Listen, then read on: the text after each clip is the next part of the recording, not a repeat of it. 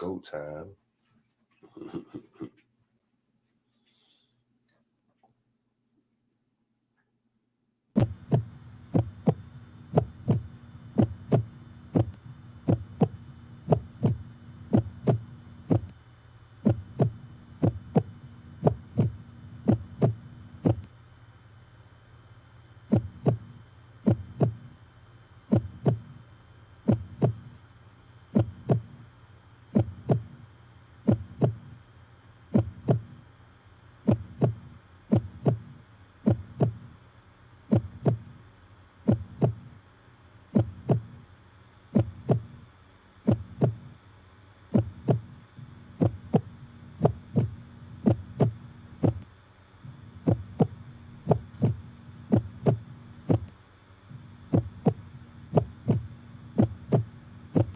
It ain't no fun when a rabbit got the gun, you heard?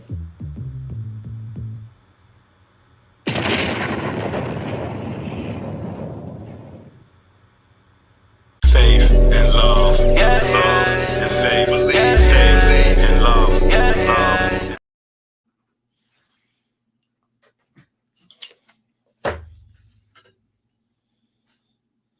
We're making our rounds. We're making our rounds out here in these streets.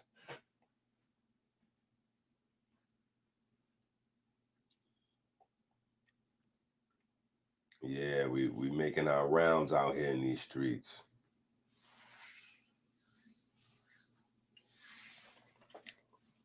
We making our rounds out here. Listen.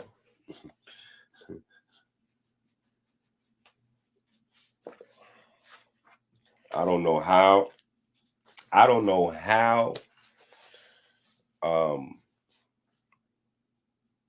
continue to be blessed this way. But, you know, as long as you guys continue to support, we're going to continue to do God's work.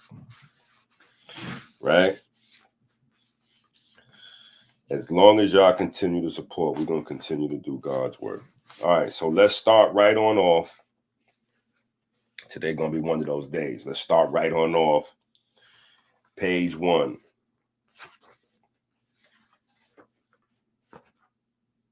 If you got it, page 1. I think that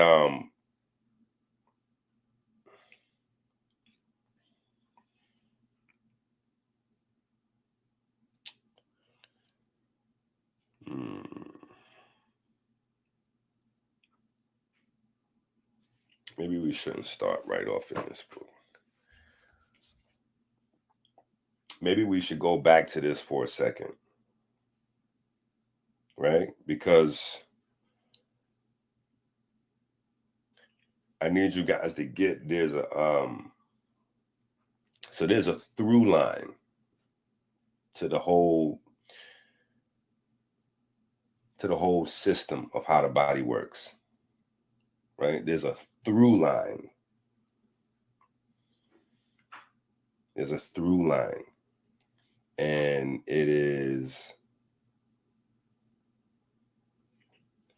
I don't want to make it just so cliche and just say the breath, right? But it's your respiration. And the respiration goes beyond the breath, right? Respiration goes beyond the breath. But the breath is where we have to dig deeper, right? The breath is where we have to dig deeper. Because the breath is not just a through line to all of your body's systems. It's also the connection to everything going on around you. And so what we do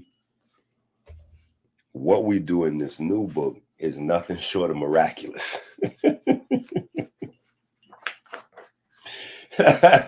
Nothing short of miraculous.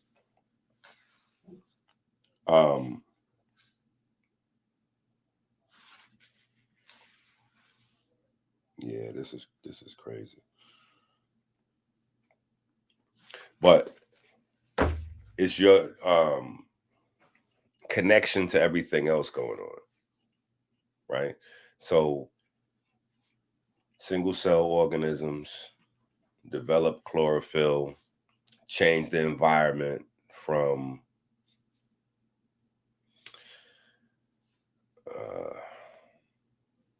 I guess pre-oxygen was just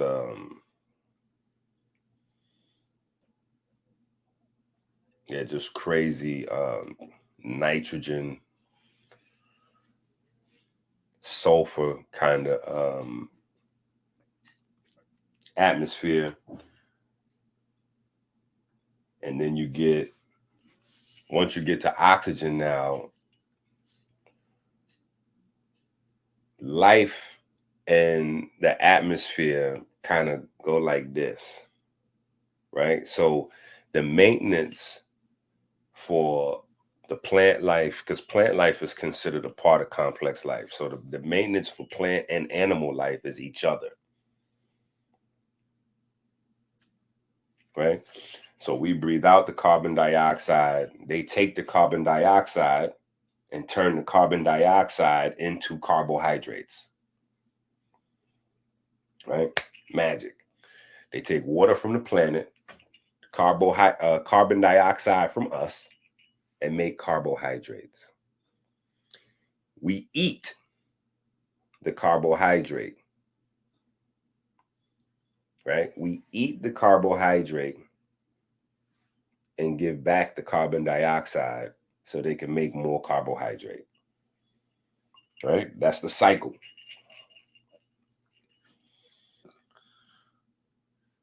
That's the cycle. Now, one of the things that I'm going to say is a mystery. And like many other things, I think we have uncovered it. And partially from questions that I've been getting from these two books.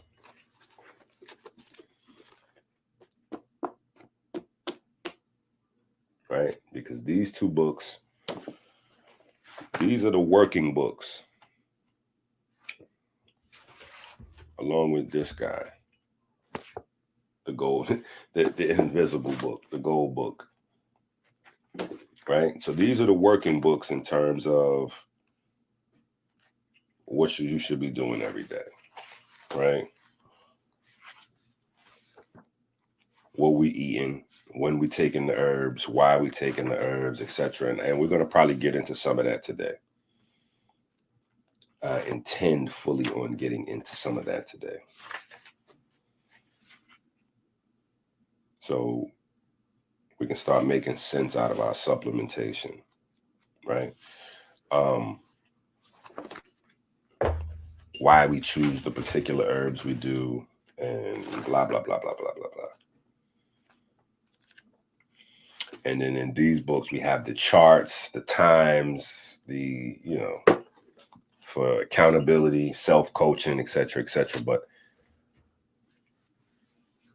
the one question I think that is the most pervasive in all of these different spaces, whether it's here and what it is that we do, which is unique amongst the health community, whether it's in the bodybuilding space, trainers, the athletic space. I think the mystery of metabolism, right? Maybe I should put that as the title to the video.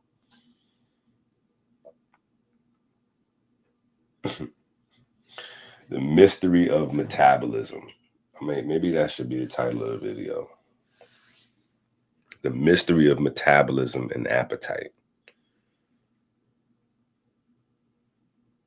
Yeah, maybe let me change this. me change this. Let me change this whole title.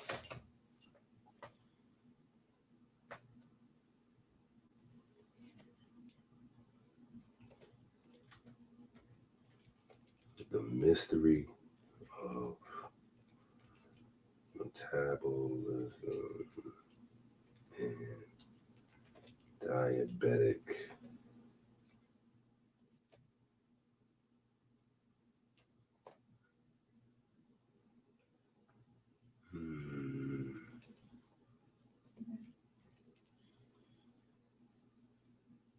The mystery of metabolism and diabetic appetite.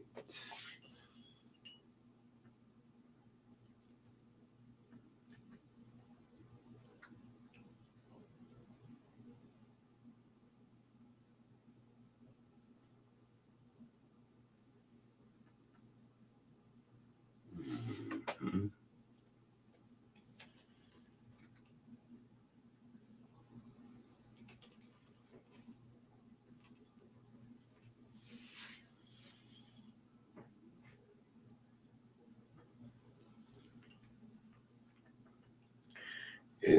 It'd be challenging trying to get the most out of the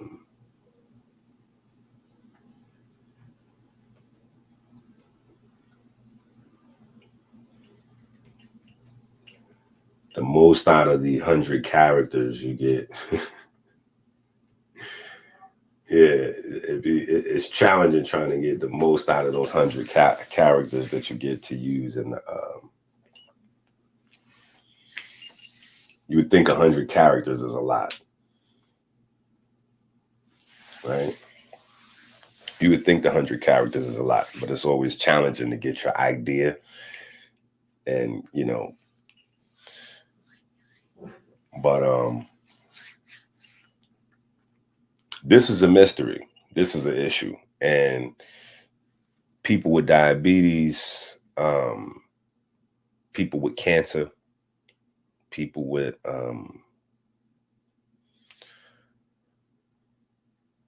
just the eating. It's the eating, like, and maybe that title should be changed too, because even that title with diabetic appetite, right? Diabetic appetite, because it's bigger than that. It's everybody, right? What is driving the eating, right? And so we talk about that in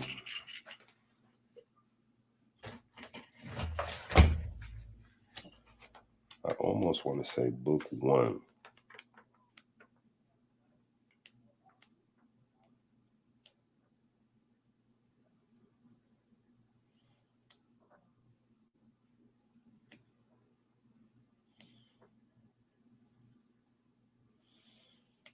There's another part to it. Book 1 and 2, right? Okay, so there's another part to it. We talk about it in book 1 and book 2. I don't even have book 2 in front of me. So in book 1, you got to go back to the basics.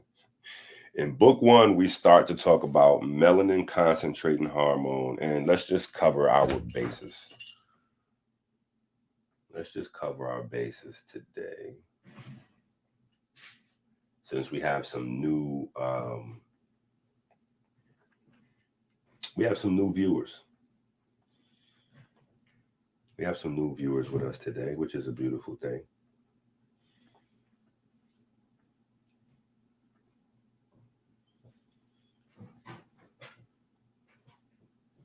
Yeah, it's it's more complicated. It's more complicated than that. So we're gonna, but that's definitely an issue, right? So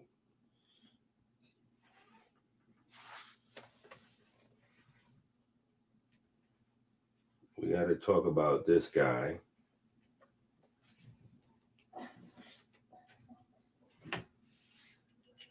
right? So we got to talk about this guy.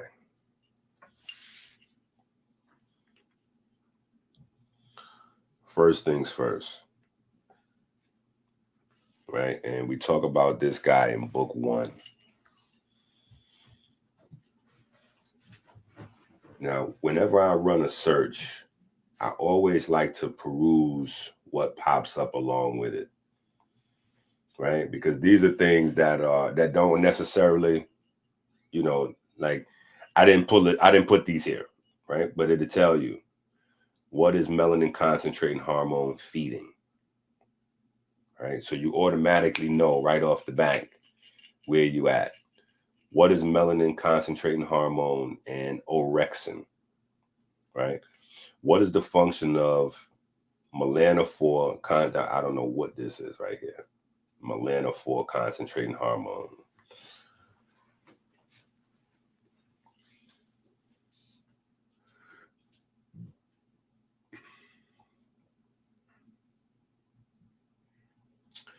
Nervous system, blah, blah, blah, blah, blah.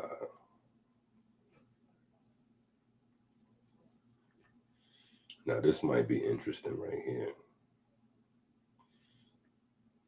Melanin concentrating hormone is an anabolic neuropeptide with multiple and diverse physiological functions, including a key role. What you got going on over here? A key role in energy homeostasis, right?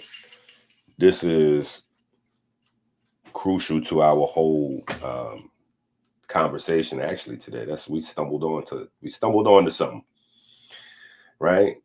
Rodent studies have shown that the ablation of functional MCH results in a lean phenotype, increased energy expenditure, and resistance to diet-induced obesity, right? On the surface level, this is it. I can't even say on the surface level because that's just for us. John Q. Public still is, if you ask John Q. Public, what's melanin concentrated hormone, they still confused. Like, huh? What is that? EnQi made that up.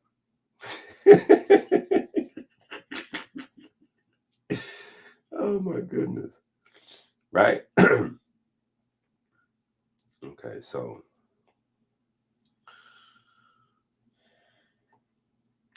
I wish they would have wrote this a little bit more compact. These findings have generated interest among pharmaceutical companies vigilant for potential anti-obesity agents, right? So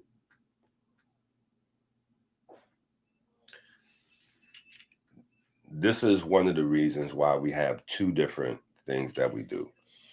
We have the purple phase, right? And then we have the chemiluminescence. Now, both of them, the purple phase primarily is designed to stimulate not just melanin concentrating hormone, but the entire pigment system and melanogenesis, right? Because one of the things that we had to realize is that we've been being programmed by people that we trust, as well as people that we don't trust, to do things that go against our pigment system. And I'm not going to go the Cat Williams route. Cat Williams has, I'm not even going to say officially lost his mind, but I will say that Cat Williams is a victim of misinformation. Cat Williams is a victim of misinformation. I just saw a video with him and Joe Rogan. A lot of people are sharing that video, talking about that video.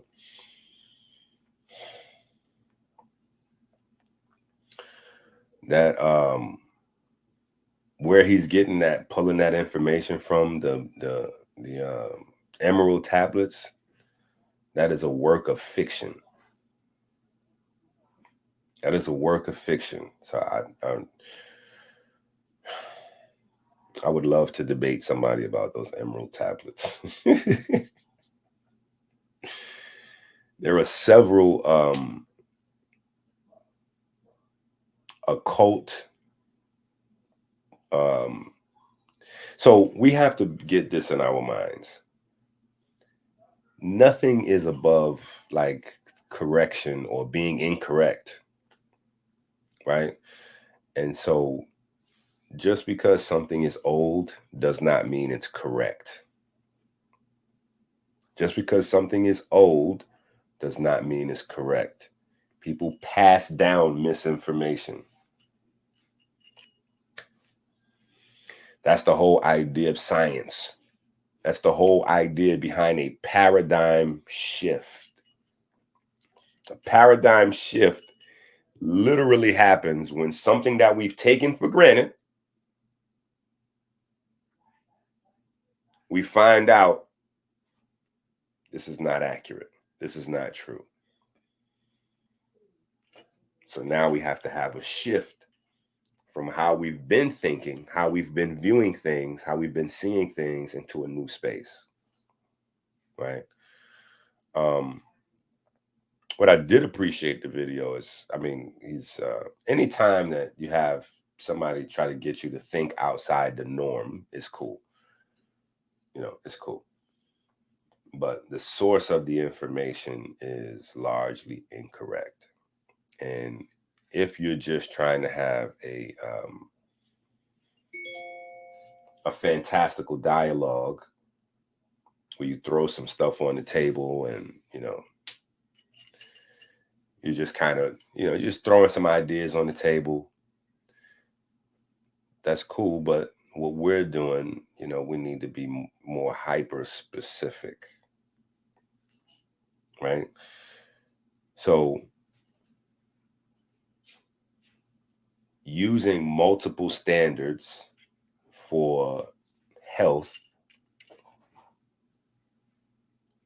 can lead you in the wrong direction. And it doesn't need to be a conspiracy theory behind it, which is the point that I'm making, right? There doesn't need to be a conspiracy theory behind it. We just haven't invested like we're supposed to in our own thing, right? So when we have these guys, the swagger jacker, where's he at?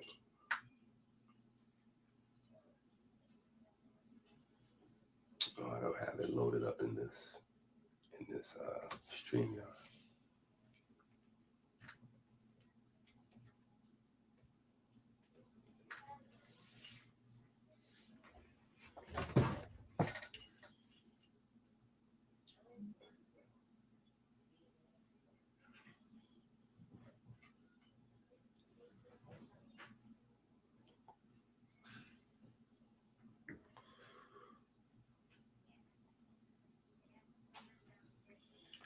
Right? When you have this guy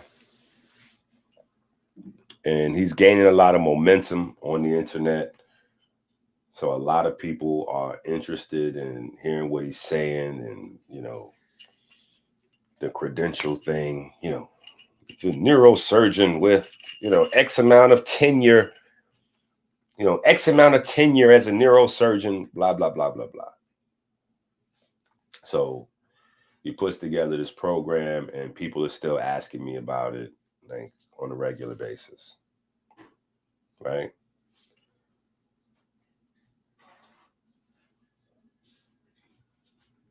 There's limitations to this stuff, and let me show you guys.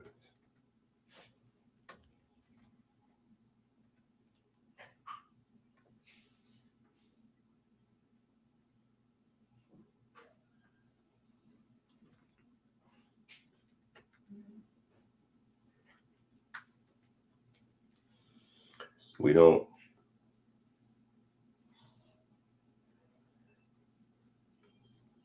don't always have the ability to do everything.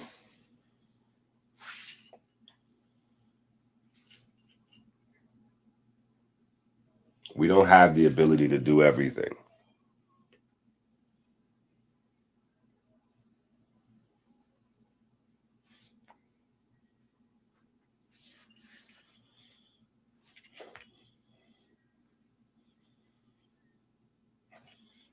That right there, I might need to clip that. I think I might need to clip that. I might need to clip that. Let me tell y'all a story. I probably told this story a bunch of times already, but this happened a while ago, maybe more than 10 years ago. No, definitely had to be more than 10 years ago because it changed the way I thought about everything. I was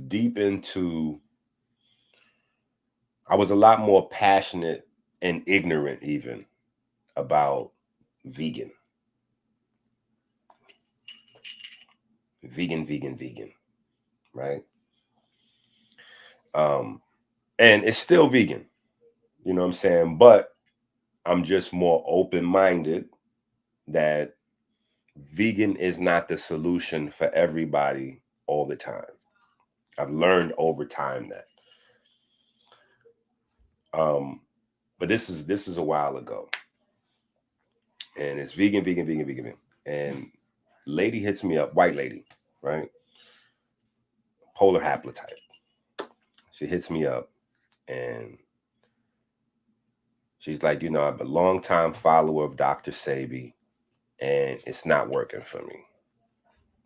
The alkaline diet, the food list, it's not working for me.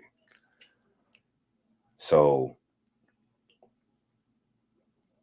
she's like, what do you have? What product do you have that can? I'm like,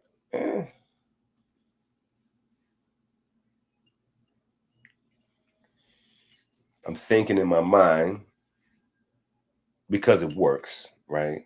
We didn't have Blue Magic at the time. It was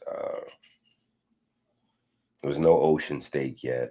I didn't have Ocean Steak or Blue Magic at the time, which is what I probably would have said if I had those then.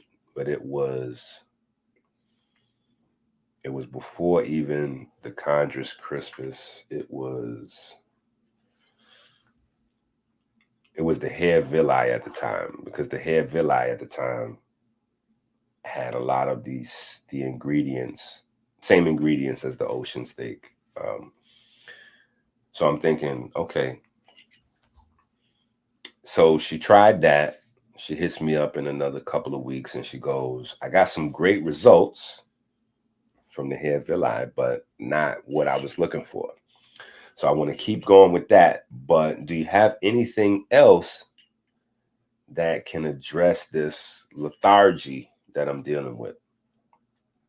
And it was almost like borderline fibromyalgia kind of stuff, but it wasn't that, because there was no pain or anything like that. It was just lethargy. And she did like a 2-hour, 3-hour consultation with me, and we went through so many different things. And at the end of the conversation, I just asked her, I was like, well, how long have you been doing the vegan thing? And she was like, I don't know, 3 or 4 years. And I think she was Russian or German. And I was like, why don't you try to eat a little piece of steak?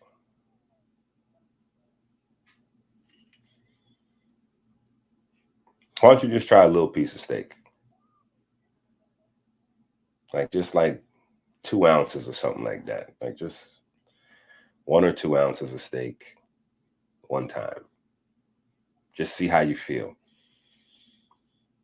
If you get sick, nauseous, queasy, whatever the case may be, or, you get a bad reaction, we'll try something else. But why don't you just try to eat a steak medium rare? Not well done, not raw, not, but just medium rare. And she called me back, like, She felt amazing, better than she had felt in years. So we kind of kept in touch. You know, she worked herself up to, I don't know, 2-3 times a week. She did that. There was a limit to it where she did too much. You know, it didn't, you know, had counter, you know, it didn't feel as good. But within a certain range, she felt amazing. That was a mind-blowing moment for me right there. I had to go back into it. So I had to learn that this specificity is a real thing. You cannot just, you know, create a food list and pass that out generically to everybody. It's bigger than your lifestyle. It's bigger than your lifestyle. You know, lifestyle is cool. It's a thing. It's a large contributing factor. You know, what it is that you do every day. What are you trying to get out of life? What are your goals? What are you trying to do with your body, your health, your diet, your exercise routine? Blah, blah, blah, blah, blah, blah, blah, blah, blah. People are making a lot of money on that. So I experience a lot of vitriol, a lot of envy, because people are making money on these paradigms. And when you shift people's mind away from them, you can imagine. So that's one of the main things that we deal with in book 1. Right? On page 25. Look, on page 25. Many people take muscle for granted by thinking that skeletal muscle is the only muscle there is, forgetting that the organs and glands are largely composed of muscle tissue. The heart, center of our body and the number one cause of death, is a muscle, and the brain, center of our consciousness, is the number 2 cause of death. Not a muscle, but must be worked like muscle. They have to be coupled to energy consumption, metabolism, and storage, as do all of our tissues. Right? This is going to be probably the major point that we're going to stick on today. It would be nice if I could find me an ink pen. Right about now.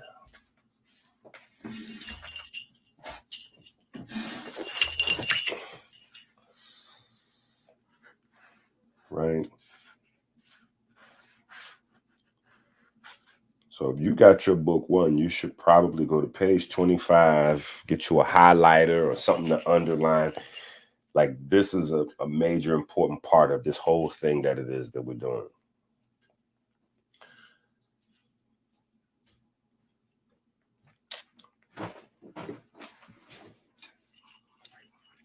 I am. Oh.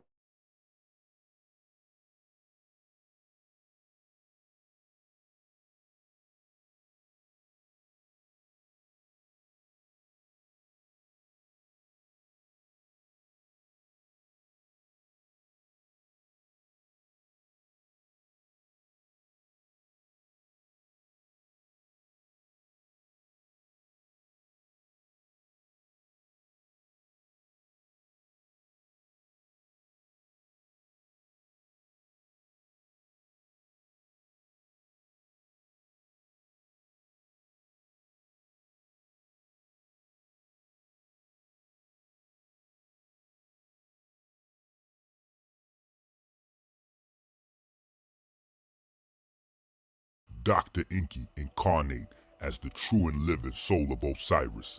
It's been 4,000 years since you learned true knowledge yourself, since you learned real black history. Find out the secrets of your soul, how you are being colonized. That's the algorithm. All right. But page 25, Saturday morning, you know, it's crazy.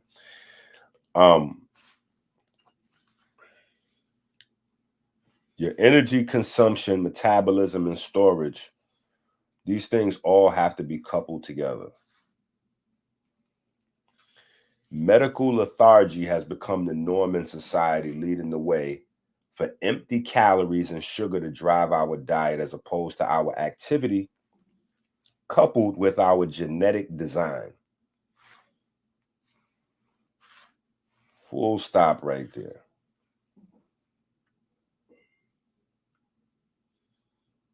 For you melanin dominant people, that genetic design has been ignored and hidden, right?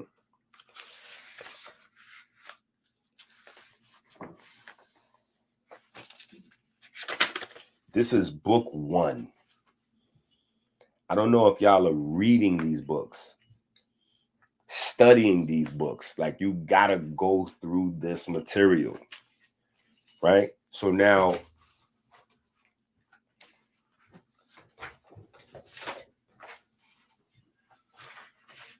when we get to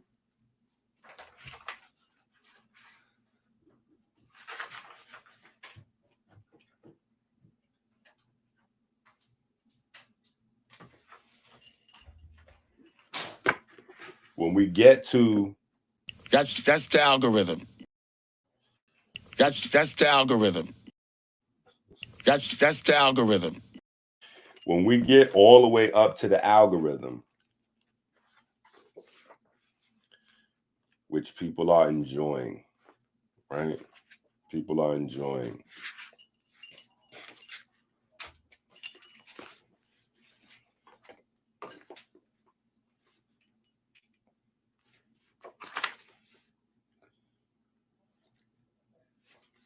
Hold on. All right, the algorithm is on page 296, or in the algorithm book, rather. We on page 296. And in the the GOAT book, we are on page, we're going to move around today.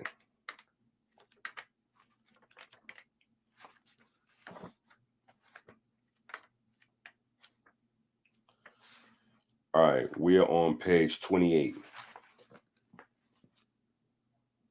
Page 28, right? So the question is, right, because the questions are in this book. So the question is, why is the breath the master of rhythm regulation in the physical body and the spiritual mental body? Right?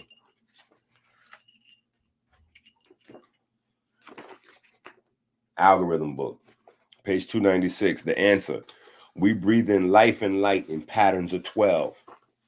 The alveoli open and close 12 times a minute, 12 times an hour. The Botzinger complex creates a sigh. The Botzinger complex is also the actual human beatbox. This is the sublime mathematics of diabetic arithmetic. Okay. Now,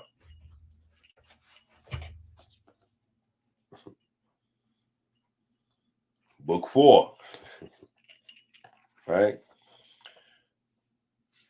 Let me show you what we're talking about.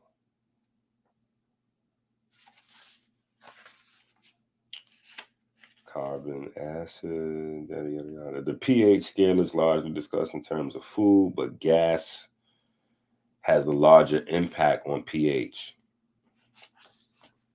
This is not what I'm looking for, but this is exactly what I'm looking for. Hold on. Let me find what I am looking for, though.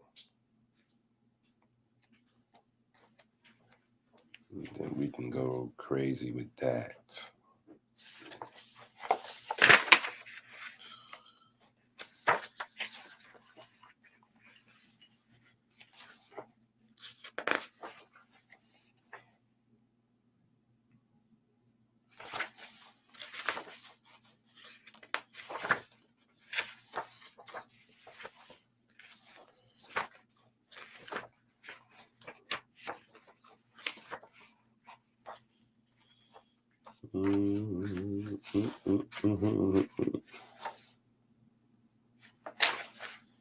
No.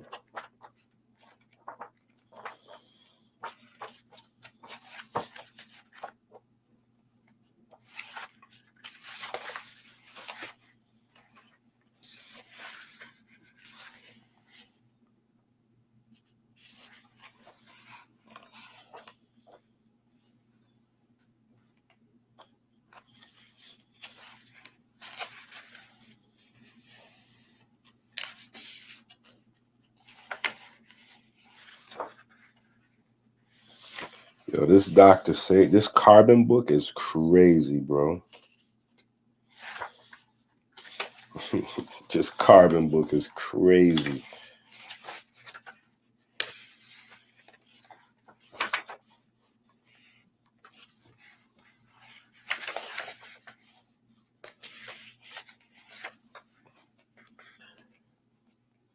The carbon book is nuts, right?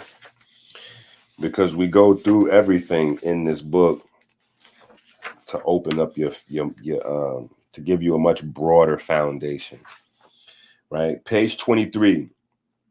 Carbon isn't seen by your body as the all-around super nutrient that you would think, right? I think we probably don't talk about that enough because a lot of people are Dr. Sebi crazy. And so because they're Dr. Sebi crazy, they believe that everything carbon is good, which goes against the basic operation of how your body functions. Literally, your body is getting rid of carbon. If carbon was a nutrient for your body, there wouldn't be a carbon dioxide. Like, that wouldn't be a thing. Like, literally, your body's getting rid of carbon. When you eat, it's the carbon that your body's getting rid of because the carbon is the most toxic aspect of what it is that you're consuming. And it's the carbon, which is the reason why the breath is important. Well, one of the reasons, because the breath has to couple to the carbon so your body can get rid of the carbon. The moment that you start to eat and break down more carbon, then you're breathing in oxygen to get rid of the carbon. You start to make yourself, you start to go down acid, toxic road, right? And that's more important than any type of food list. Right now, what you're getting is you're getting something that you're not going to get anywhere else. And when I say anywhere else, probably not even here again. Because you're getting it in the moment as we're moving through these books. Right? But I don't know what the top alkaline, quote unquote, food is, right? But even if you have that, maybe your kale might be at the top of your list, or your watermelon, or your amaranth, or I don't know what it is you want, your quinoa, right? If you're not able to break that down into your glucose, your nutrients, like your mineral elements, you snatch your vitamins from it, etc., etc. If you're not able to effectively get rid of the waste left over after your body breaks that down, which primarily is the carbon,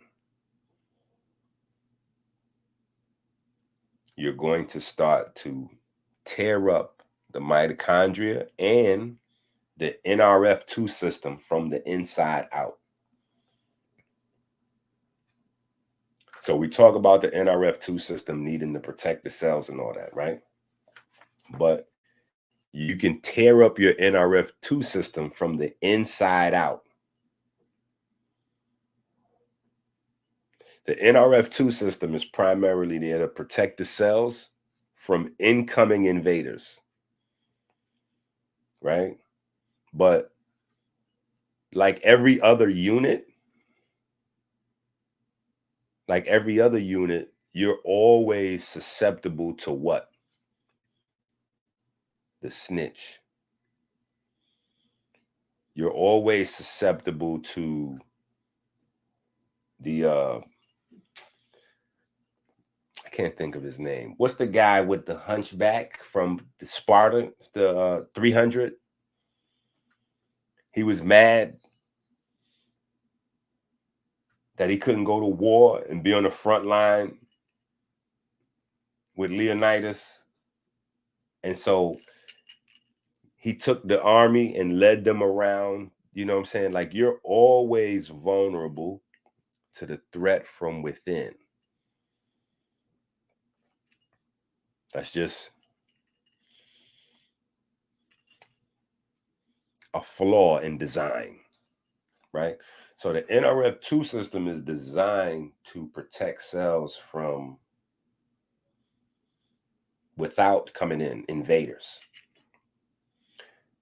But it's vulnerable to what happens inside the cell. And largely, this is why you have melanin granules all over, especially surrounding the mitochondria, because, you know, those free radicals, reactive oxygen, carbon, nitrogen, all of those things need to be absorbed and converted into, if not something useful, at least something harmless. If not something useful, at least something harmless, right? Or NRF2 system, sulfur, is going to have to try to deal with that. Now, if you got sulfur, pay attention to this now, because this is a big thing with the differences between equatorial and polar haplotypes. Sulfur. Like sulfur literally makes the difference.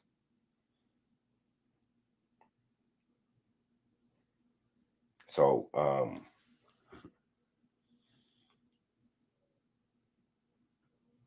right? Yeah, yep, yeah. Obsessed over there with Jack Cruz. Wait, let me take a picture of this. Let me take a picture of this and add this.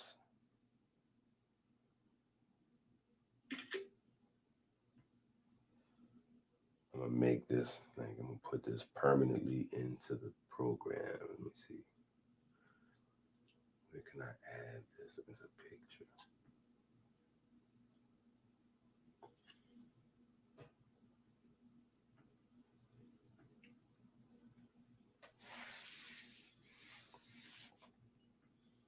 Bang. So now I got that, right? We got that saved.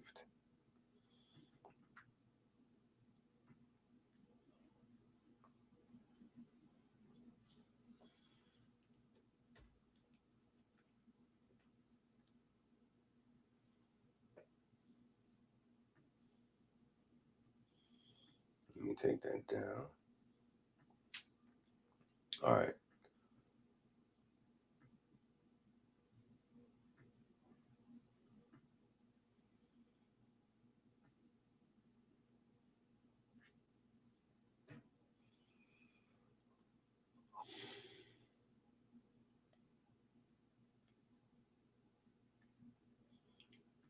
So literally, this is the difference maker,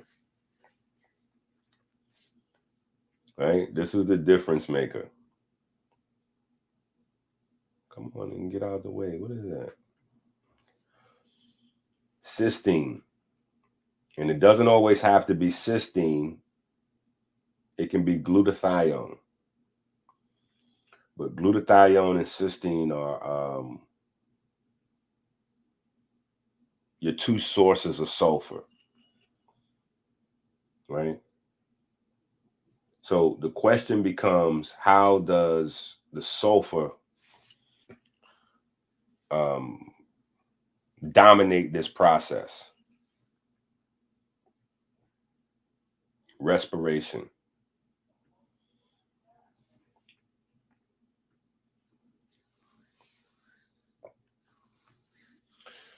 Respiration.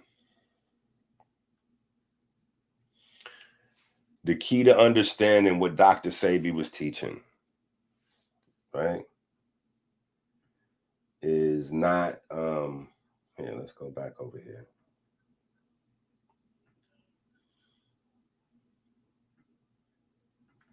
Here's what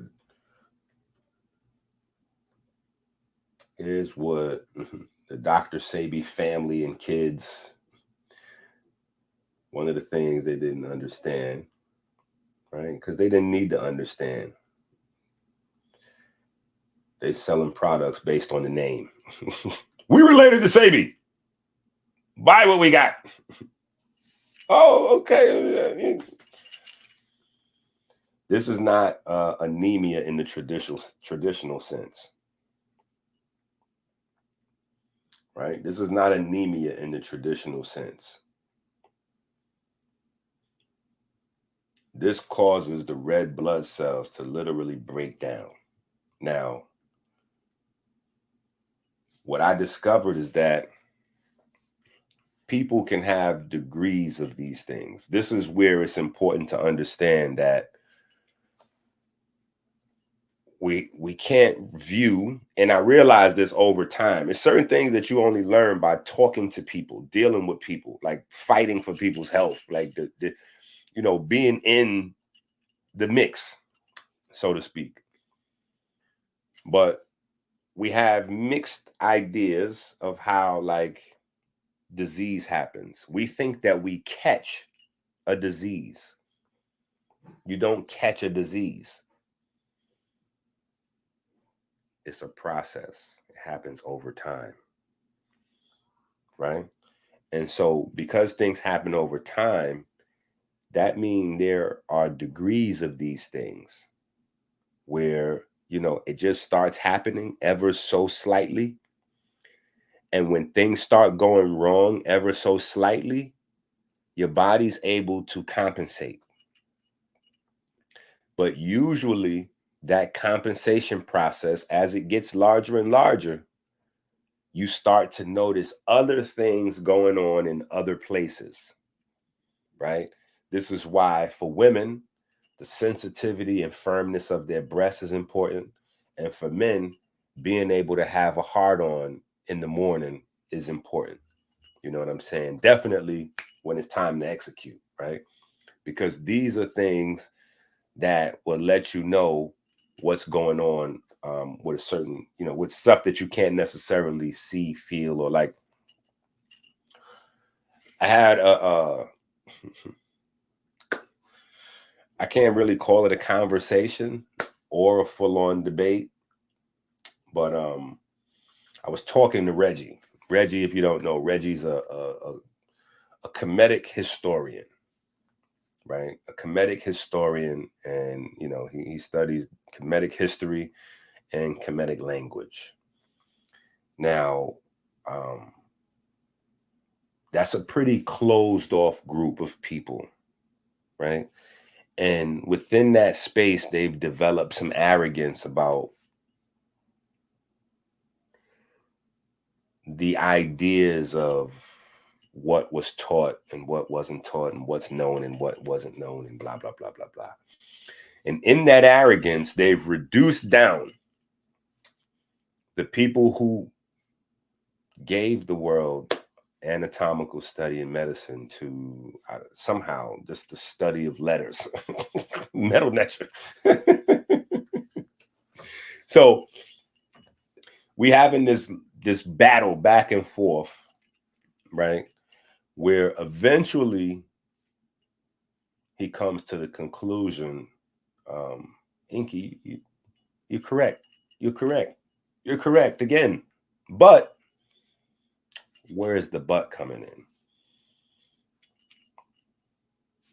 You're correct. You're correct. Where's the but coming in? The but is coming in because there's a sense of envy. And it's almost like rapping. It's almost like rapping. If you was ever into writing and, like rapping and, like,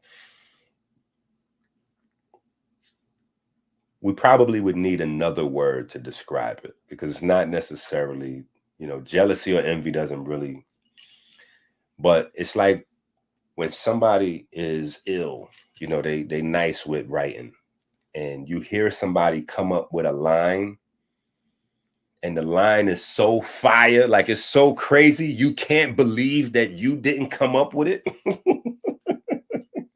It's like that. Like you can't believe that you haven't come up with this. It's kind of like that. So there's a culture shock going on right now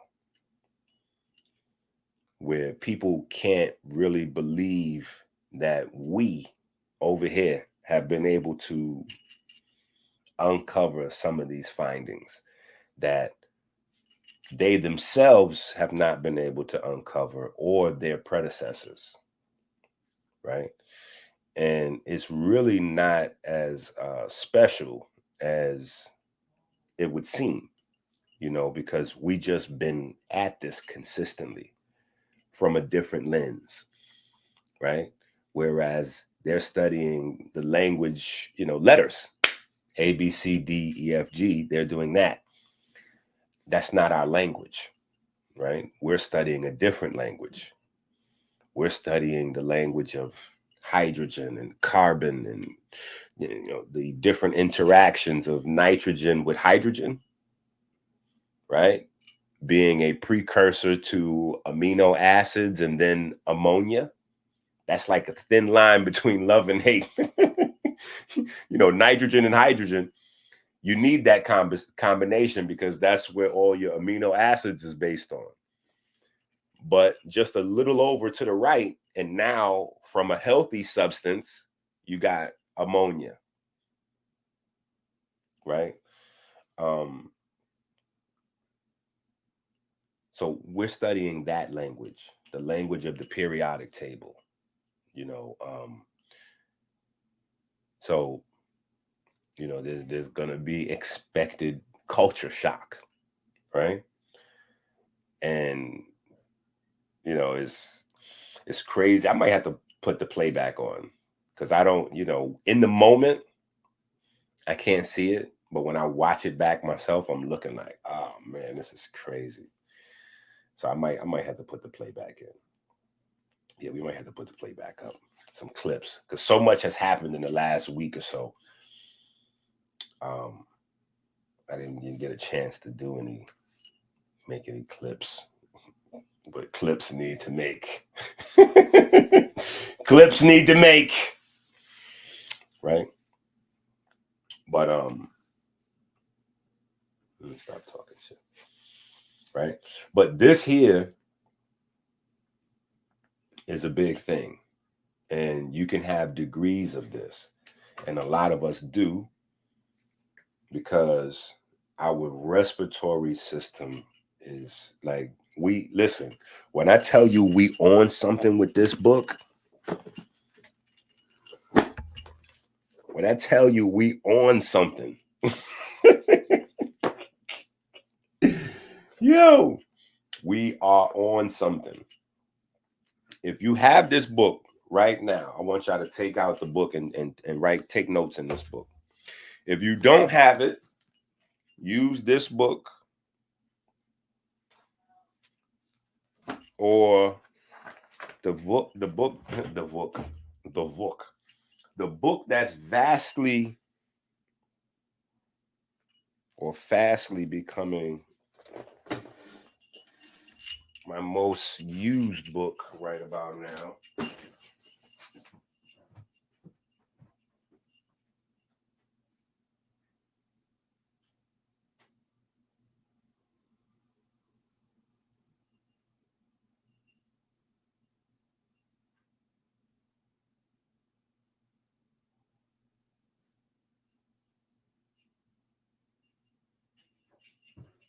Take out one of these last couple of books that you got.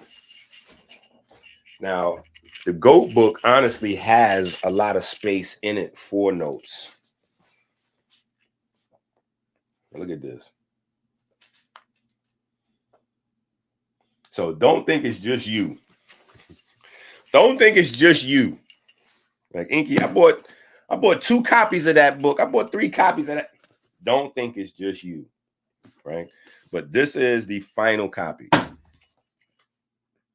So if you have this, if you got the 137 here and you got Osiris down in the corner, then you got the final copy, right? Now, keep in mind,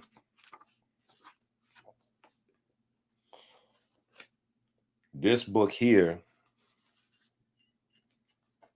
is the extension of this book, right? So remember, this was meant to be one book, but I found out that the most pages you can have in the book with Amazon is 880 pages. So I had to break it down into 2 books. So if you buy this book and you're like, bro, this book has way too many references in it, the reason being is because this was not meant to be a book by itself. It was supposed to be, this was supposed to be just one book, but I had to break it down into 2. I had to break it down into 2, right? But it's a good idea to keep your notes all in one. What did I just do? What my ink pen? Oh, here we go. All right. Okay. Bookmark. I'm still old school with it. I be using bookmarks. All right.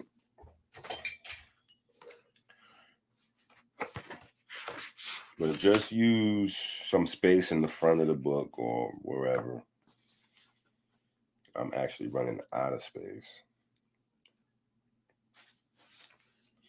But what I want you to write down in the book, maybe I'll just type it on the screen and then y'all can write it in.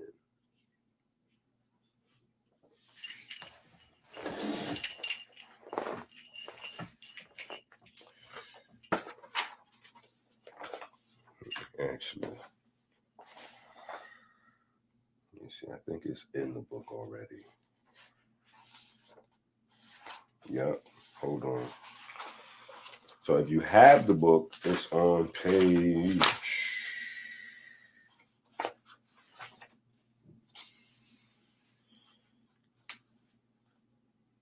The Secret to Respiratory Infection and Drowning Dry. Blah, blah, blah. Capillary walls.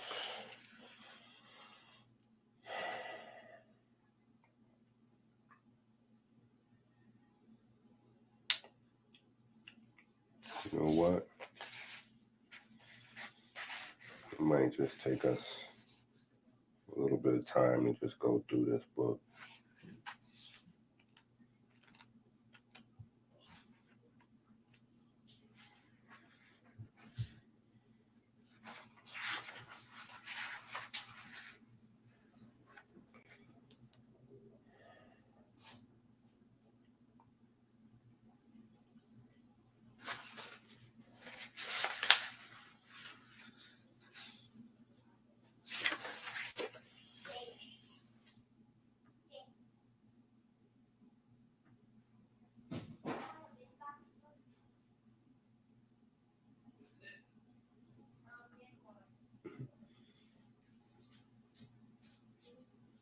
Yeah. Oh, you seen that? You was watching that. Listen.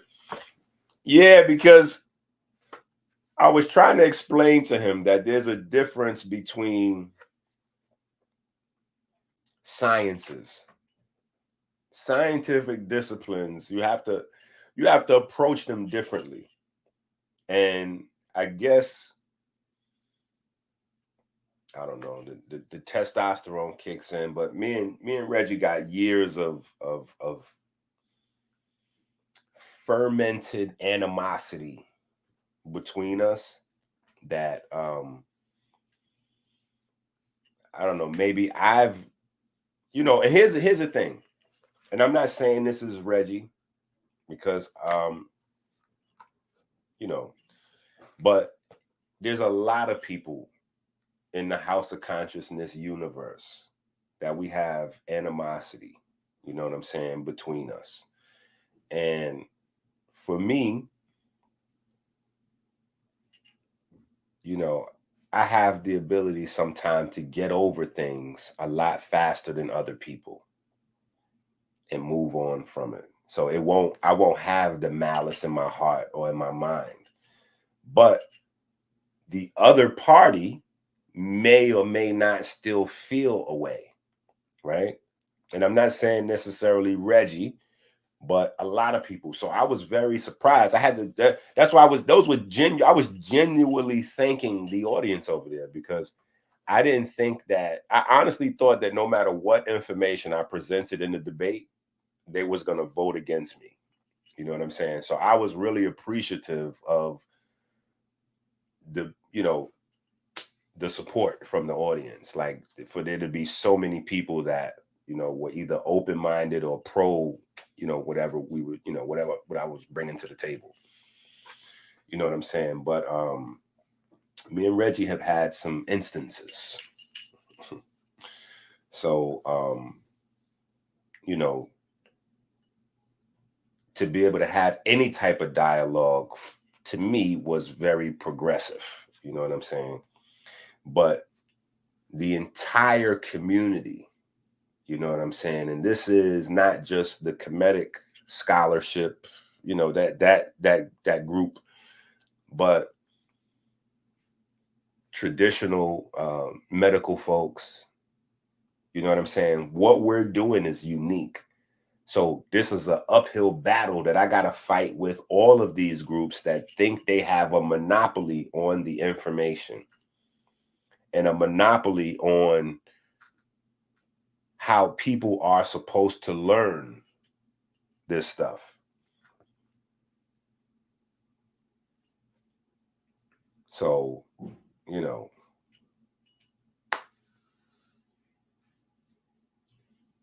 it kind of like is what it is type of vibe. It's, it's not a, you know what I'm saying? But I could tell that he was caught off guard, that there was a, when I gave him an example, because I think sometimes analogies, and this is Kemetic philosophy, teaching in story and using analogies and anecdotes and things like that sometimes can make it easy for people to understand what you're saying outside of the, the black and white information.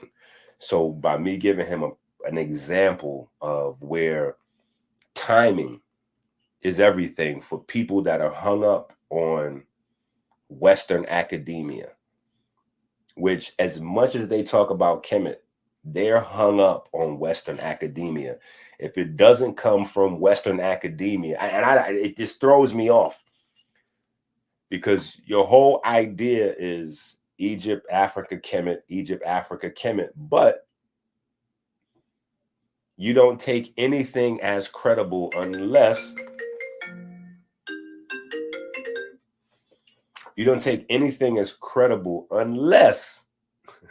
Western academia has validated it, which is mind-blowing, right? Even the black scholars that they use, these are guys that are validated by Western academia. So they'll go, okay, well, Dr. such and such or brother such and such, yeah, he's a credible scholar because he graduated from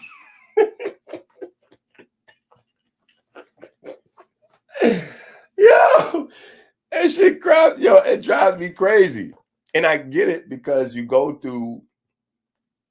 spend the money, $100,000, $200,000 to get your college degrees or whatever, but you gotta know, and my dad taught me this, may he rest in greatness. My dad was the GOAT, you know what I'm saying? But he was like, the only thing they're doing in colleges is reading books. Because I was kind of set on, there was a certain time in my youth that I was like, no, I got to go to college in order to be able to. I was kind of like, I'm not going to say went through a little depression, but because I had made choices in my life that I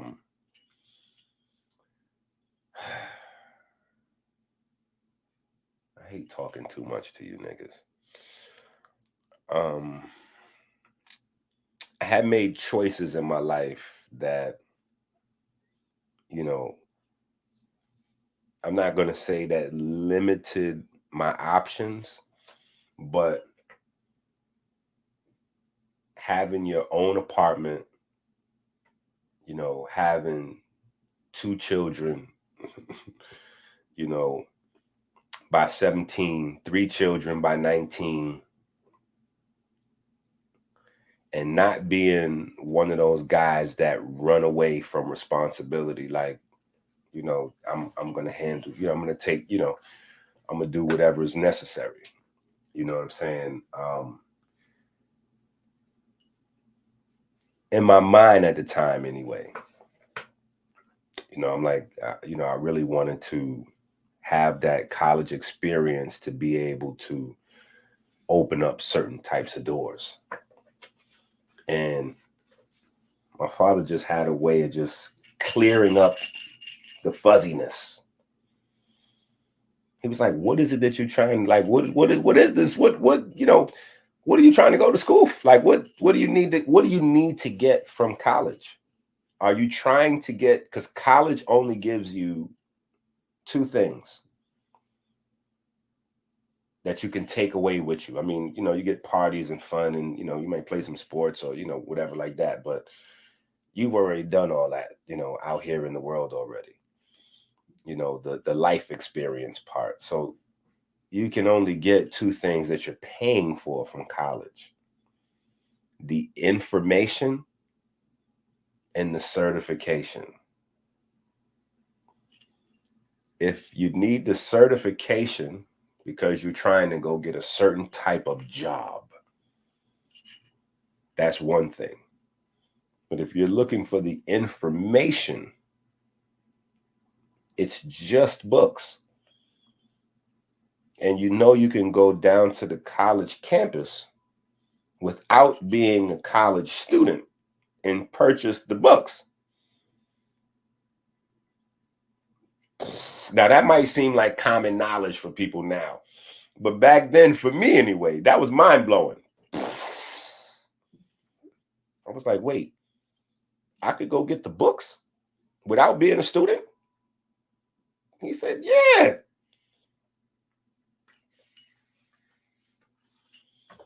It was over. It was over. It was over. It was over. It was over. Students was asking me questions. Because at the time, I was living in Strand's bookstore. You know what I'm saying? Strand's downtown Manhattan. They had floors. I don't know what they look like now. They might be closed down. Who knows? But back then, they were the goats when it comes to books. Like, they had everything.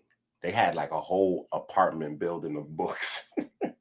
You got the basement, first floor, second floor, and then when you get to like the 3rd and the 4th floor, you start getting into rare books. So I believe the 3rd floor was like rare books, but still within your price range. You know what I'm saying? Then the 4th floor is where they had the rare books that was locked up. You couldn't touch these books. You couldn't peruse these books. Cash and carry. Somebody had to unlock the shit, you know what I'm saying, to take the book out for you to, you know what I'm saying? Like, you couldn't even touch these books. So I used to like live in there, you know what I'm saying? But once I start invading the college campus, book supply was a wrap. It was a wrap. You know what I'm saying? It was over. You know what I'm saying? But, you know, a lot of people think they have a monopoly on information. You know what I'm saying? And that's just not the case. You just have to know how to go get it. You know what I'm saying? And then have the discipline to go, you know, because that's the other part. Like, some of these textbooks, like, people just wouldn't sit there and read them. I, on the other hand, can, you know, I don't have a problem. I can make me a little sandwich, you know, and go, you know, I could read it like a story, you know what I'm saying? But yeah, so he wasn't really ready for, you know, because we hold on, man. Dennis, you over here starting up shit.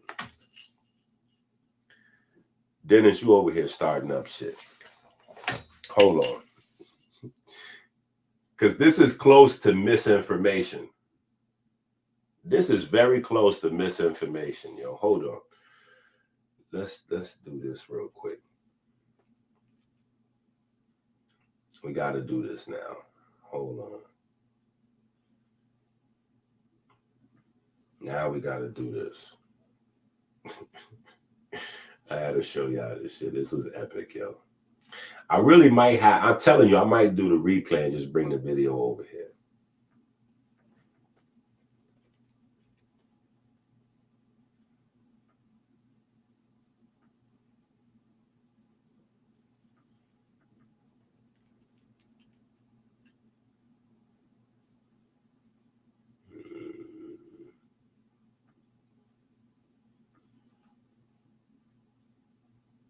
That's what it was. It was an antelope, a bird, a snake.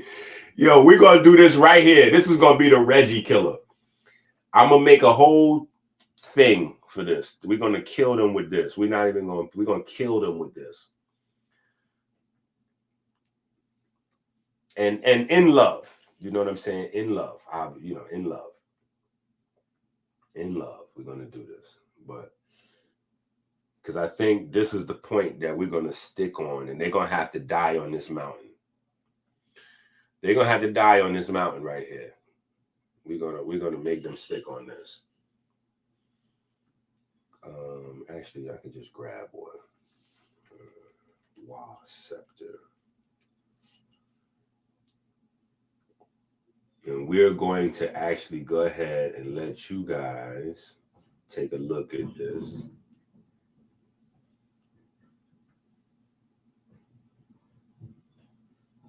Right? We're going to have to put all this on one.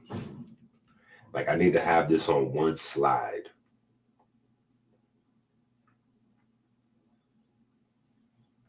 I need to have this all on one slide because we're not even going to play with them. We're not going to move around and jump around to other subjects.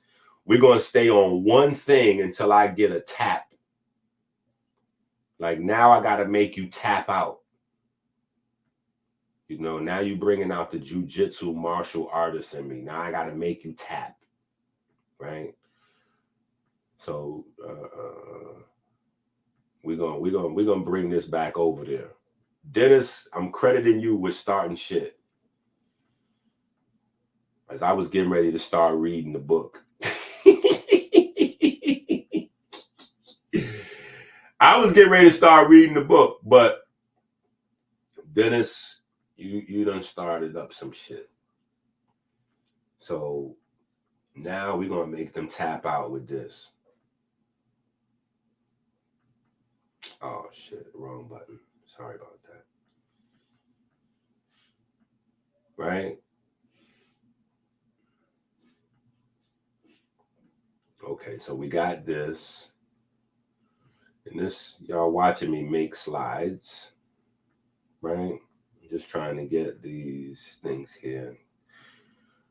Because this here is where the conversation really started to get heated for Reggie, where he demonstrated that he may have not really know what he was talking about, even though he was like wrong and strong with his wrongness. Wrong and strong. So the conversation kind of got heated over this guy, the Wa scepter, right? And me talking about being able to discover that the Wa scepter is the aorta. See, when you say you discover something, people really get emotionally involved. People feel a way emotionally because it really, in a way, even if you come across your most humble, it's almost like saying you guys are stupid. Or your teachers are stupid. You know what I'm saying? Even though that's not my intention or what I'm trying to communicate. But I can understand if they take it that way. You know what I'm saying? Because again, this is not my first rodeo. It was more difficult for me to get nurses and doctors to stop behaving that way than it will be for me to deal with these guys. You know what I'm saying? But it's the same uphill battle when I'm telling nurses and doctors that get paid to deal with diabetics. I'm like, yo, no. Insulin is not it. It's a thing called melanin concentrating hormone. And they like, which hospital, what hospital do you work at? Because I've been at 15 years at this. I'm like, I don't, respectfully, you don't need to tell me your resume and where you went to school at. What does that mean? You're either correct or not. And let me show you. You got a phone there? let me see your phone. Give me your phone. Boop. Look at that.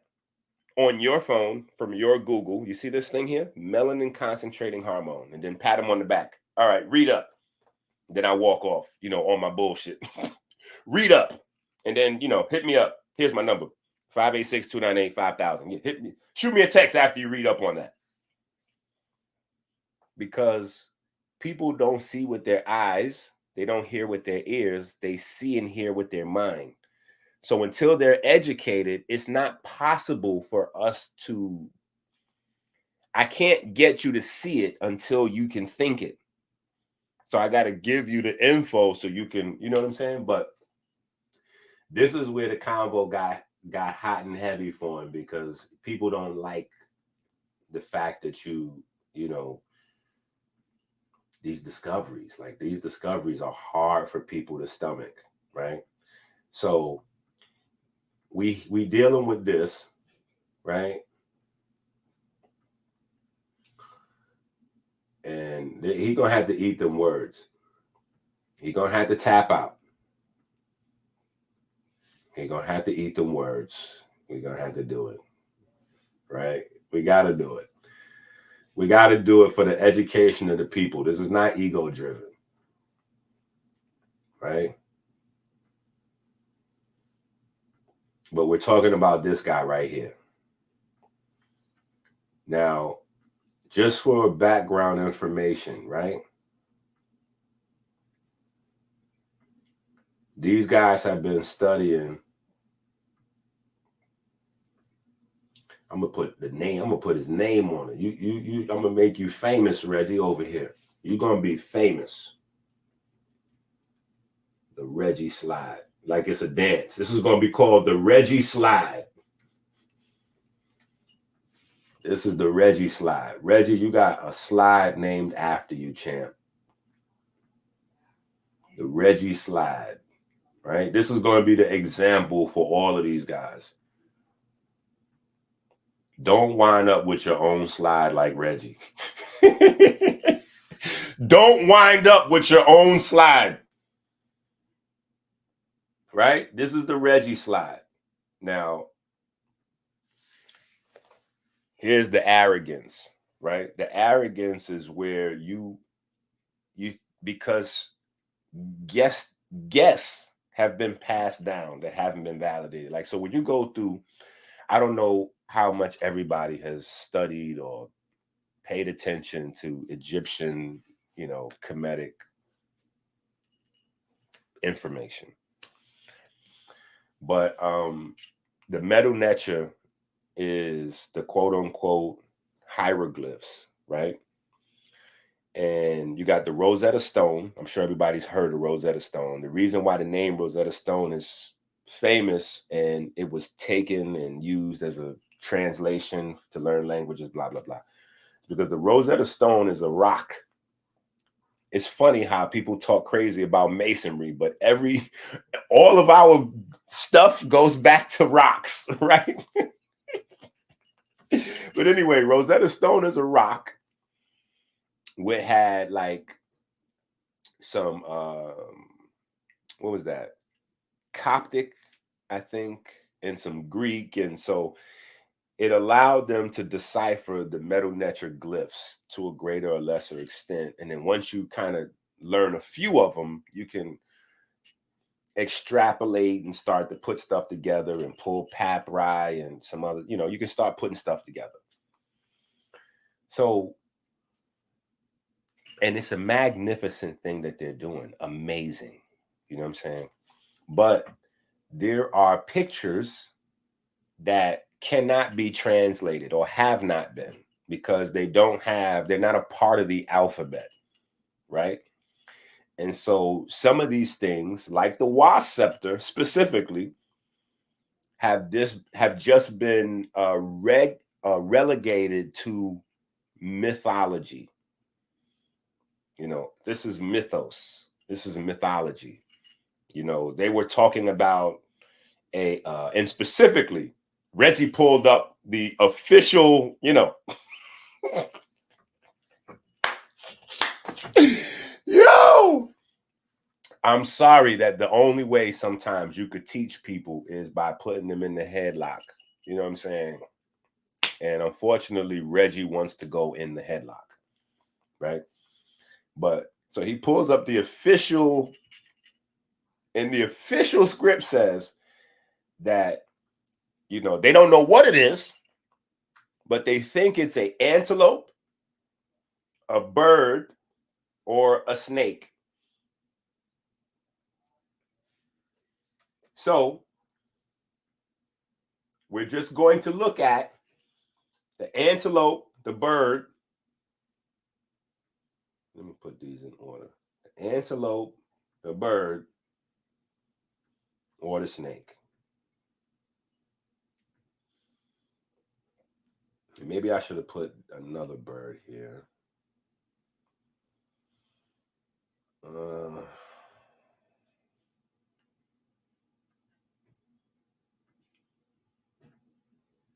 I can also add this one.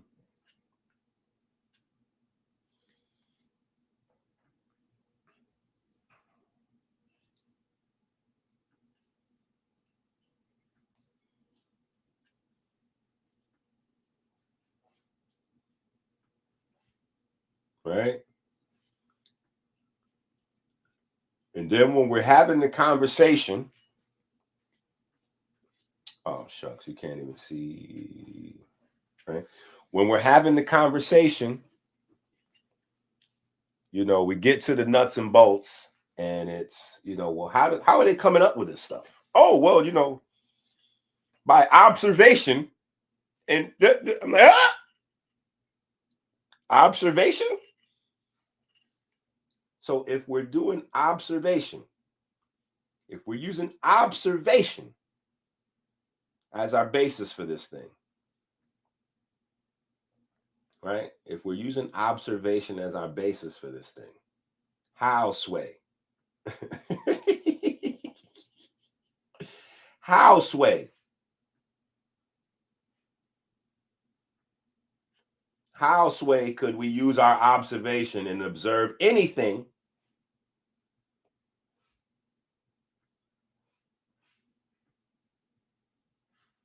like how sway? So to me, and it could just be my personal pet peeve.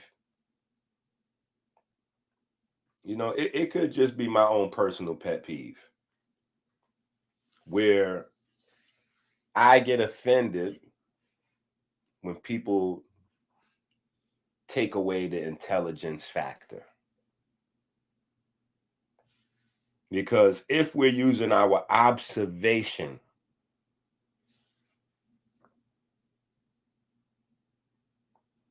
right? If we're using our observation,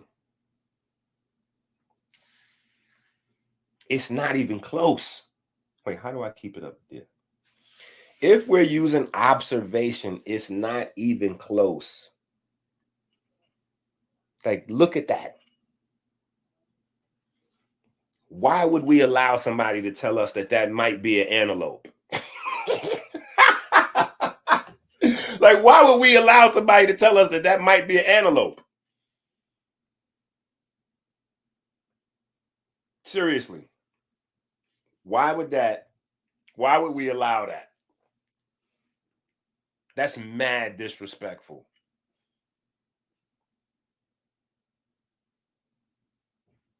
And then moving past that, right? I asked him, I said, well, Reggie, why don't you pull up text right? Since we're in the universe of source up, you know what I'm saying? Why don't you source up and show us some firsthand text from the pyramid text or the the Book of the Dead, the funerary text? Like, show us some firsthand material on what the Kemetic people said this was. Any of them. Because he tried to divert everybody's attention with his knowledge of history again. Oh, well, are you talking about Egypt or are you talking about Kemet? Because we can go back to the cave art. Bruh, I don't need all that. Just go back to any of those people and pull up what they said this thing does. Any of them. Don't start trying to make us seem like, don't. Just pull it up, the first-hand source. Show us. He couldn't. And I'm not going to say he couldn't. I'm going to say that he wouldn't, because he know what was getting ready to happen. He knows what was getting ready to happen. So I'm going to use this slide right here, and I'm going to make them die on this mountain. They're all going to have to acquiesce on this mountain right here. Because when you pull up the text on this, they're very specific about what the Wa scepter does. Very specific about what the Wa scepter does. And there's no way that an antelope or a bird or fantastical animal fits the actual description of what the Wa scepter does, based on what the people who put the glyphs into the walls were saying. He knows what would have happened if he would have pulled that up. So he danced around and said, well, I can't pull it up right now. There are several stories about the Wa scepter in the pyramid text, but I can't pull that up right now. Right now, I can't pull that up right now.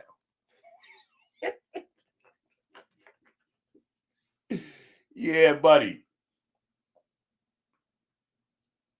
You can't pull that up at all. Because you know what that's going to create over there? A paradigm shift. A paradigm shift.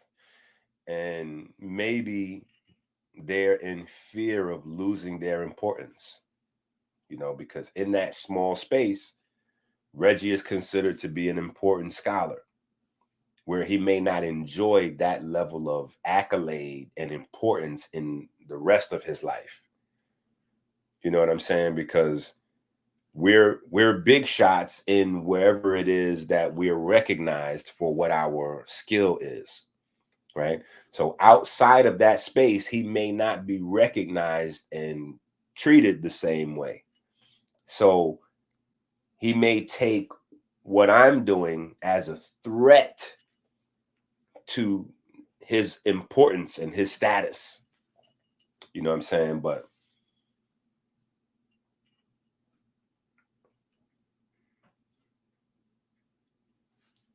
yeah, buddy. They listen.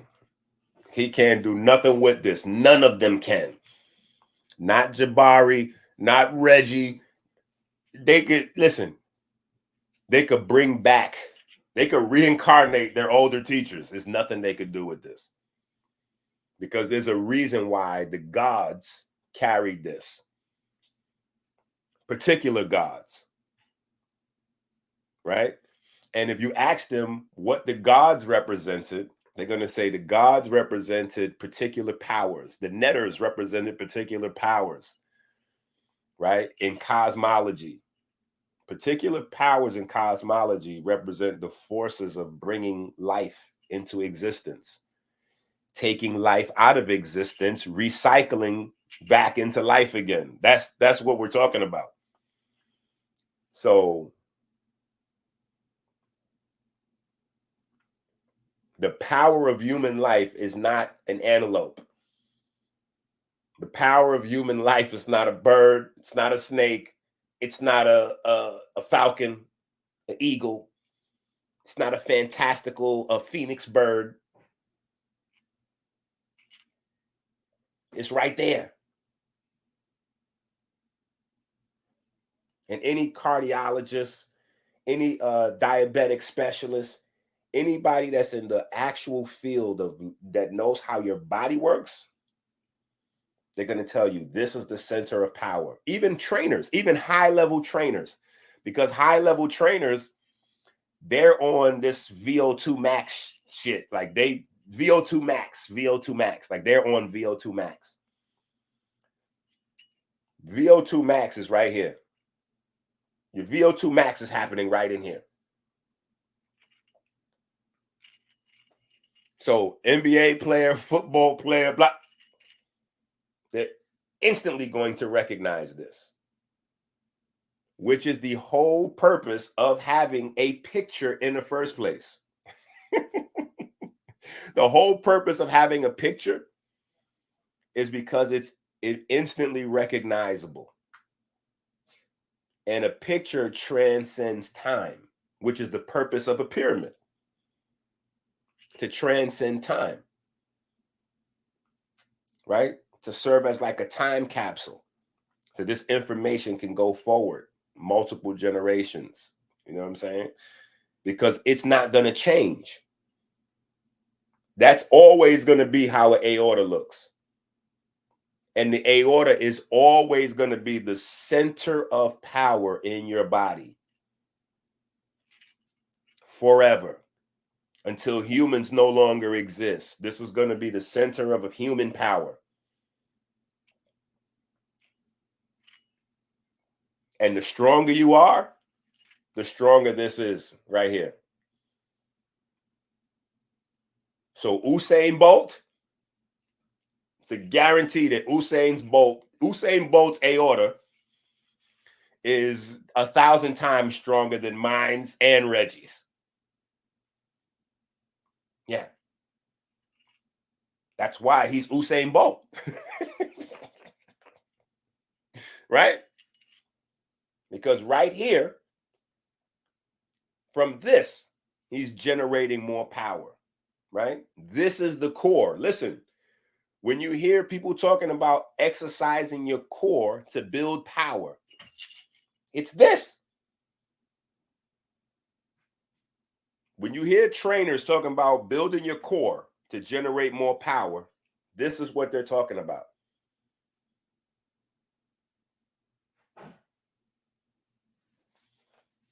Like literally, I'm going to have to put the Reggie slide in the next book. The next book is going to feature the Reggie slide.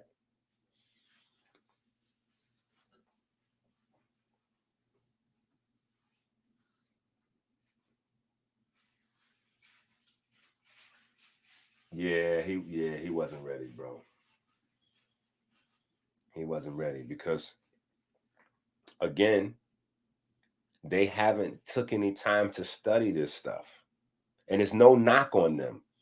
I don't have a problem with admitting that I haven't taken the type of time and care into studying the metal nature as them. I even said that in the conversation.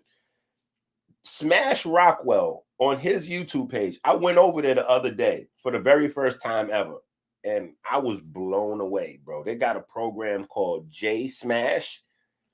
And literally, you could type in like how you typing on the keyboard, but the metal nature is coming up. That shit was like, that shit looked godly, bro. That shit looked like I was, yeah. I don't have a problem saying that I don't understand that, like how they, you know what I'm saying? I haven't dedicated 25 years to studying that. So in that space, I'm a novice. But in order for us to really be able to make progress, it got to go both ways. They got to be able to go, you know what? I don't know this shit. You know what I'm saying? Like Reggie talking about, yeah, I got a BS degree in science. You know, even though I was studying computer science, I still, nigga, what are you talking about? Nigga, are you crazy? That's the same as Lord Abba pulling up a melanoma cell. Like, bro, did you put a cancer cell on the? Are you telling us that you got a computer science degree? So you trying to tell us you know a functional anatomy because you got a computer science degree that you haven't been using because you've been dedicating yourself to studying Kemetic science. I mean, Kemetic philosophy and history. Like, bruh, the arrogance level I have to just chop it down. I gotta chop it down. So that way we could get to a space where, because I'm interested, honestly, and it may not be Reggie, it might be Smash, because Smash seems like his mind is different. You know what I'm saying? But I'm interested in seeing what could be done with what I know, with what maybe Smash Rockwell knows, because I was watching them over there and they had translated something from scratch about some minerals and some other, and I'm like, what the they don't, I'm like, and they're only excited about the translation part. They're only excited about the translation. I'm like, yo, do these niggas even know that they might be discovering new mineral combinations? These niggas might be discovering new mineral combinations. Like literally, they might literally be discovering new mineral combinations or new ways to use different herbs and plants that, you know, that might already be familiar to us, but we just may never have thought about using them in this way or that way. You know what I'm saying? Like, I'm like, there might be some groundbreaking, crazy discovery shit going on over here, but again, nobody's paying attention to these things like this because they don't know any better. You know what I'm saying? So this is the Reggie slide. Yeah, this is the Reggie slide. Reggie's going down with this. We're going to use this to educate the entire audience over there. This one slide, courtesy of Reggie. Yeah, let me save that. Boop. The Reggie slide. I want a picture of this too, actually, so that way this can be on, we can have this on call.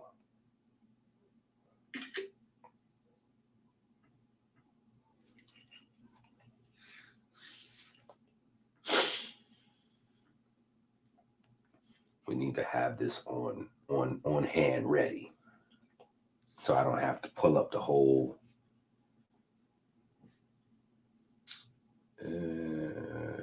Let's see what we can delete. Gotta delete something. I'm not deleting that.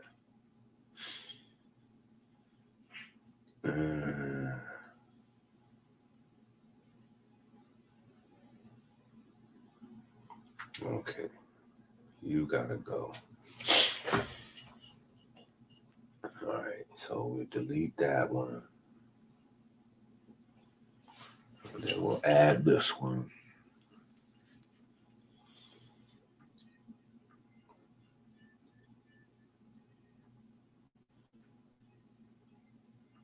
Bang. So now we got that right there. Here we go. Reggie, we're going to make you famous over here, brother. You might not like what you're famous for, but yeah. All right, so let's go where we was going before Dennis starting shit.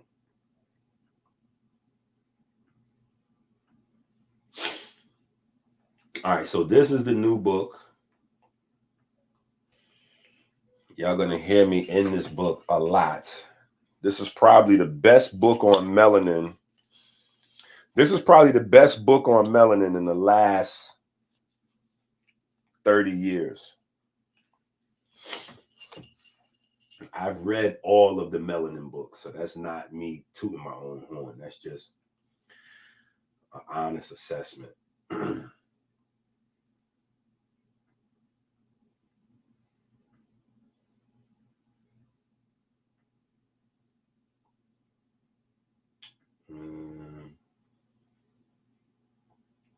Okay.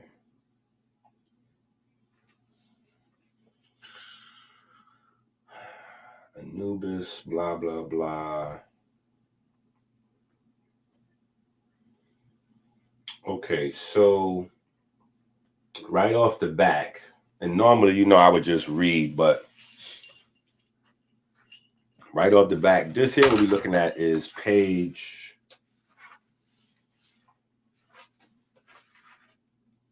2. I actually used this a couple of times because it's important.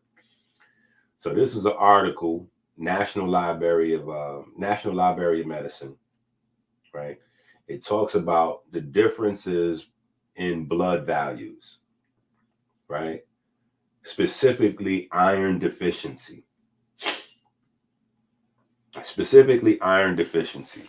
So that's another thing over there where I be like super patient because they always running this source up and blah, blah, blah. I'm like, y'all clearly don't read my books because that's all we do is National Library of Medicine, which is the most accredited source that you can use in the States for this type of information. But again, because it's a different scientific discipline, they don't know that there's a National Library of Medicine or National Library of National, what is it? National something of Biochemical Technology or something like that.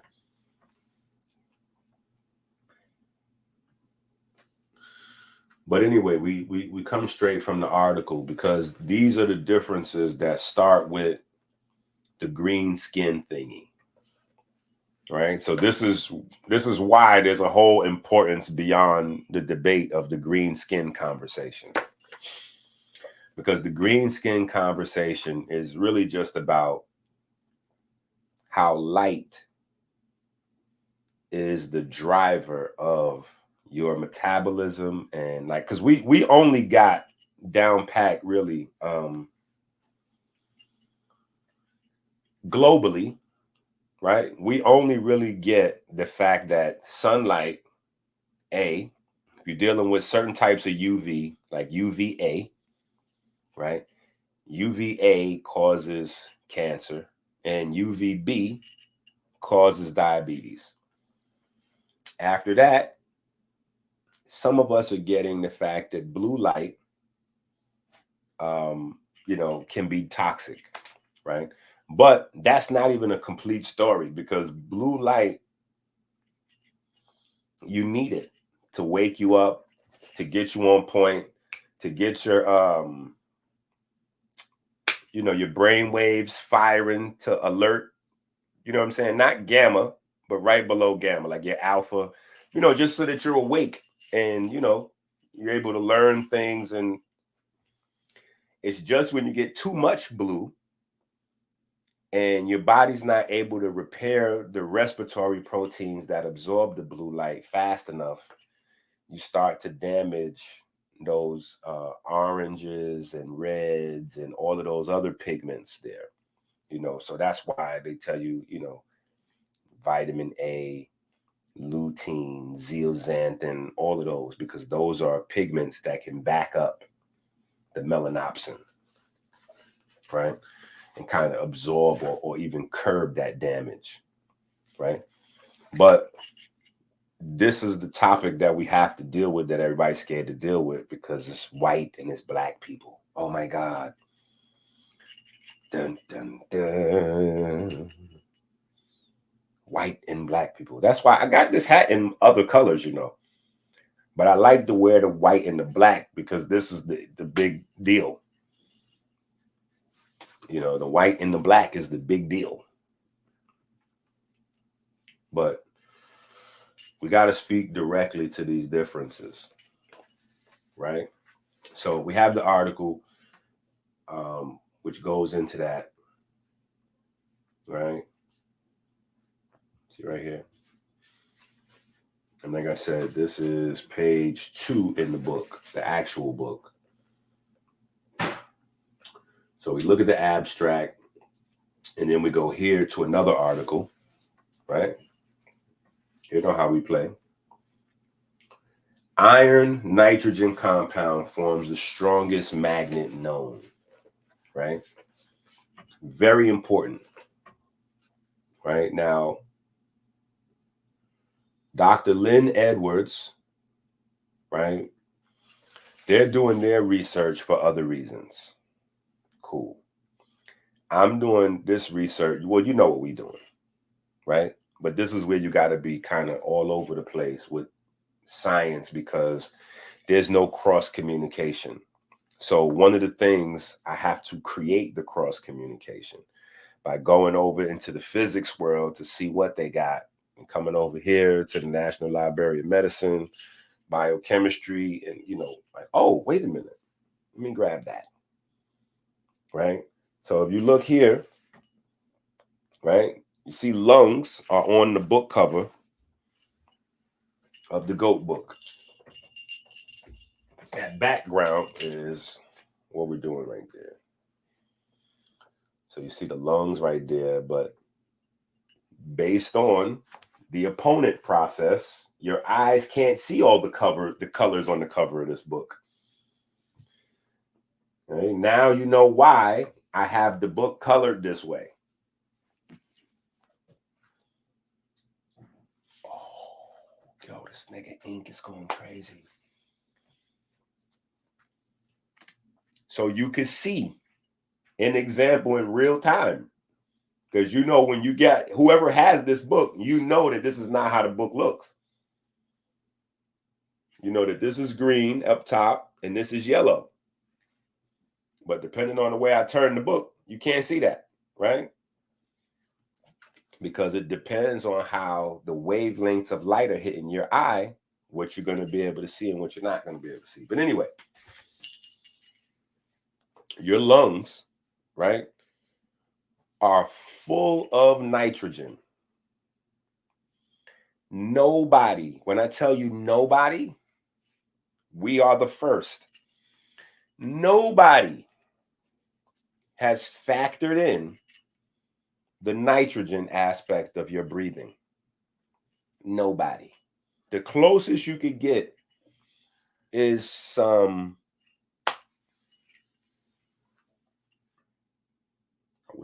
I don't know where they are, but I got old, the same way, listen, don't get it twisted.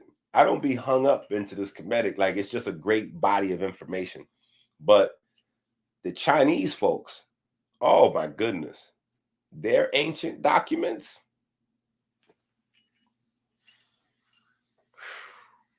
So in some of those documents, and I have them,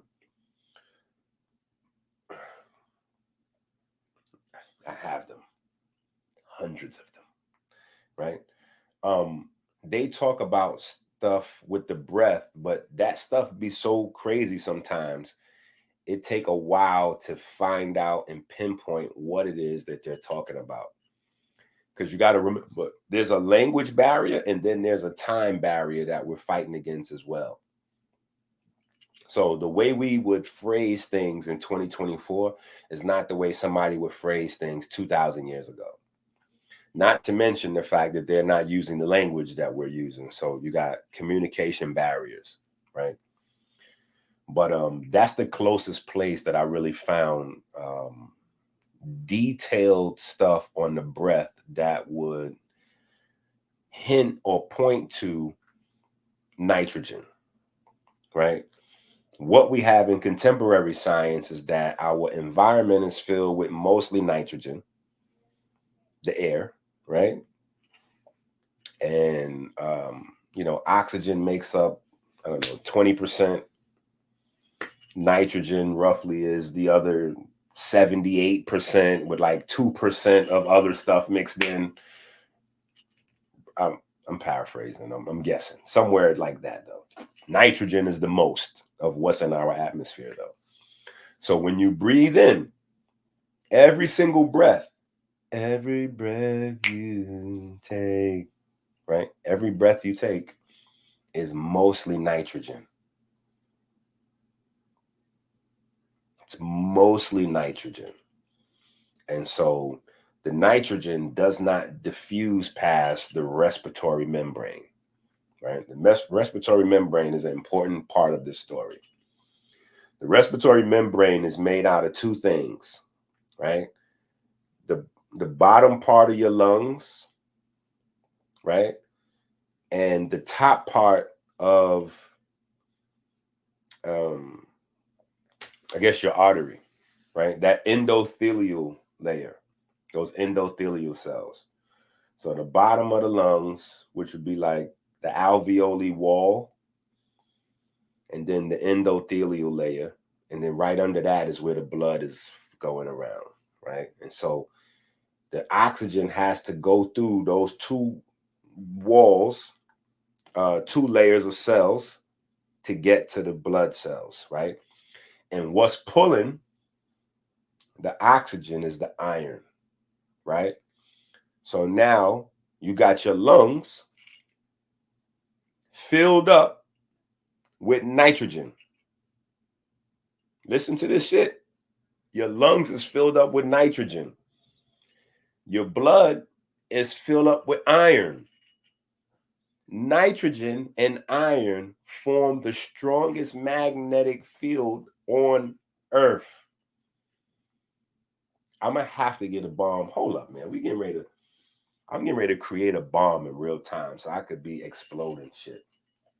I need to be exploding shit on when I say some of these things. I need a funk master flex to happen. That come from Funk Master Flex, and then Sonetta start doing it. You know what I'm saying? But I need that bomb to drop. Nitrogen and iron form the strongest magnetism together. And, you know, because of such an uphill battle, the reason why, if you don't know why, so here's one of the reasons why I've been putting out so many books this past year, is because I realized there's a pattern that goes on with what I do. I make firsthand discoveries with the information, firsthand discoveries.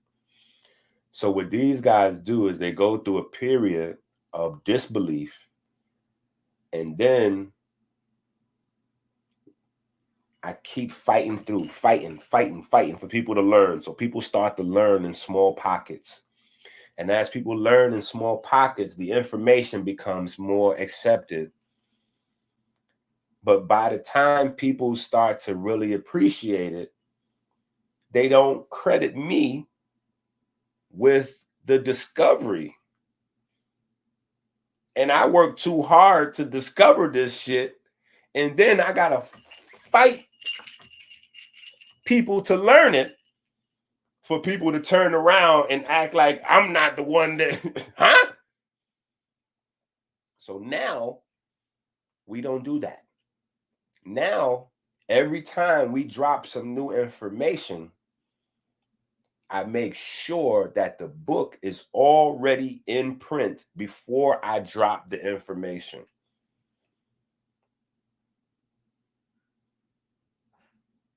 The book is already published before I drop the information. So now when you go back, you go, oh, no. Yeah, you could play if you want, but this is Dr. EnQi's work right here. This is Dr. EnQi's work right here. This comes from the Melanin Diabetes movement, right? So I have this understanding, and it's at the root of a lot of the way I see things. The human body is so beautiful because everything in the body is about efficiency. Complexity in design is about efficiency. We know that form denotes function, right?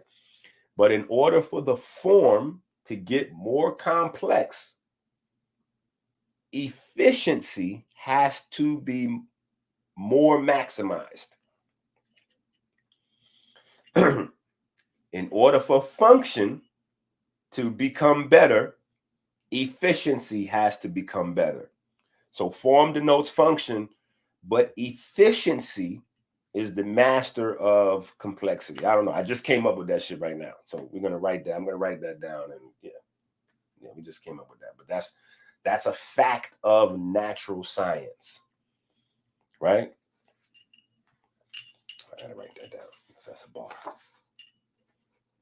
Form equals function, but efficiency is, yeah, I'll swag it up a little bit more later on, but yeah, that's how it goes. So for me, my lungs cannot be full of nitrogen without having a purpose, especially if nitrogen was in the air before oxygen. It doesn't make sense. The cells that when this planet was single cells only, you don't just switch to oxygen. Nitrogen still has to serve a function, right? And nitric oxide serves a function, right? But nitrogen, the inert gas, and nitric oxide, two different things, right? So when you look up nitric oxide's all over the place, building muscles, helping circulation, you know, blah, blah, blah, blah, blah, blah, blah. But just the nitrogen you breathe in, it just stays in your lungs. You know what I'm saying? And the closest you may get is you may find some old paper somewhere that says nitrogen helps maintain the lung pressure, you know, the volume pressure, which also is a big thing in these studies because the lung size of Black folks is different than the lung size of white folks. So it makes sense that it's easier for you as a brown or Black person to OD on opioids, because ODing on opioids is largely respiratory failure. Like you literally, you know, your breathing just slows down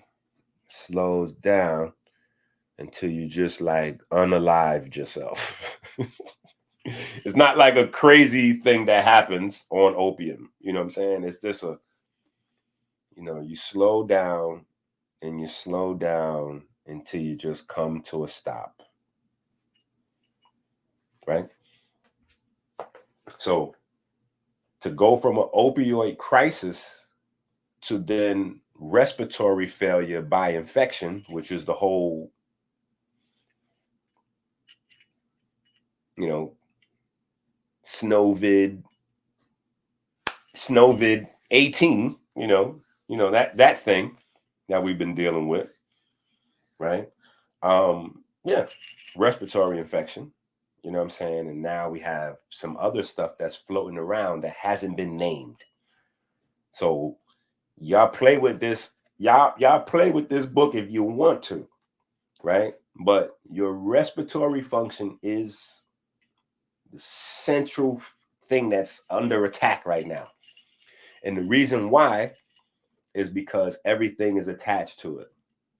Diabetes is about your respiratory function, right? That's what you do with food. You eat food and your body uses the breath to get rid of the carbon dioxide. You eating more than you breathing, you're slowly poisoning yourself. And that's going to result in heart failure or cancer somewhere. That's how that goes. It's because of the breath. It's because you're eating more than you're breathing. So the CO, I ain't gonna say CO2 because it's not CO2, but the carbon backing up is going to lead to more peroxide production in the cells, right? So as the cells start to slowly experience hypoxia, because that's the other side of hypercapnia. You got hypercapnia, hypoxia. It's like that, right? It's like magnetism and electricity. They like this. Hypercapnia is some of these niggas talking too crazy. No. Hypercapnia is when you not breathing oxygen fast enough to make the carbon dioxide to get rid of the carbon. So you got carbon building up, right? Then hypoxia happens for a bunch of different reasons, but you're not getting oxygen fast enough to the tissues. So 2 + 2 is 4. What happens if you don't get oxygen fast enough to the tissues? The carbon builds up and you got hypercapnia, right? Like that's literally bang. So that's how it goes, right? And what are all of the stuff that comes from that? I like that. That's that. You know what? I was born that. I'm gonna work that in. I like that.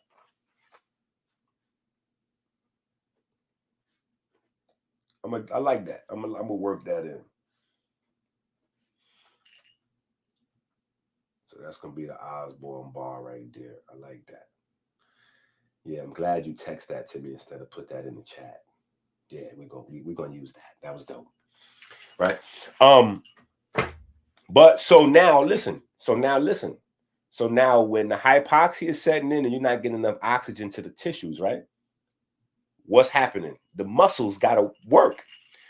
So that's what takes us to the glycolysis, right? And we talk about that, right? Make sure you got. Listen, if y'all don't have all these books, you're gonna be left in the dust. I'll tell you right now what page it's on. Hold on, let me tell you right now what page it's on. Because I knew you was gonna need these things. Like we're building one thing on top. Okay, so if you go to page 27, right? Page 27. We talk about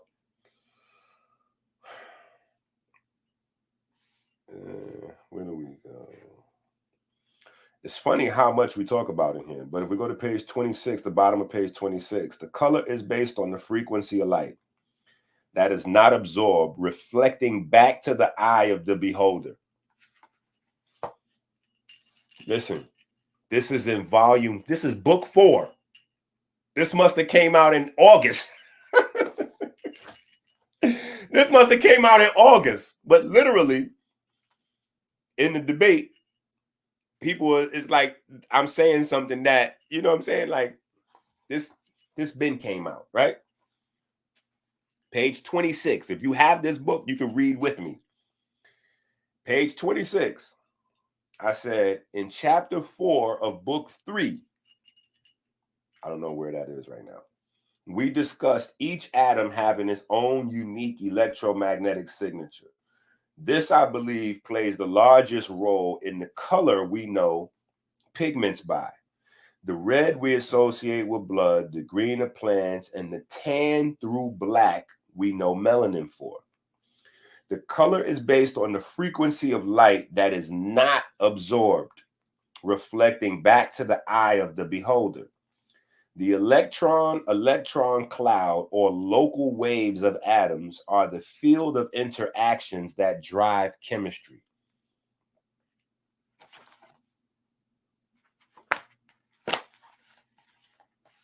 Listen, that's why I make sure, like I said, now before I do any teaching, I got to make sure the books is published. Because later on, when niggas start stealing the drip, because that's what's going to happen. After I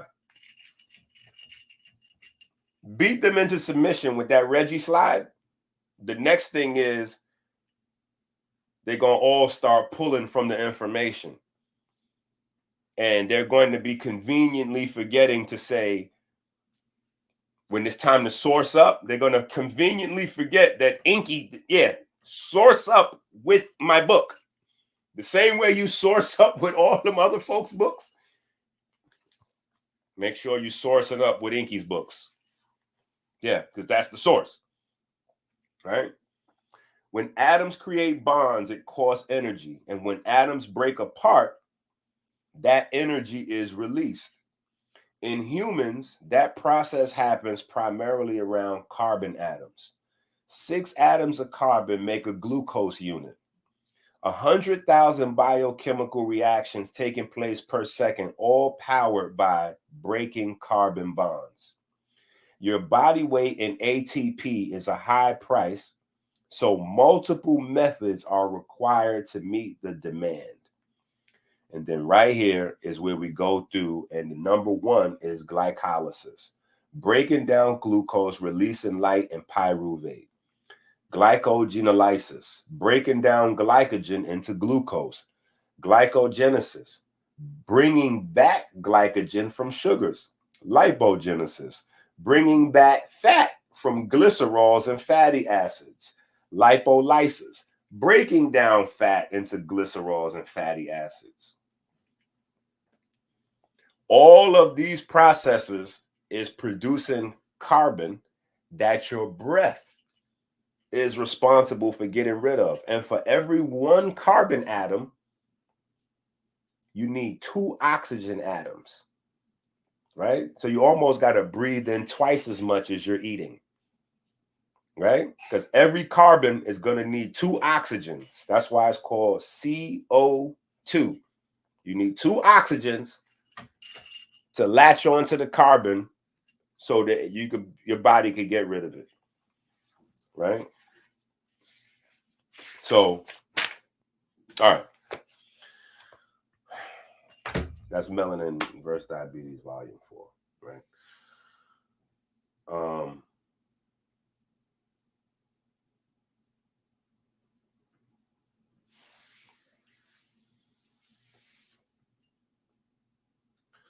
Cats be having some dope. I gotta figure out how to make mine like one of these.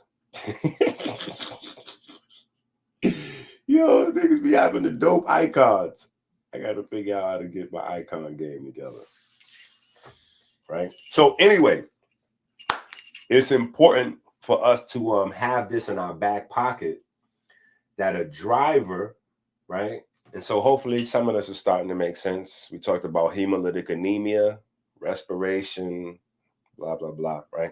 So the interaction of nitrogen and iron helps the oxygen go through into the blood to permeate your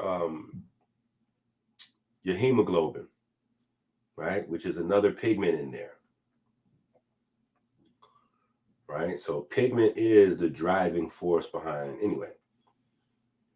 All right, so we go back after we look at that. We go to hematological differences between African Americans and white folks, the role of iron deficiency, blah, blah, blah, right? So now we look at the article again, right? Now, these things that many take as incidental or not that important are crucial. Life started as plasma and gas, right? I can't overstate this. I can't overstate this because this was probably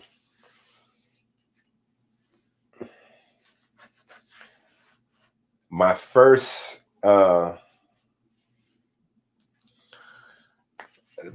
canceling by the community, because bringing brand new information to people always gets you attacked, right? So this was probably my first omen, or one of my first omens anyway, because I had to go against the cult of Dr. Sebi. And mind you, this is when Sebi is alive. This is not like these niggas now that just popped up, Brother Yaki and all these guys that just popped on the scene a year, 2-3 years ago. This is when Sebi was alive. I was still me.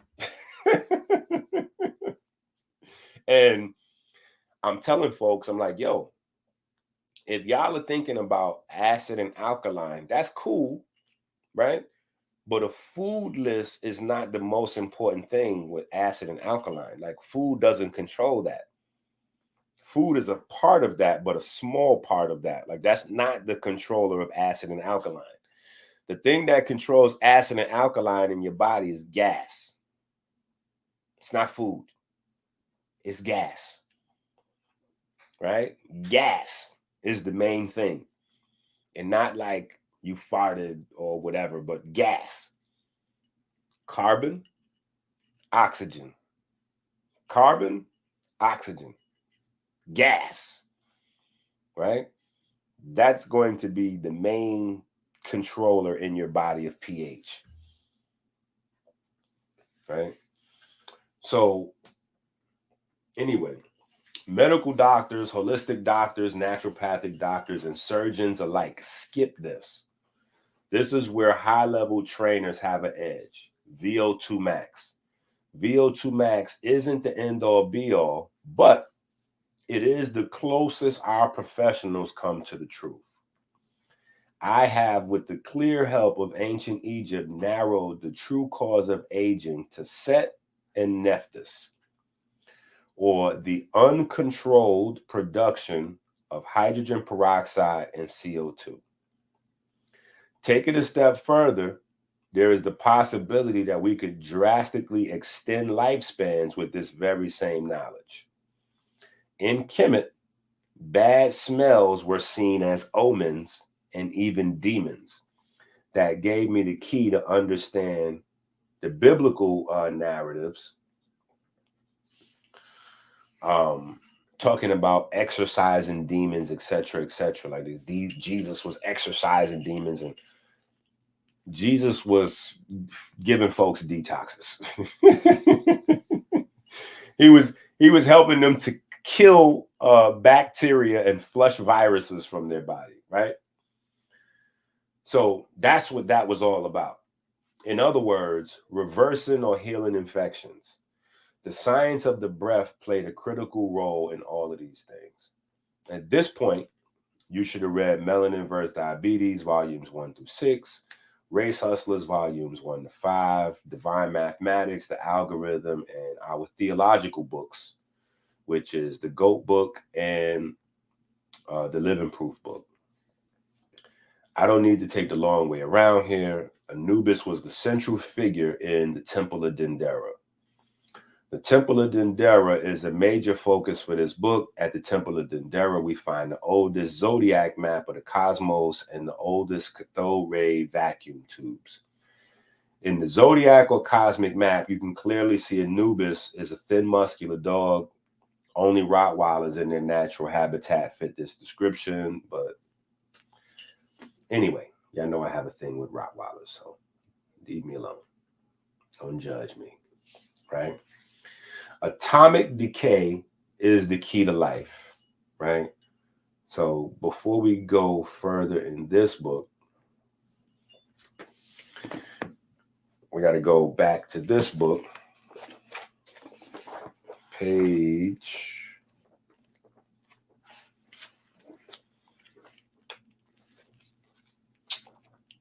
This book got so much stuff in it.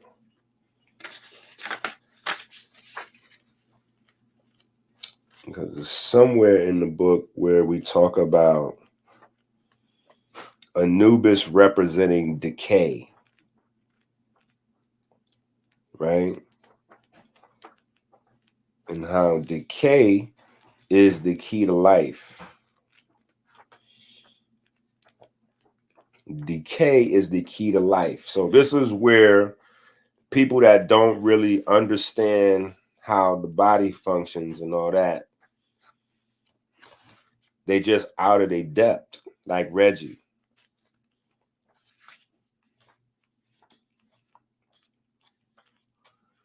Life is based on decay. So being a god of death is the same as being a god of life. It's not a, because life is not, life is composed of the cycle of living and dying, right? That's literally how we eat stuff, right? And the whole new thing that people are on, right? Probiotics.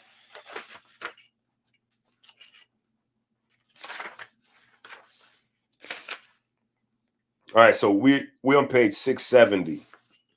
Page 670. If you can see right here, we got Osiris on the table, right? And the table just happens to be the Lion of Judah, Lion of Judah. These are just facts, right? But the table is the lion, and you got Osiris laying on the table, and you got Anubis operating on Osiris, right? And then you got Isis and Nephthys on the side.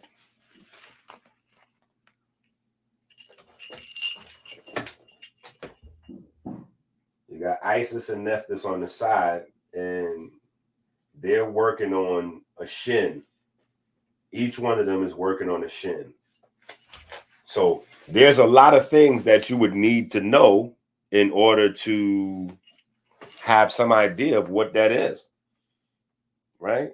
Because they got their hands like this over it, right? So you would have to know that infrared light comes out of your hands to get this, right? You would have to know that. Now, if I go to some of these other platforms and I say infrared light comes out of your hands, again, oh, EnQi said infrared light's coming out of your hands. Look, he's making up, like, I'm like, bro, we have too much. Like, I want them to just take a breather when I say shit. Take a breather and Google it first. Like, try to look it up first before you make an ass out of yourself. You know what I'm saying? Like, before you make an ass of yourself, like, try to look it up first. Because otherwise you wind up with a slide or something, and then, a highlight clip, and you're looking crazy out there. But our hands do release infrared light. You know what I'm saying? That's a thing. The same type of infrared light that comes from the sun. The very same. Right? So anyway, what are we talking about right here?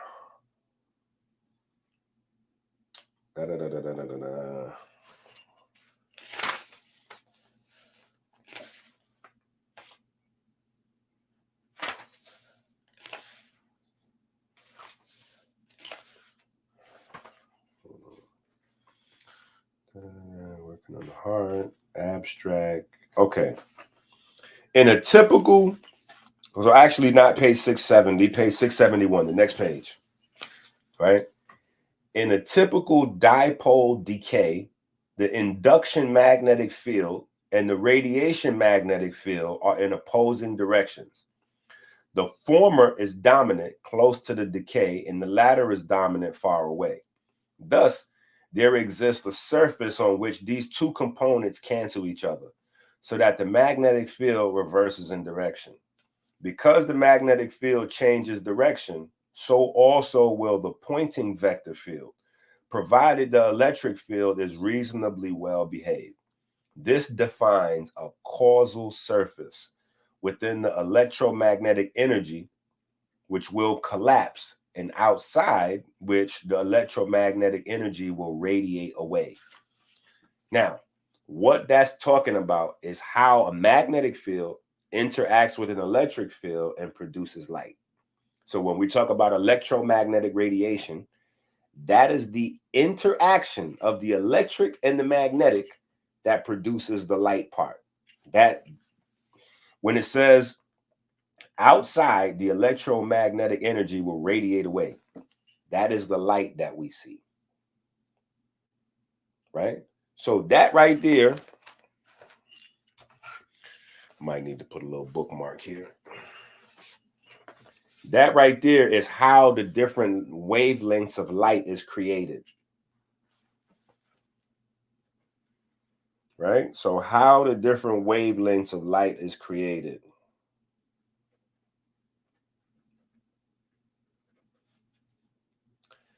So if you got the book, just write this on your book. Like, open up the book to page 671 and write on the book. Right where it says, okay, look again, abstract. Right there's a little space where you could scribble in. I'm telling you, because I'm doing it at the same time. How the different wavelengths of light are created.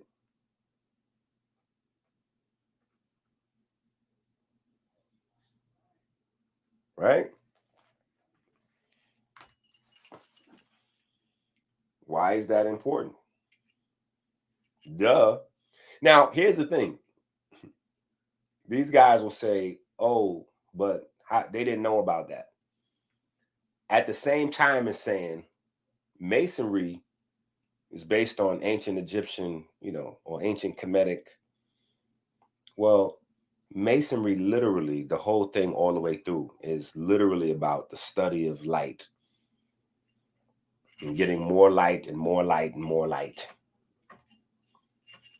So why would how light is created not be a part of this body of knowledge? Like literally, that's the foundation of it, right? The piece with the magnetic. The piece with the magnetic page, right? And then on page 672, I got a picture up where you could see the electric field and then the magnetic field, how they interact together, right? And this is why Geb is known as the father of snakes. Geb is also known as the Earth, which is our most impactful magnetic body in our universe. The sun is the largest one, but it's so far away that the Earth's magnetism have a larger impact on our bodies, right? So, all right, so there's that.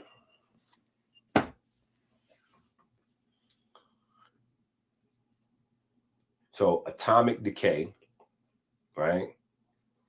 Now that's one form of decay, generating light, which we know is crucial to life, right? Now, when atoms decay or lose electrons, that's a large part of the process of creating plasma, right? So now we're getting ready to go into the creation of plasma, right? So we have decay of magnetic and electric fields producing light.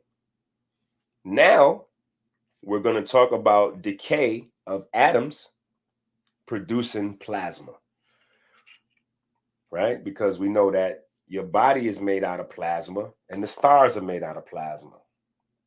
The stars are a bazillion degrees, right? Your body is, well, body temperature, right? At 120 degrees, your body stops working. Hint, hint, wink, wink, right? You transition at 120 degrees. We'll leave that there, right?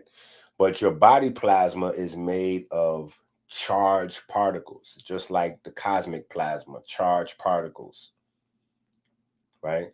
So understanding plasma, at least in the basic sense, is crucial to understanding respiration. Why? Respiration is about oxygen going to the blood. Well, blood is made of plasma, right? So we can't really understand the blood unless we, right. So there we go.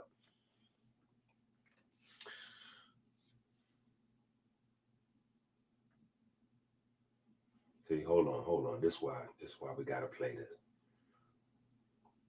We gotta get the cash apps rolling. Wait a minute. We gotta get the cash apps rolling. Is Charleston getting more than that interview? Oh Lord, that's crazy. I done got 40,000 for an interview. Damn. I went to California last year.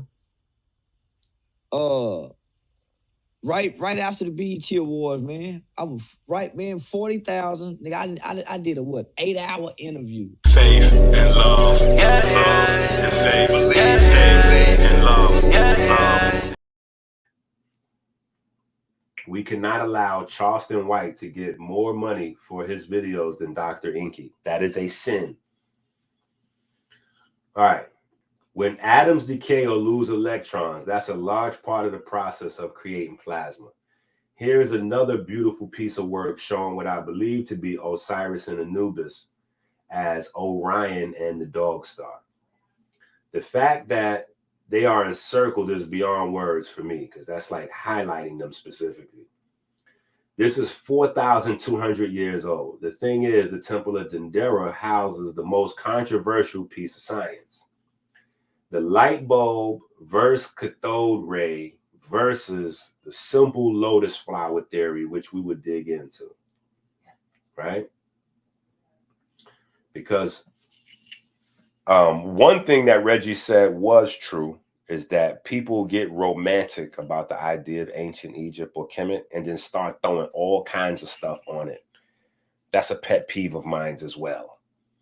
So I like to entertain all theories equally, right? And then test them to see what pans out, right? And so when we go through these books and stuff like that, you know, it's cool to be able to lay it out for you guys. And then, you know, put the scientific journal articles and all that shit there too. But just so you can, you know, look at it yourself. Critical thinking, right? Now, these are the texts that are associated with the reliefs, right? So we have the reliefs or the pictures, right? These are the pictures that are there, right? These are the pictures that are there, right? Couldn't fit them on the same pages like how I wanted to. So the theories about these, you know, you have some people, let me put it to both. You have some groups of people that say that these are advanced science. These are cathode ray tubes or vacuum tubes, and they was at a whole nother level with the science. You have some people that's the people that give them the maximum amount of credit for their intellectual property, right? I'm amongst that group of people, right? So I'm in the small group of crazies, quote unquote, that believe they had some advanced fly shit back then. Then you got the next group down that says, yeah, these look like light bulbs. We think they understood how to make a light bulb back then. So they give them some credit, but not like full credit. They just give them a little credit. Now, then the next step down is where I feel like they remove all credit from these being intelligent, you know, and they say that these are lotus flowers, which to me doesn't make any sense. But again, I'll let people have their way with it.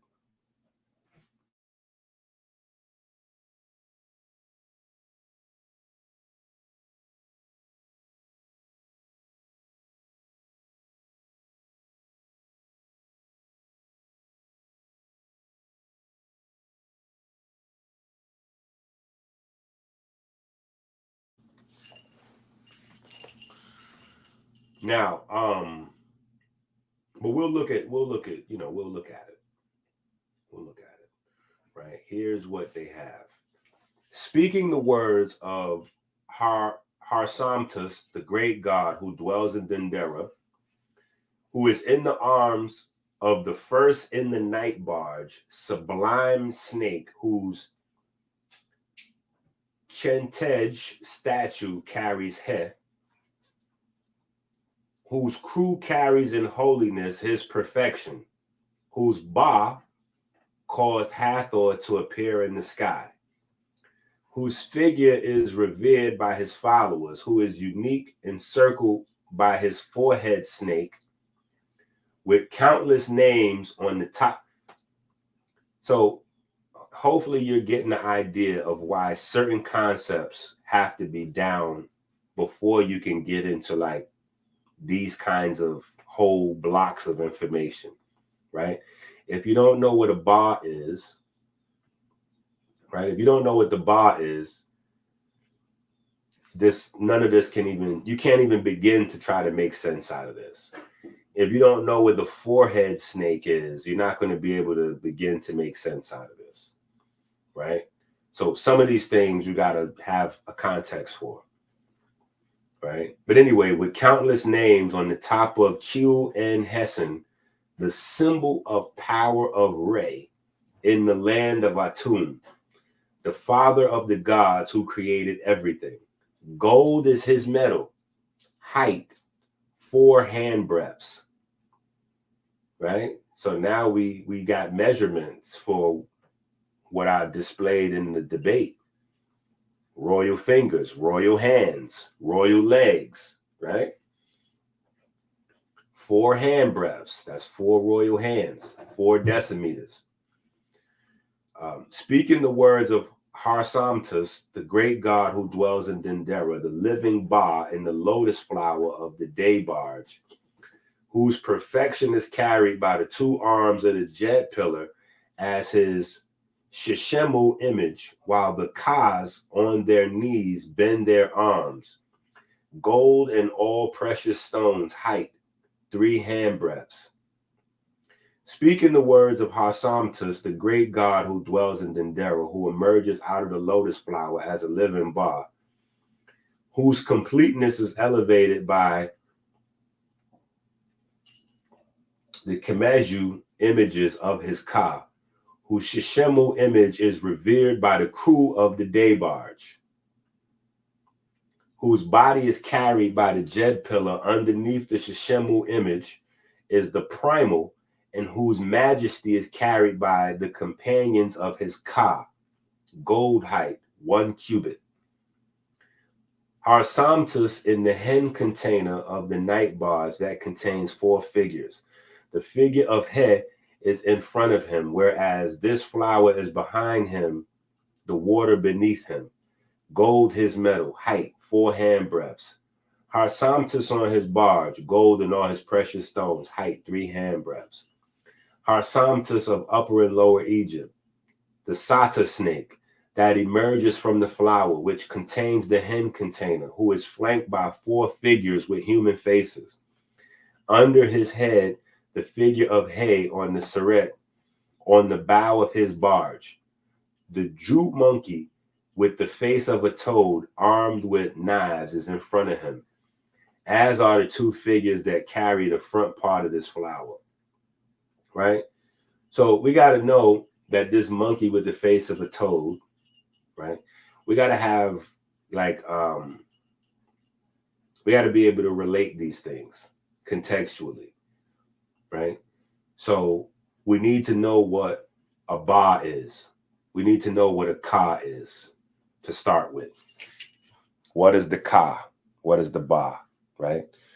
What is the Kat, right? You got to know what the Kat is before the Ka and then the Ba.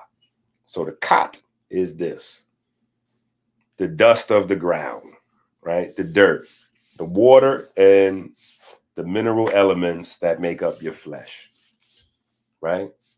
That's the Kat. The Ka is now the electric portion, right? The electricity flowing through the Kat that makes it alive, right? The Ba is now the spirit or the magnetic field that emanates from the electric field that contains all of your memories, thoughts, ideas, blah, blah, blah, right? Very simple. And the problem is, again, when I came with these discoveries, right, I get a lot of pushback, and I only need you to agree on one to show you that the other 2 are true, right? And so the fact that we now know in 2024 that your body's electric, that's done. If the Ka, or the inner part of your body that animates the flesh, if we want to go by exactly what they said, right? If we know that now, from today's science, is electric, today's science also tells us that around that electricity is going to be what? A magnetic field. We know this. So where these guys will get hung up is, well, they'll say, well, how did the Egyptians know it? Nigga, I don't know. Go back to study. We need more research. I don't know how they knew. I don't know how they knew, but they knew, nigga, because they wrote it down. What the fuck? They knew because they wrote it down. So we know they knew because it's right here in their writings. So how they knew, I don't know. But I was one of those kids that got in trouble in math for not putting all the work on the math problem. And I would argue with the teacher about that.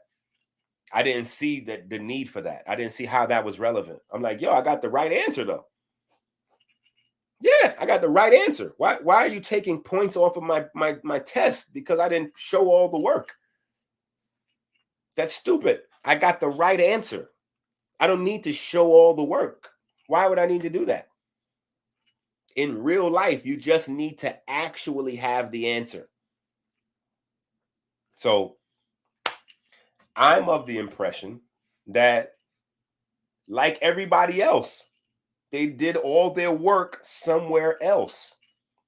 And when they put together what we have, which is their temples and their papyri, that wasn't the place for that.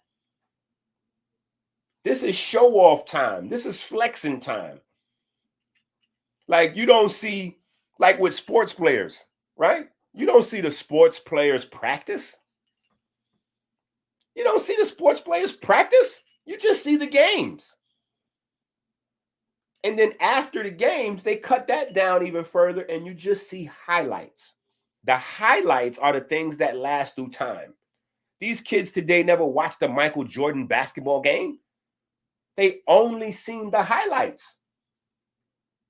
That's what the papyri are. That's what's in the pyramids. You're not showing your work where you messed up and made mistakes and figured out and did all this. No, you just writing down the actual science, what has to be.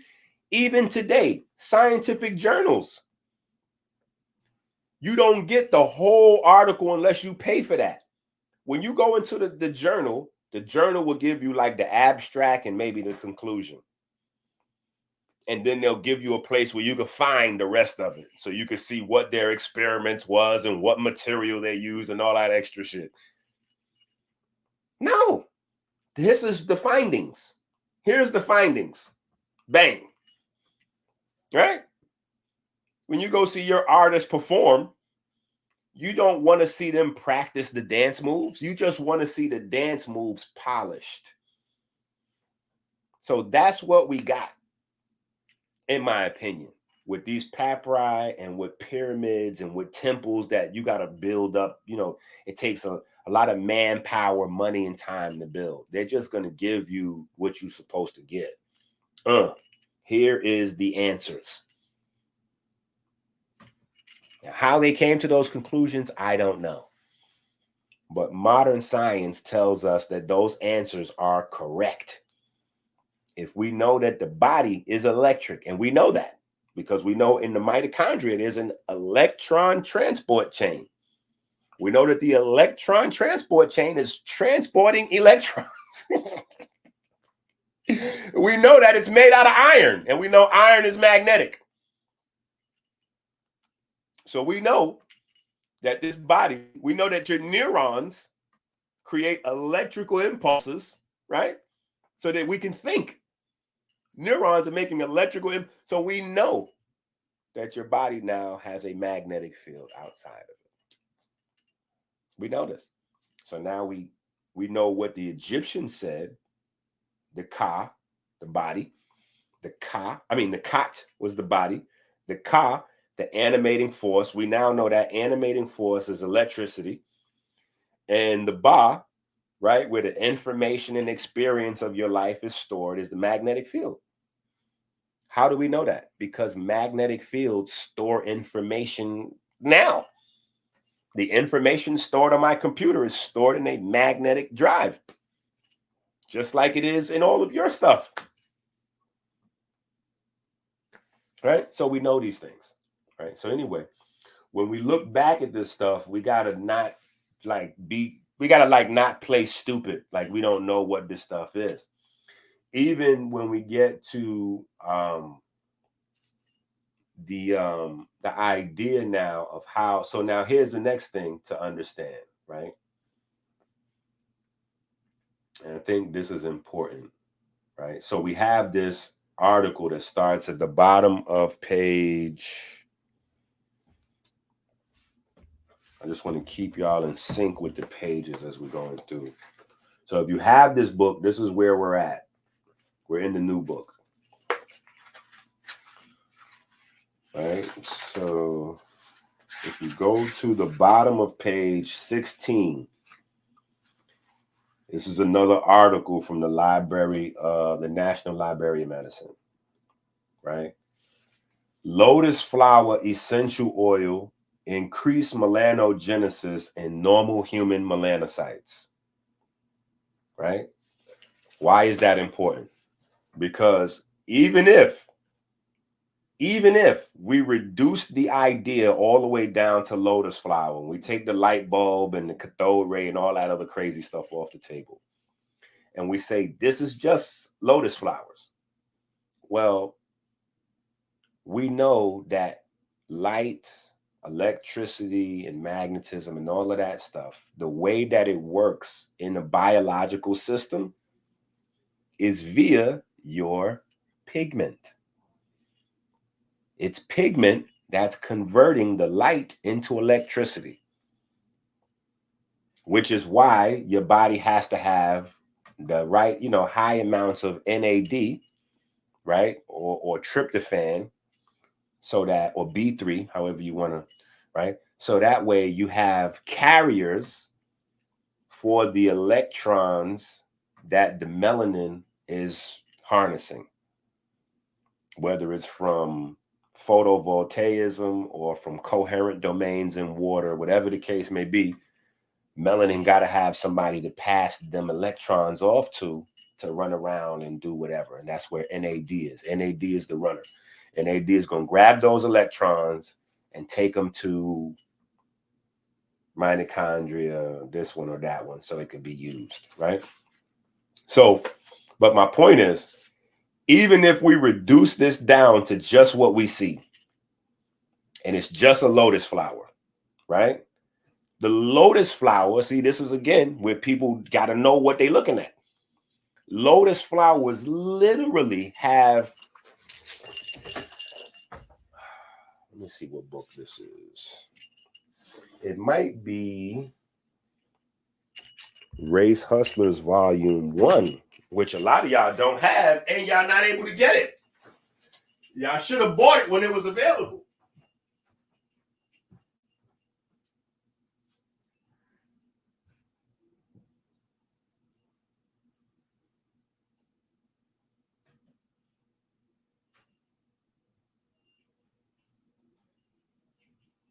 Should have got it when it was available.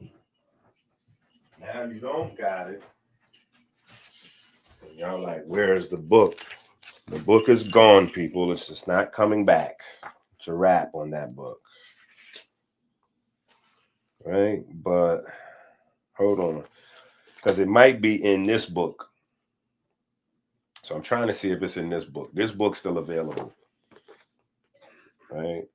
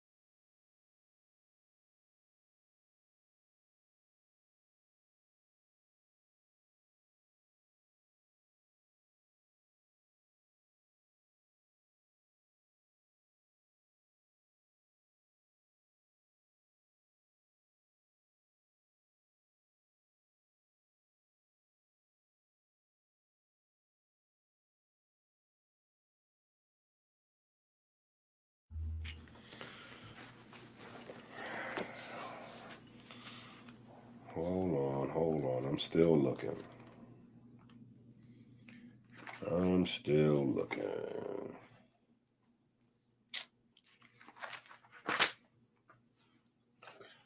Because we go through a lot of the plants.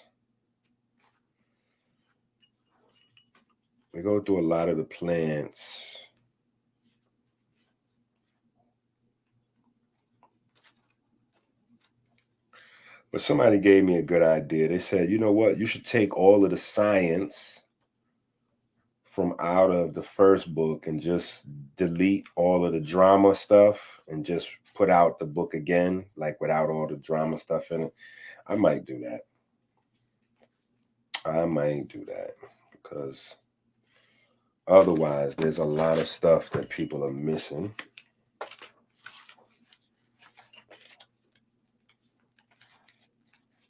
Even though I kind of prefer to just let people be missing it. Hey, I gotta support, man. Get these books, or you're gonna miss stuff. Okay, I can't find the page, and it's taking me too long. But there it goes. 2,901,390 parts per million, tyrosine. Yep. And it's in Race Hustlers Volume 1. So if you don't have it, you're just going to be lost. But on page 82,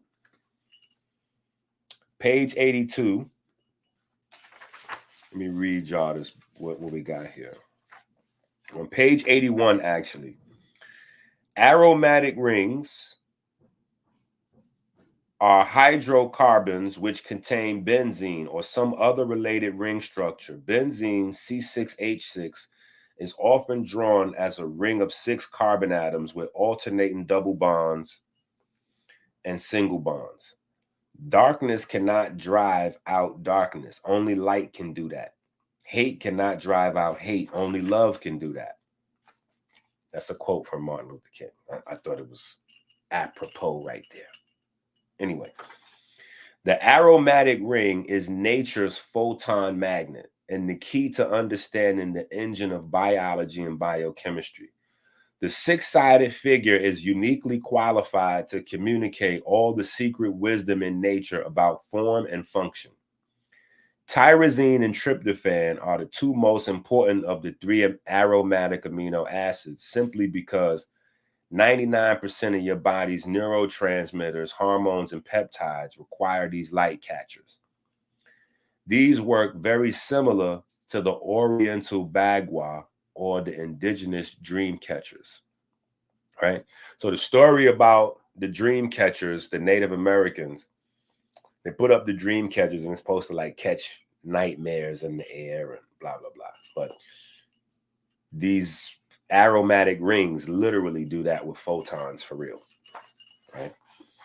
Dopamine, serotonin, melatonin, noradrenaline, adrenaline are prime examples of the aromatic ring motif in biochemistry.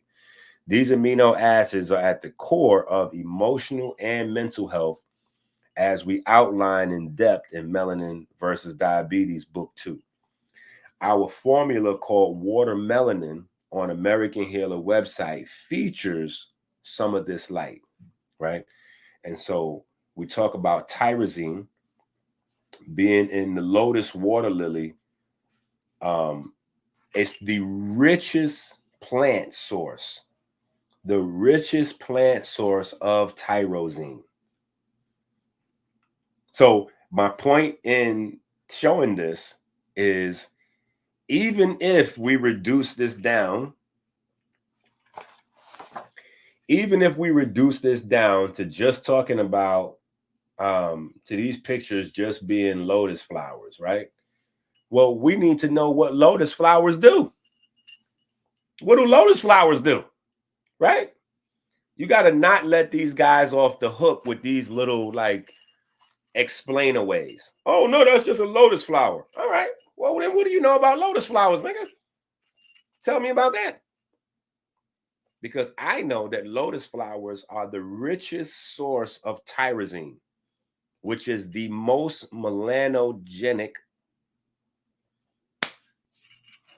thing that you can consume. So are we having a pigment conversation, or are we having a pigment conversation? Like, what are we doing? Yeah.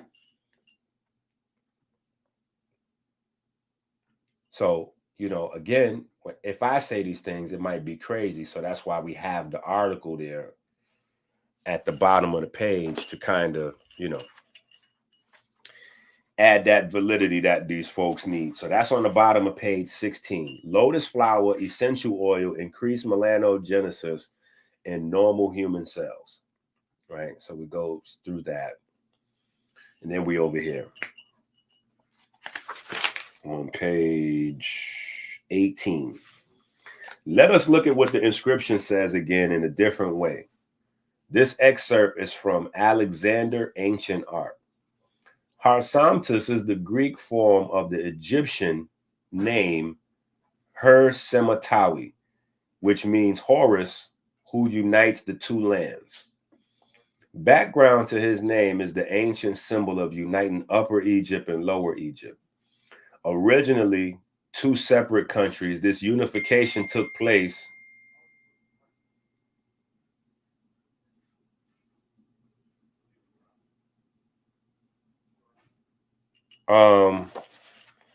hold on, this is the book right here.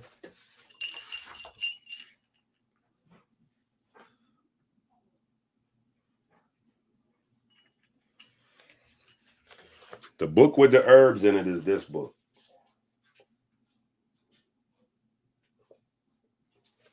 But if you notice, I haven't talked much about this book, and I probably won't, because the two videos that I did talking about this book, I got suspended. Yeah, because the stuff that's in this book is too, yeah, it's we pushing the buck. So this book and the other book, I'll show you.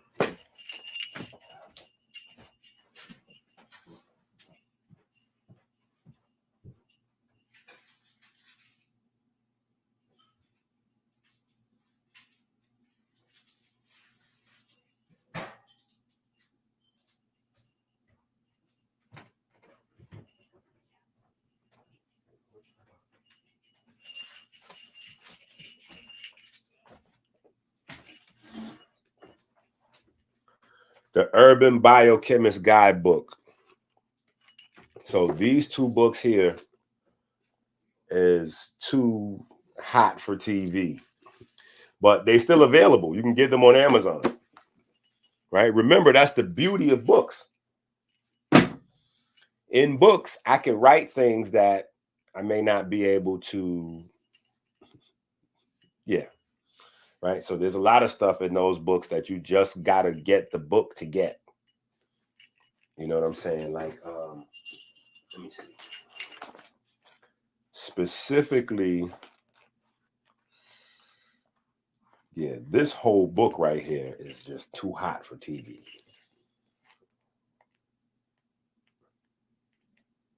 But what's the one that almost got us banned again?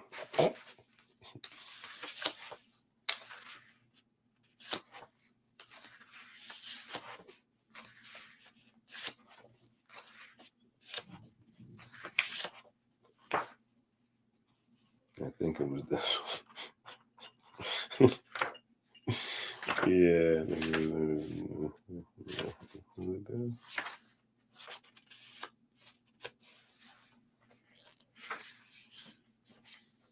The location of heart melanocytes is specified in the pigment level, blah, blah. Oh, yes. Yep. Page 274 in this book. Woo! Anyway. But yeah. There's that, right? All right, so where was we at? Mythological king. Whoa.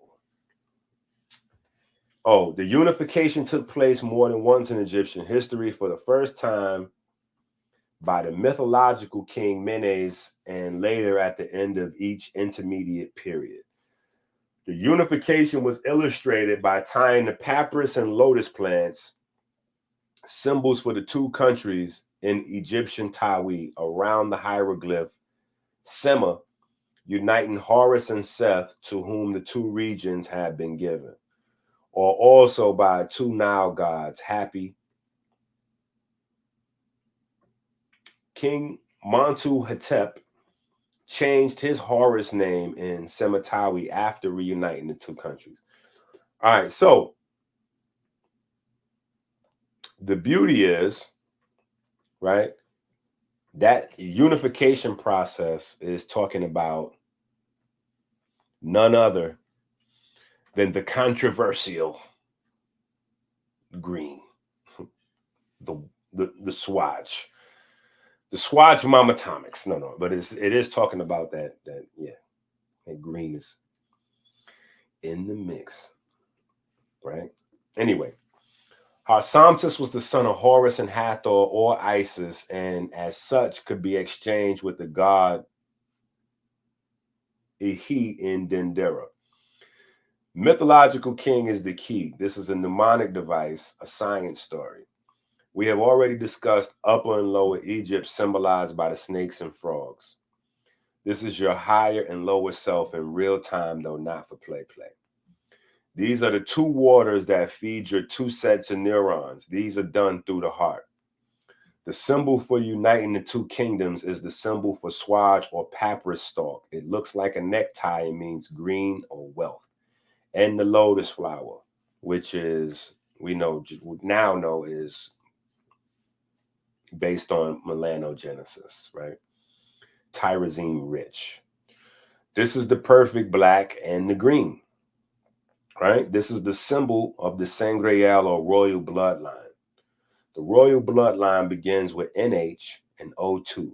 You are a part and parcel of that bloodline. The gods live in you, through you, and as you, right?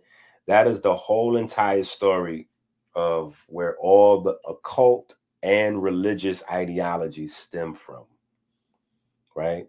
And this is where the beef came from between like the Vatican and what would later on become the Masons, or become popularized as the Masonic philosophy. But the Vatican was trying to say, we got the monopoly on God, and we can parcel out God as we see fit.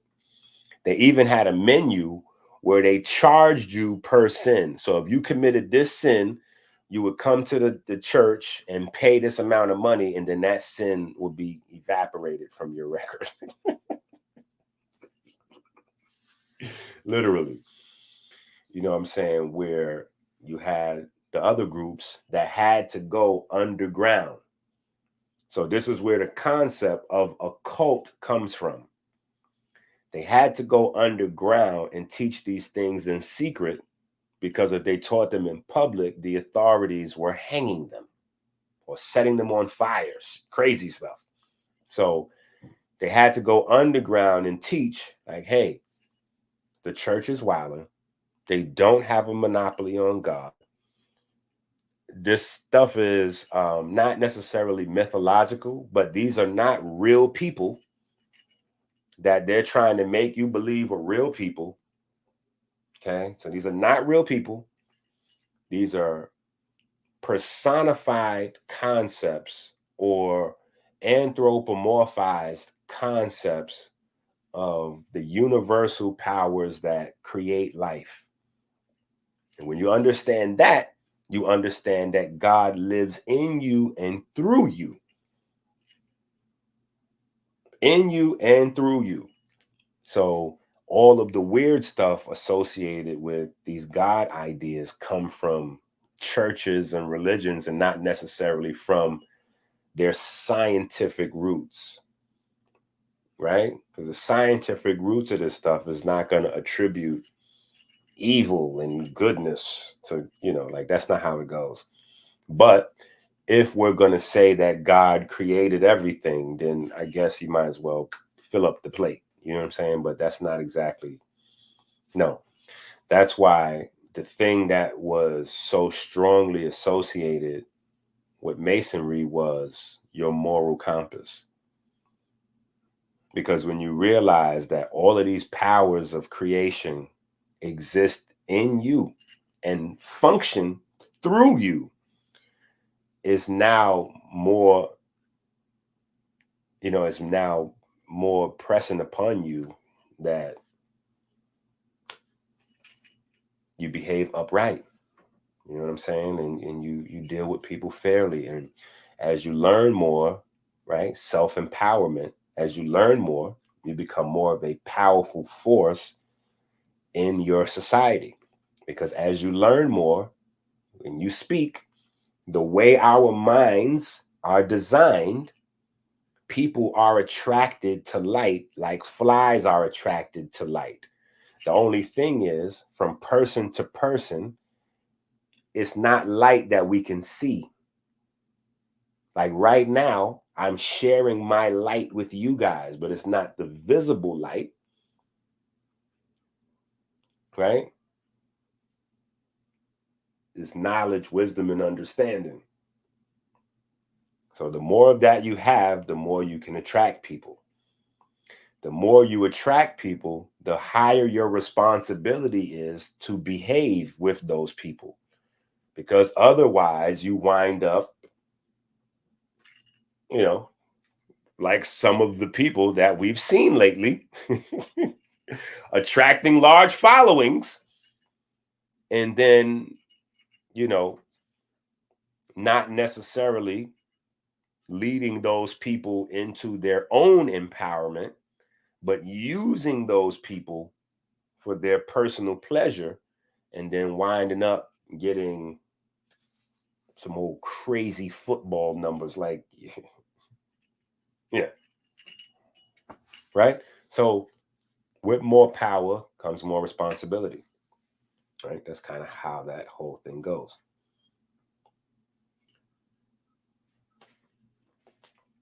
All right, yada, yada, yada, yada, yada. Okay. Have you memorized your timetable yet? I keep asking y'all that, and y'all keep being real quiet when I ask y'all that. So I know the answer is no. Do you get The Secret of Water yet? Is The Secret of Water starting to... If you read... Hold on. If you read this book, if you even started... I can't say if you read, because I realize it's 700 pages. But this book is largely a water book. This is a water book.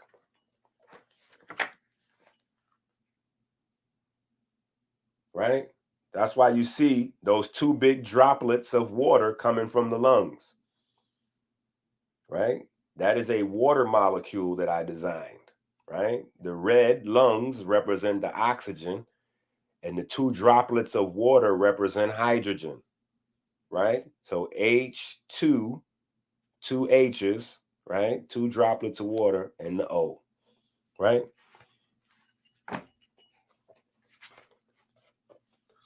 But that book is largely based on water, right? So do you get The Secret of Water yet? Plasma. Heated gas becomes plasma. Are you getting the job of the nose yet? Right? We're 3 hours in. Okay, we're not bad on time. It's not even 12 o'clock yet. Right? But we're going to talk about the nose. Yeah, right? Because the nose is important, right? The nose, the olfactory system, is your first sensory system. And the reason why it's your first sensory system, again, goes back to when this was a single cell planet. right? In order for complex life to form, the first thing had to happen was chlorophyll. Chlorophyll, pigment. Pigment changed the world, right? So chlorophyll started to convert all the carbon in the air into oxygen. So now you got carbon and nitrogen. The carbon is being converted to oxygen, so it's changing the whole atmosphere. Changes the atmosphere, it changes the respiratory systems of everything that exists in the atmosphere, because now your respiratory system has to match what's in the atmosphere, right? So now you get aerobic, you get oxygen-based respiratory systems, right? Now, because this is more efficient for life, the first sensory system that develops is the olfactory system. The olfactory system develops so that these cells can sense what? What's required to build pigment? Think about it now. Listen, your respiratory system is pigment. Before you get to eyes and all this other stuff, or light and all this, for the respiratory system, right, you need pigment. So how does a cell find the raw tools that it needs to make pigment? Come on now.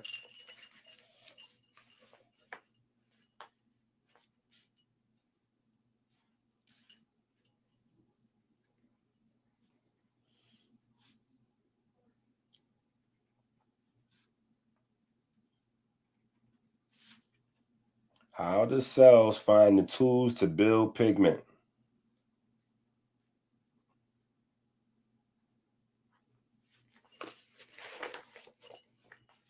Aroma, right? Listen, aroma. Aroma comes from aromatic amino acids. Aroma. Yeah. So the olfactory system is the aromatic amino acid system. That's what that's for. The old factory. Think about it. The old factory. The old factory. And some of these things I'm telling you, I'm saying in a way so you could use these things as mnemonic devices yourself, because that's how I use them. Old factory. So that the cells could find the tools they need to build pigments. Right? Aroma. Aroma, what's it? Aromaticity, right? Aroma. Smell. Right? That's based on aromatic amino acids, tyrosine, phenylalanine, and tryptophan. Right?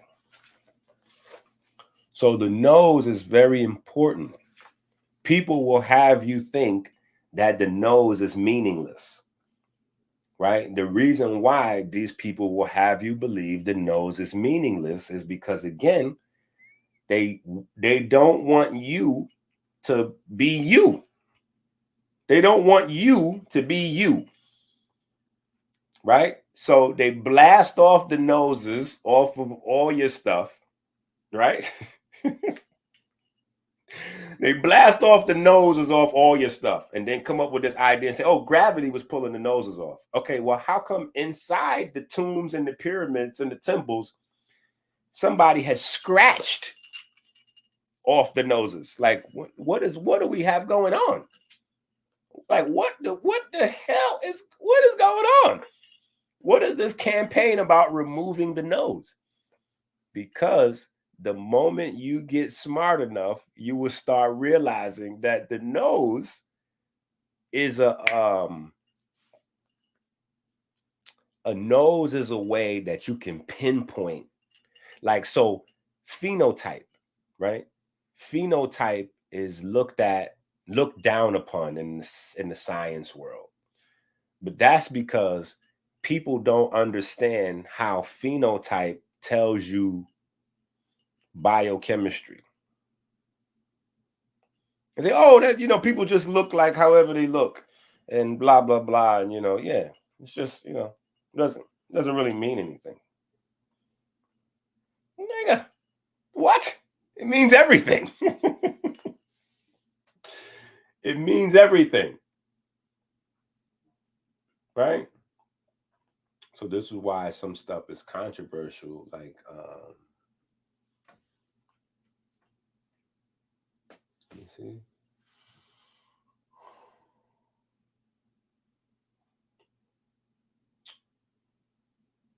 I can't find it right now.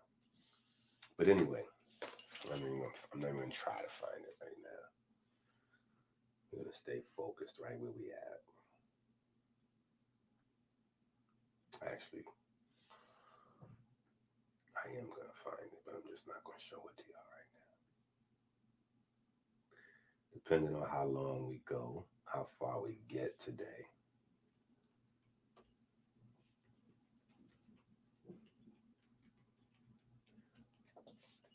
We might pull it out. Yeah, we might pull it out. Them rings and things you sing about, bring them out.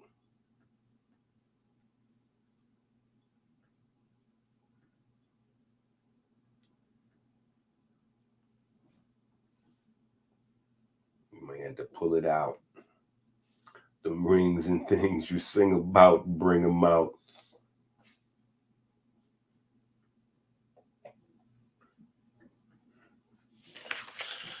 All right, so we're on page 20 though.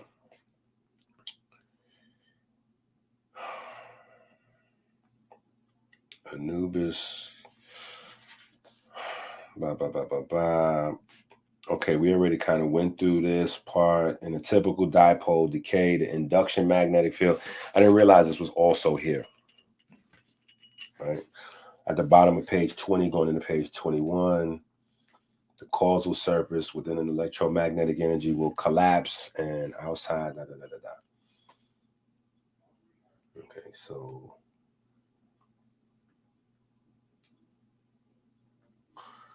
page 21. What if solid, liquid, gas, then plasma is your key in connection to the stars? Can you see the purpose yet? Gas needs thousands of degrees to become plasma, and the human body dies at 120 degrees. So, okay, we kind of talked about this already. See, we covered some good ground. Did you know that tyrosine plays a critical role in arrhythmia? The heart is the key to the breath or spirit or inspiration. Okay, here we go. Nitric oxide maintains the gas pressure in the arteries, veins, and the gas pressure in the lungs. These pressures are specific to their container volumes, which dictate the transfer from high pressure to low pressure, low potential to high potential. This is the golden rule of life. Water, electricity, magnetism, gas, etc. all follow some variation of this rule. This is what allows for self-forming lipids that became proto-membranes for early cells to share resources. Okay, so now what we're talking about is how the single cells came together to form complex life. I'm telling you, this book is ill. I'm telling you, we on some shit. Hold on. No, we on some shit with this book, though. Hold on. I got that Reggie slide up in the background in the way. All right. So this is what allowed self-forming lipids that became proto-membranes for early cells to share resources. Cells that had a lot of something shared that something with its neighbor. The neighborhoods of sharing cells became blueprints for tissues, glands, and organs. You work while I study. I share my knowledge with you in exchange for some cash apps. You spent your time earning money. I spent my time earning wisdom. My time is equally as valuable as yours, so we exchange. Horizontal gene transfer is how all life forms share genetic information. Even knowledge goes from teacher most knowledgeable in a said subject, to student, less knowledgeable in said subject. This is harmony and this is balance. Balance of movement is peace. Balance with no movement is death. The heart versus the feather is the biological balance of magnetism conversion to electricity, electricity conversion to magnetism, and the conversion of both into the light of the soul. High blood pressure or hypertension has now been fully unmasked. It is gas pressure which controls CO2 and O2 exchange.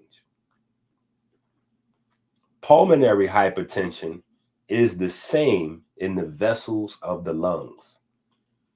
The pressure controls gas movement, and that is the controller of the blood plasma's pH. The blood plasma's potential of hydrogen or power of hydrogen is literally the basis of all cellular function. This is why any alterations to pH can turn deadly very quickly. Real changes in pH will kill you quicker than AIDS, cancer, or diabetes. The higher the blood pressure, the more oxygen the heart needs. The lower the blood pressure, the less oxygen the blood can get. The less oxygen the blood gets, the more hypoxia and hypercapnia set in. The more H2O flood the cells, etc., etc. This is your background operating system when it is crashing. Okay? What page is this? Let me give y'all the page. All right? This is page 23. Right? This is page 23 in your book. The higher the blood pressure, the more oxygen the heart needs.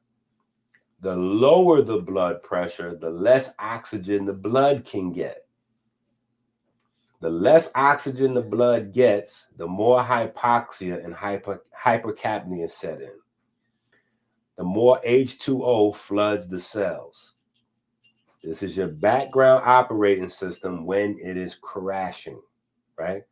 So, why are we talking about that, right? Because we spent time with what? We spent time talking about what? That's the algorithm. Right? That's the algorithm.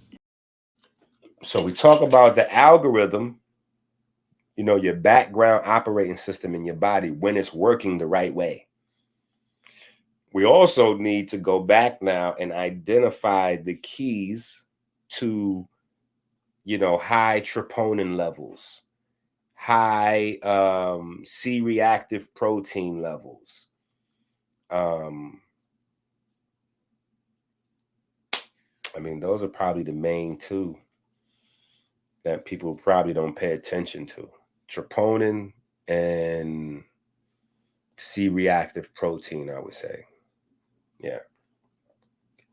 So troponin is like the ghost, you know, it's just fingerprints on the gun, you know what I'm saying? But you never catch the person, you know what I'm saying? You never catch the bad guy. You just catch the clues left at the site of the crime. That's troponin, right? But these are the things so far that we've been able to look at and kind of identify. Anyway, let's think for a second about the olfactory system. The first sense. The olfactory system is the sense that all others are built around. You cannot fully hear sound without smelling it, or fully see without smelling light. It is for this reason that recalling pictures or videos in your mind, aka memories, are most vividly triggered by smell. Dendera is instruction on inner and outer communion with the divine.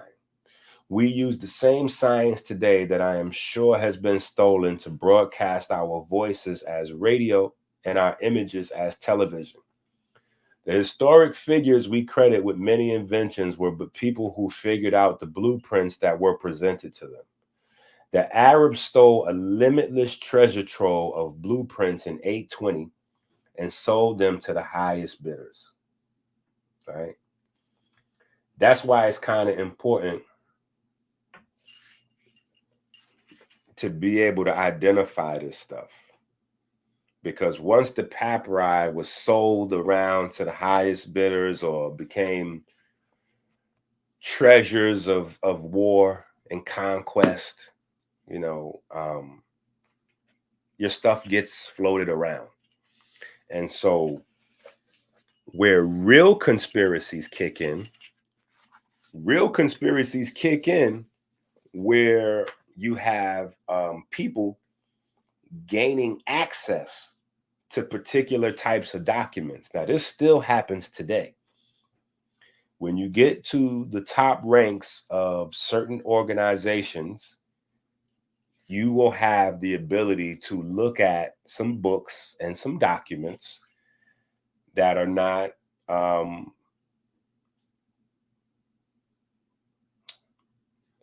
that the rest of the world is not privy to see. We'll just say that, right? Now, when you look at those things, you got to remember, people don't see with their eyes, people don't hear with their ears. You see and hear with your mind. So just having access to look at a thing does not necessarily mean you can do something with the exclusive information that you now have access to. You have to be privy to it, and you have to be prepared. Preparation has to meet opportunity for you to become lucky, right? So you got to be able to look at that and go, wait a minute. Is that a,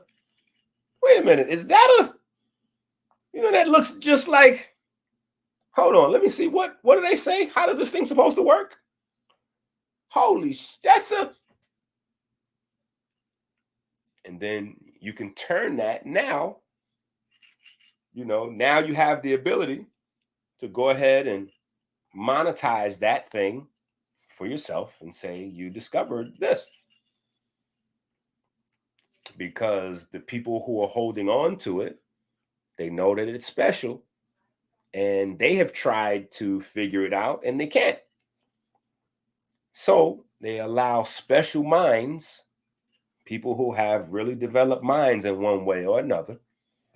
And the way they find those people is by those people moving themselves up the rank of particular types of organizations, because that's what's required to move up the ranks, to be recognized by, you know, certain types of organizations. They go, oh, wait a minute. He can see things in a different way, or she can see things in a different way.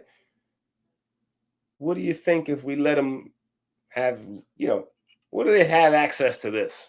Let's see what they can come up with.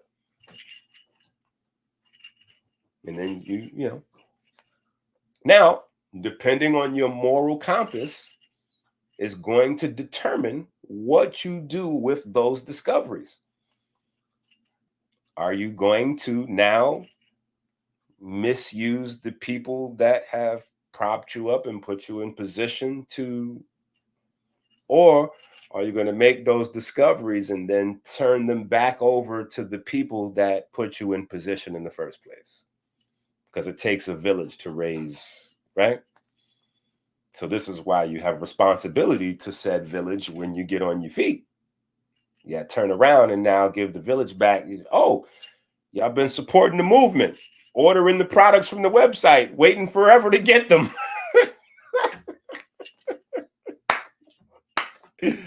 All right, well, shit, we got to, you know, let's run it. Let's run it. Right? So let's take a look at this. Right? Let's take a look at this. And I had beef with a lot of the comedic guys back in the days when I first pulled this out. And I'm sure I still will. Right? But here's the problem with the traditional spelling of Osiris. Right? this guy is missing from it. That spiral. Now, those spirals, it's not just a golden spiral. You have logarithmic spirals. You got a whole bunch of spirals that play very crucial roles in the understanding of geometry and advanced geometry, like hydraulics, the building of engines, and archways for large buildings and construction and all that stuff, right? So they try to say that these people, again, they didn't have any knowledge of this. And I'm saying to myself, yeah, but the pyramids is right there. I get it. Again, like the same conversation I had with Reggie. Yeah, but we don't have any proof of the work that they had to test these theories and come up with it. Yeah, but the pyramid is right there. So again, we don't have a record of the long division work, but we have the answer. You see, they wrote the answer right there and sat it right up in the middle of nowhere for everybody could see forever. We knew all this because we made this. You can't make this without knowing this, this, and this. So we don't have to show you how we came to this, this, and this. We just put this right here. Bang. And whatever you guys know, since you can't construct anything more advanced than this, clearly we have mastered scientific principles that you have yet to discover. Listen to what I'm saying. The fact that those pyramids are there means that the builders of said pyramids have mastered scientific principles that we have yet to discover. So when we have conversations with folks like Reggie and go, yeah, but we don't have proof of the tools they had and but the pyramids are right there. So you have to come to one of two conclusions. Either they were able to do way more with less, which makes them even more genius, or somehow their tools got stolen, broken, hidden, who knows what happened to the tools. But the pyramids are right there. You see what I'm saying? The answer is right there.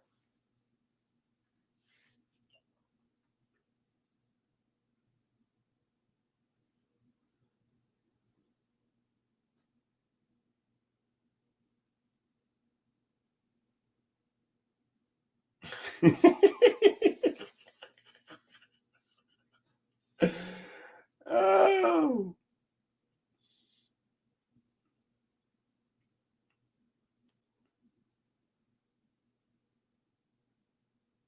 Listen, I get the political conversations.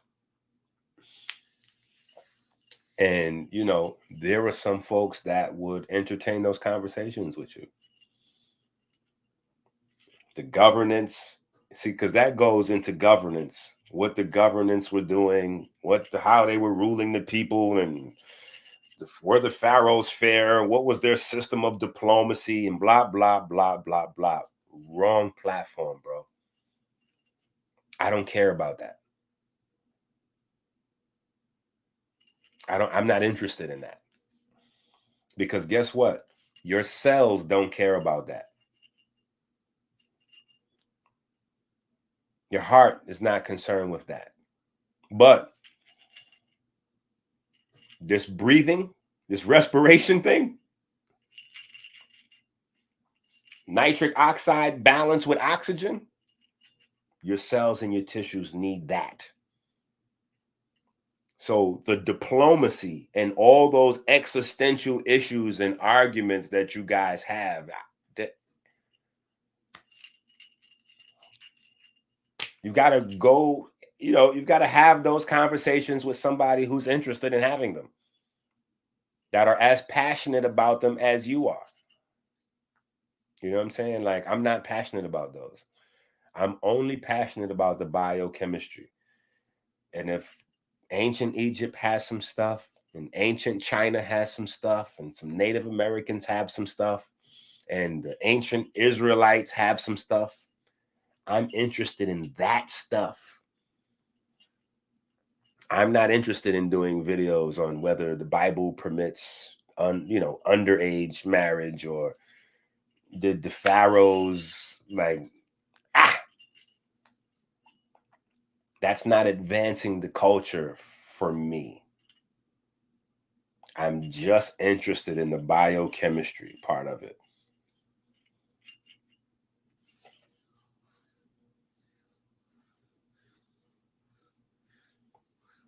Yeah, there's a zillion other platforms where they talk about that.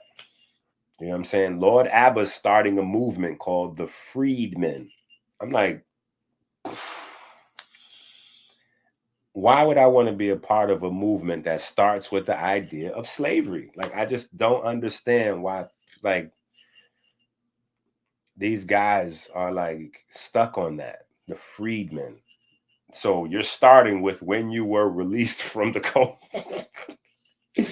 Anyway, I'm off that.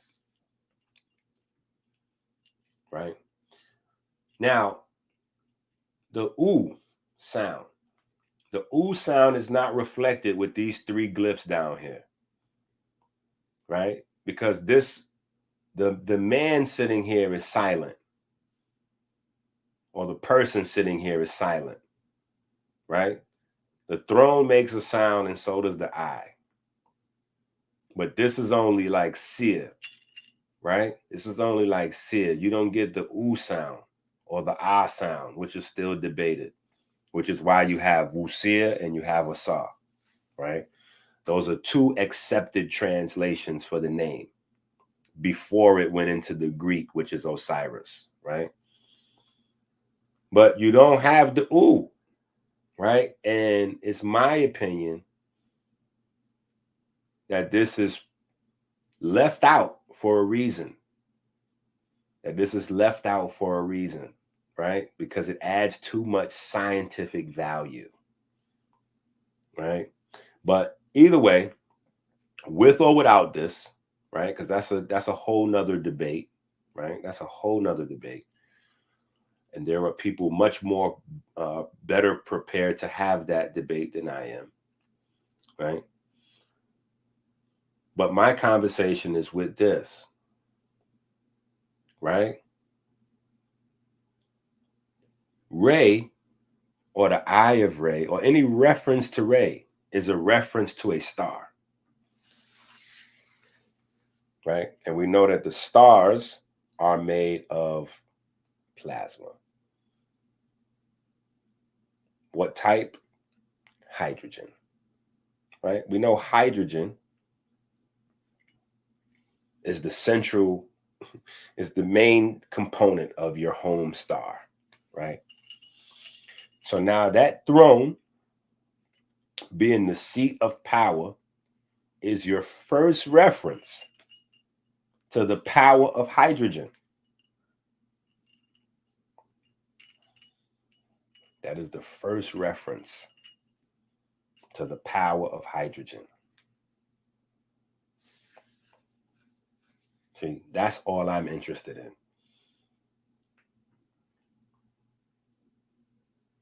Right?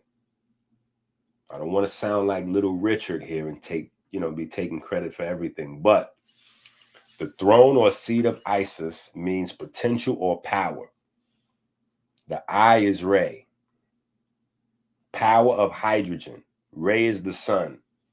Hydrogen, and the story goes that mankind was created from the tears of Ray.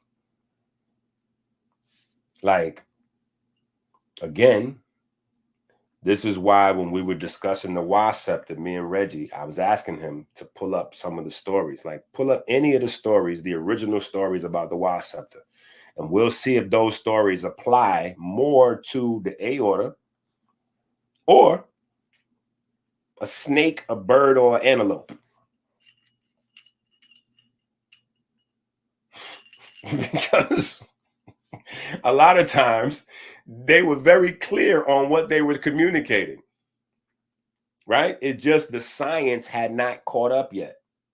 I think I'm going to use that as another one. I'm going to make a second slide for Reggie, right? Second slide for these guys, right? When it said that people were created from the tears of Ray, right?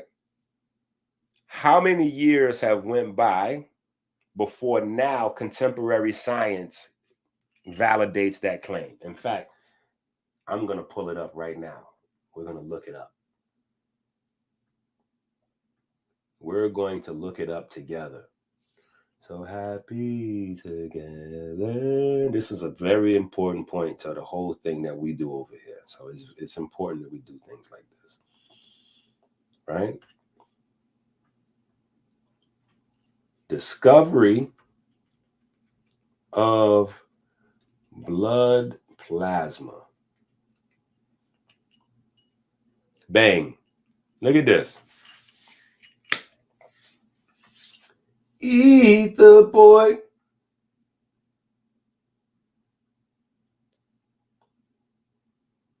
So let's say this was discovered somewhere in his lifetime.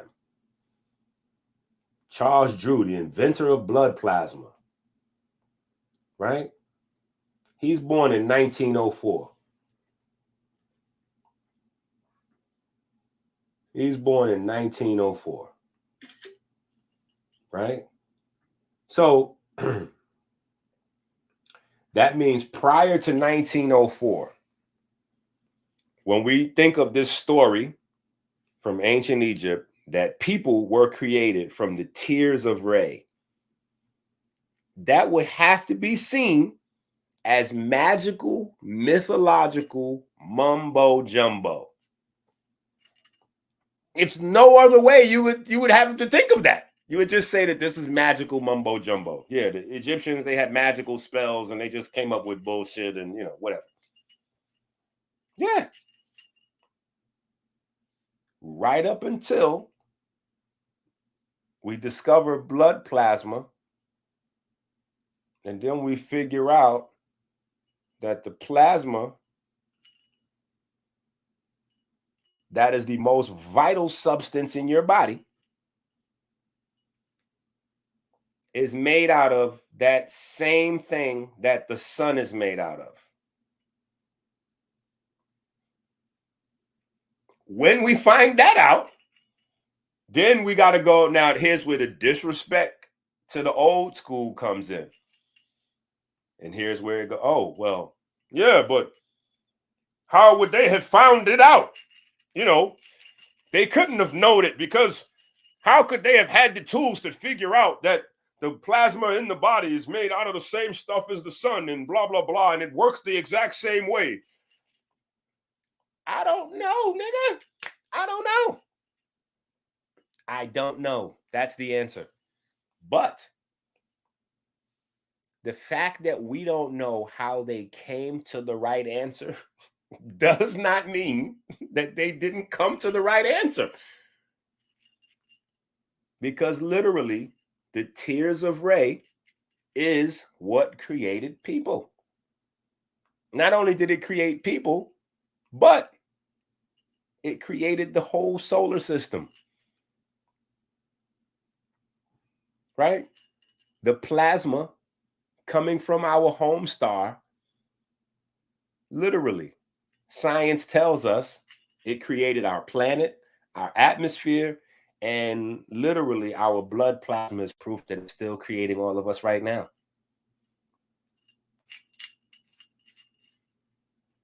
So how did they know? I don't know how they knew. How did they come up with it? I don't know how they came up with it. Does that mean it's incorrect? Absolutely not.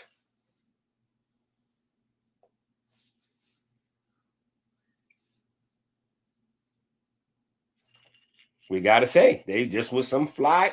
Listen, that's like when you see somebody, right, in the neighborhood, right? Like you grew up with somebody, you know what I'm saying? And at one point, y'all all together doing the same stuff.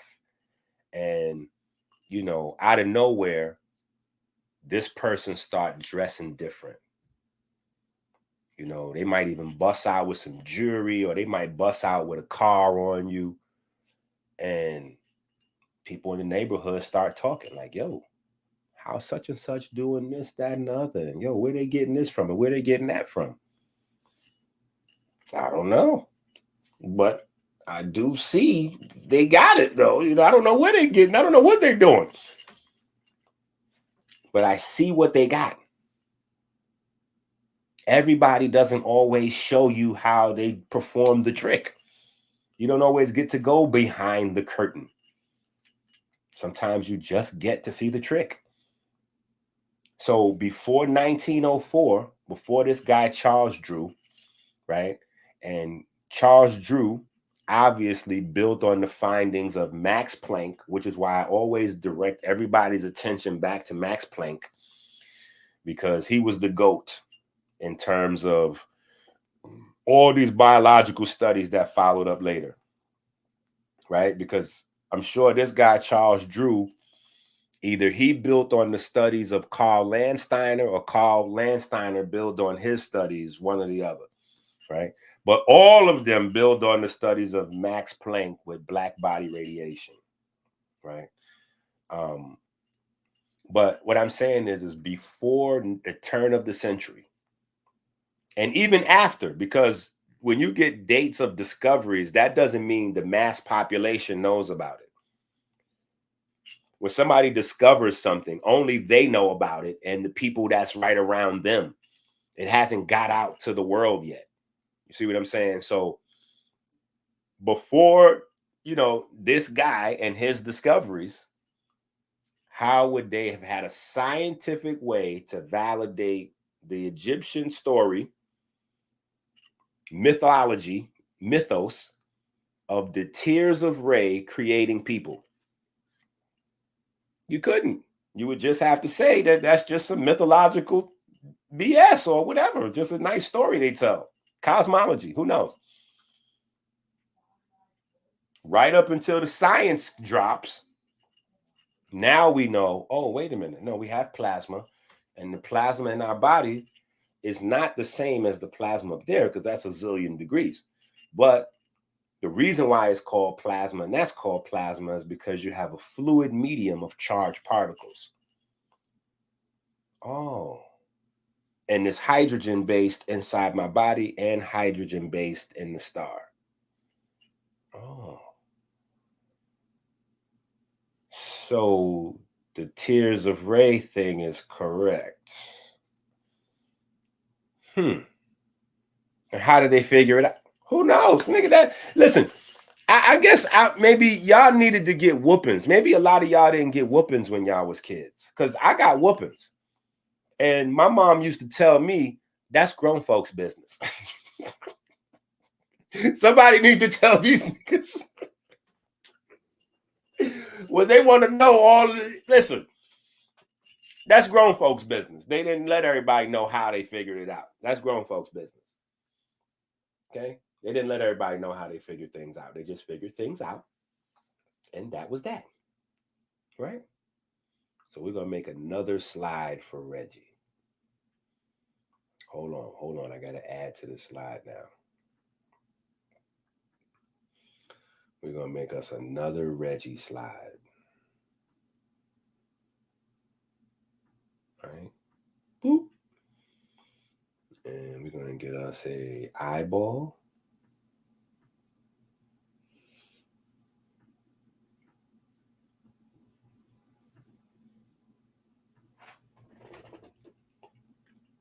Boop. Or actually, maybe we should try this. I think this one will be better. Right? Either way, we'll make two for now, so I can figure it out later. Bang.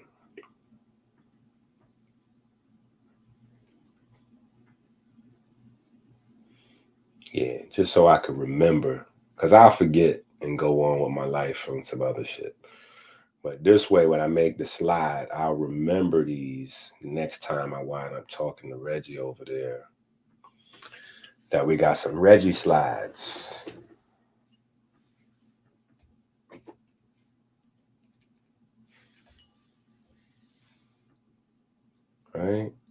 People.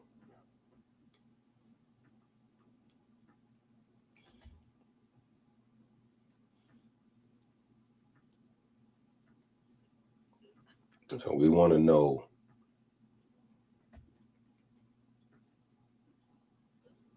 right? We want to know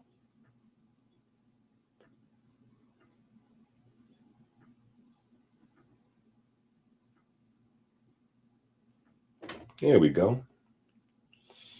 That's good enough for me to remember. Right? All right. That's good enough for me to remember. And I'm sure some folks is watching that could run over there and tell Reggie in advance, yo, EnQi got some slides for you. Yeah. You might want to get ready to explain that wasp scepter thing. Pull that up. And hopefully it explains that the power of the human life form or human existence, it comes from the antelope's heads.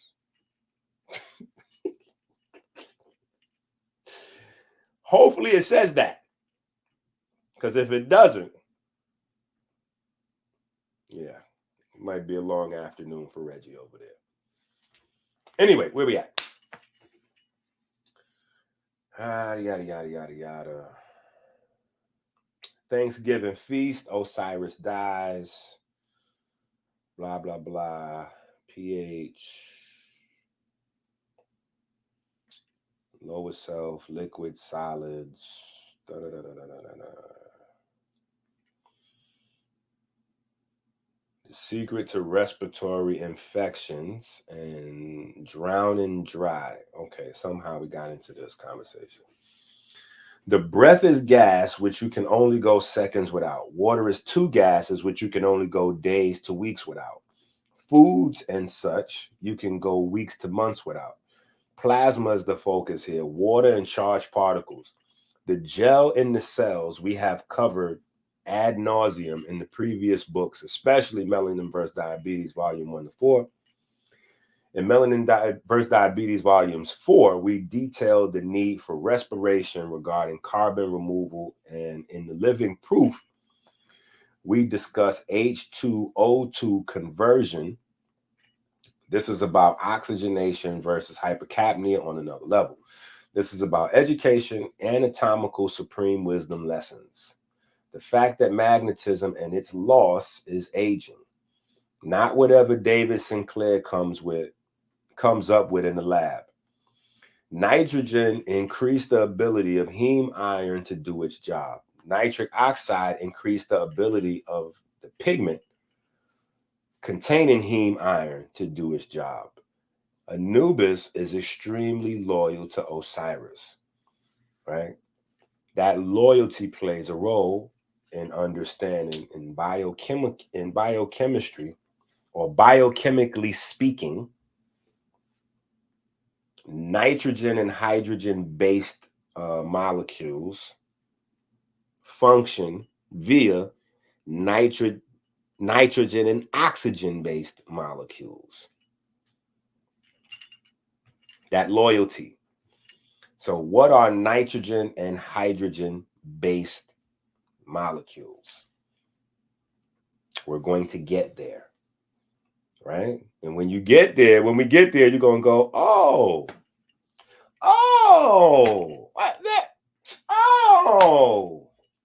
wait a minute. Is that why it's called amino acids? Wait, is it called amino acids have anything to do with Egypt? See? And then they say you making up stuff.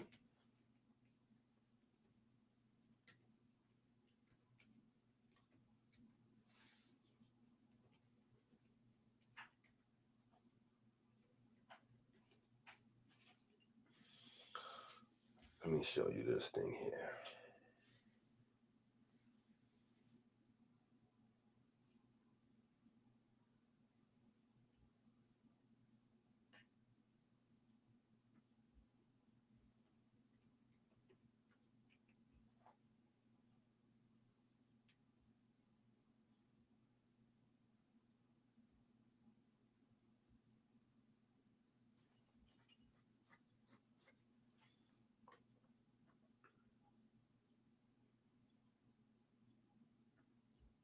All right, so let me hit the share on this and look what I searched.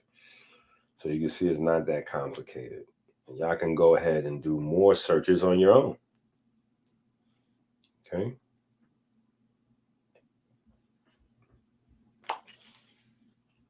Ammonia chloride salt was found close to the temple of Amun.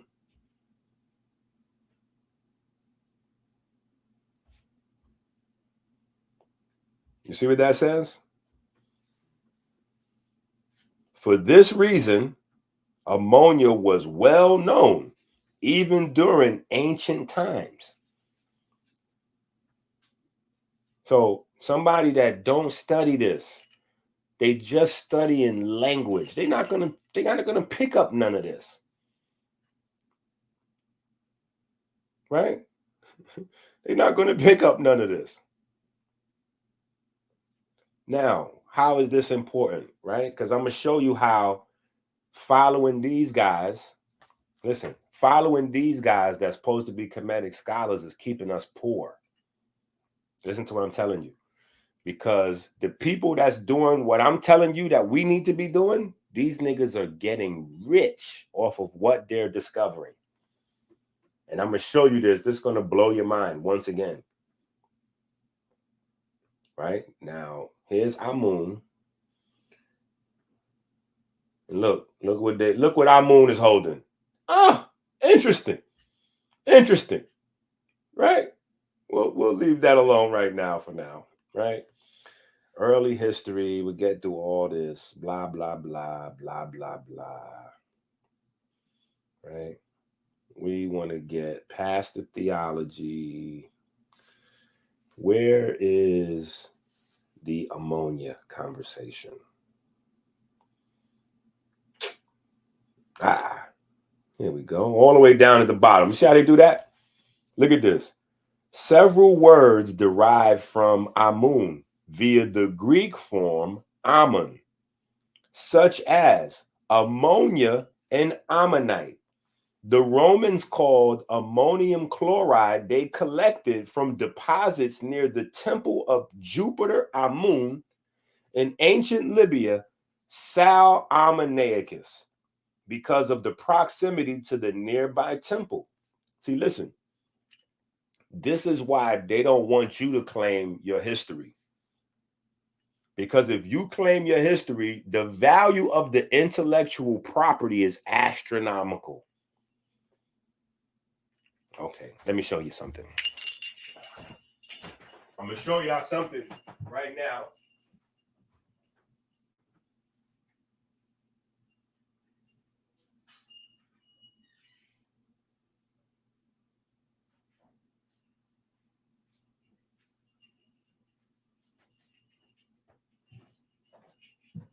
Now, who made bazillions? I can't even find, I don't even know what kind of number of money they made. All of these types of products, right? It says killed 99.9% of viruses and bacteria. That's what's on the cover of this, right? Hold on. I want y'all to be able to see it.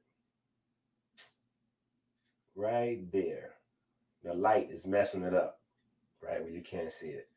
But right there, it says viruses and bacteria. Right? Do you know what is inside of this that allows them to kill, that allows them to put on the label that it can kill 99% of viruses and bacteria?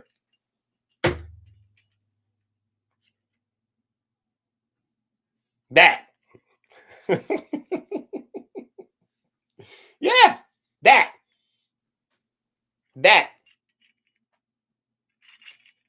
Right there. What they telling you they discovered, the Romans, they discovered it at the Temple of Amun.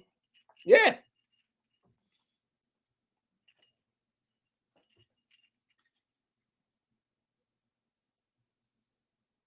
See what I'm saying?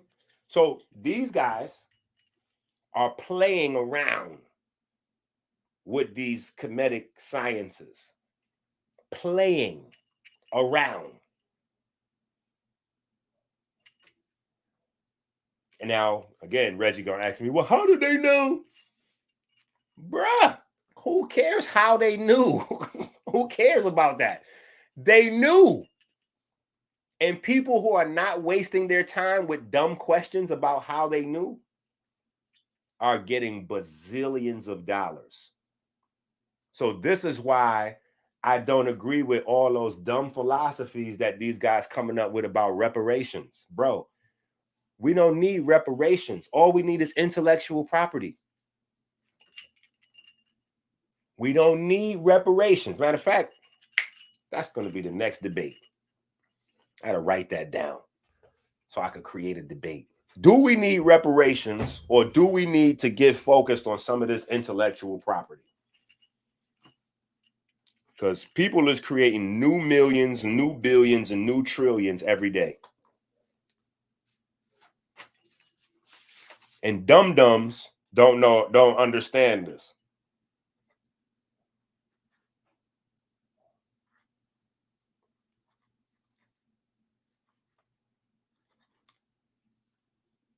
Reparations versus intellectual property. Which one to get us further in the new millennium or something like that? Maybe I give Lord Abba a rematch. Right? Because he's trying to do his reparations American freedman thing. And I'm like, free your mind. Your mind has still got chains on it. You need to free your mind. Right? Listen. This is, and look, this is the main thing, because when they're talking about alkaline, this is that. This is the origin of all them things there.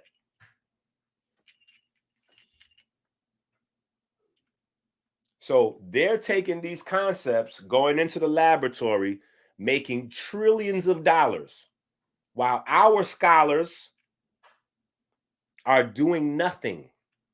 They arguing about dumb things like, yo, but how can we prove how they found out the right answer? Nobody in the real world cares about that. When people were sick and they was dying and they was scared, do you think niggas went to the supermarket and said, I wonder how Lysol kills germs and protects my family? Or did they just say, give me 10 bottles of that shit? Because Lysol was sold out like that overnight. Every supermarket was empty of Lysol. And I guarantee you, nobody said, hold up. Before we buy any Lysol to make sure we protect our households, we should actually write to the Lysol company so that they can put a commercial on TV and show us the experimental materials that they use to come up with these findings. Nobody gave two fucks about that. All they needed to know was that the Lysol gets rid of the germs and the bacteria. They bought it. That's it. That's it. So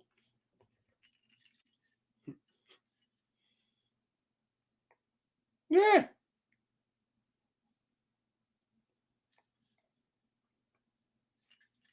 This is where that came from. Right there. So all of your alkaline compounds and the study of how alkaline compounds can fight disease and germs and blah, blah, blah. Just know that starts with the mineral salts that they found at the temple of Amun.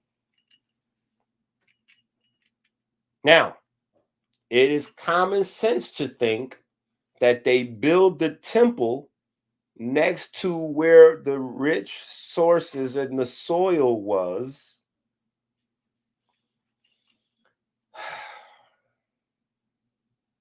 Be too much work sometime with these niggas. But maybe I should put this together too. Maybe we're developing like a whole little slide. We might be developing like a whole little series of slides for these guys. You know, this might be beneficial.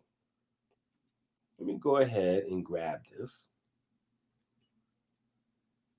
Yeah, we might need to go ahead and grab that.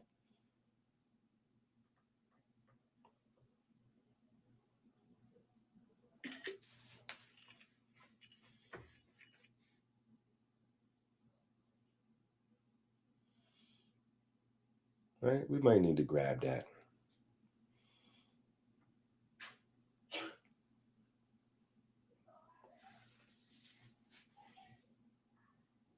Right, and then come on over here.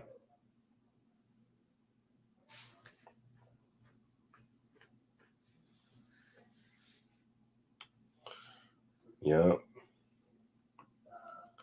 Hold on. Let's go. Let's look at this real quick. Let's go down this rabbit hole. Let me show you how you could do this. Just in case you're at home trying to figure out, like, okay, so you see this, right? Now, mind you, this is buried at the bottom, right? This is buried at the bottom of a whole bunch of other stuff. So a whole bunch of religious and, you know, gods and goddesses info and dynastic info. And most times you would just go ahead and you would click off of this, but by the time you know, but if you paying attention now, oh my goodness, look at this here. Man, you know what? I'm kind of having fun over here. We cooking, because look at this. Watch this. Look at this. The him to aten, right? Now look what it says right in here. Look what it says right here. Look. Now look at this. The fashioner of that which the soil produces. Now, again, if you don't have no understanding of the science, you're going to think this is gobbledygook. So we're going to grab this, right? Because I'm about to click. I'm like one click away from showing you how that's science right there, right? Now we scroll down the bottom. Now we scroll down to the bottom. Now let me show you. We go back to that paragraph, right? Where they talk about the ammonia came from the boom, boom, boom. And the Romans called it ammonium chloride, right? Now watch what happens when we click on ammonium chloride. Look, when we click on ammonium chloride, we get this name, sal ammoniac. We're not going to jump over there just yet, right? We're going to stroll down, take a nice little stroll, right? We're going to take a nice little stroll on down. And we're going to go to this part where it says applications. And look what this says. The dominant application of ammonium chloride is as nitrogen in fertilizer, corresponding to 90% of the world production.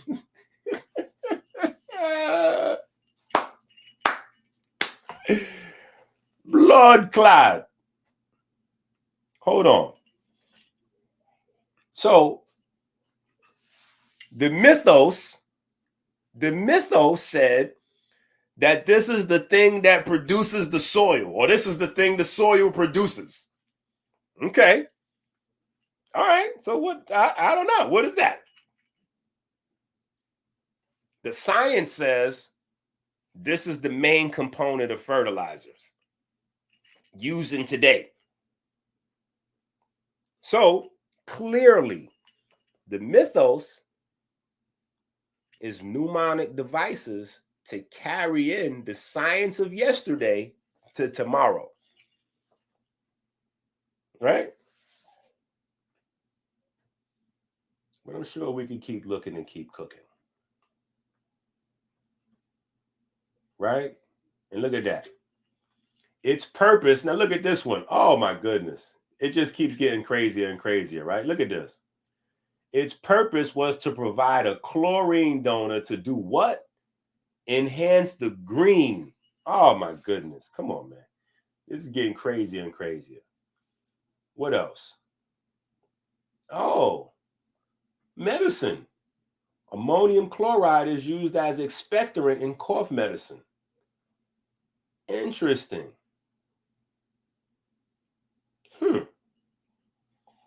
In food, ammonium chloride, under the name sal-ammoniac, is used as a food additive, working as a yeast nutrient in bread making and as an acidifier. So they knew how to make yeast. Wait, so they understood the chemistry of yeast, because me and Reggie talked about the fact that they was making beer and wine back then.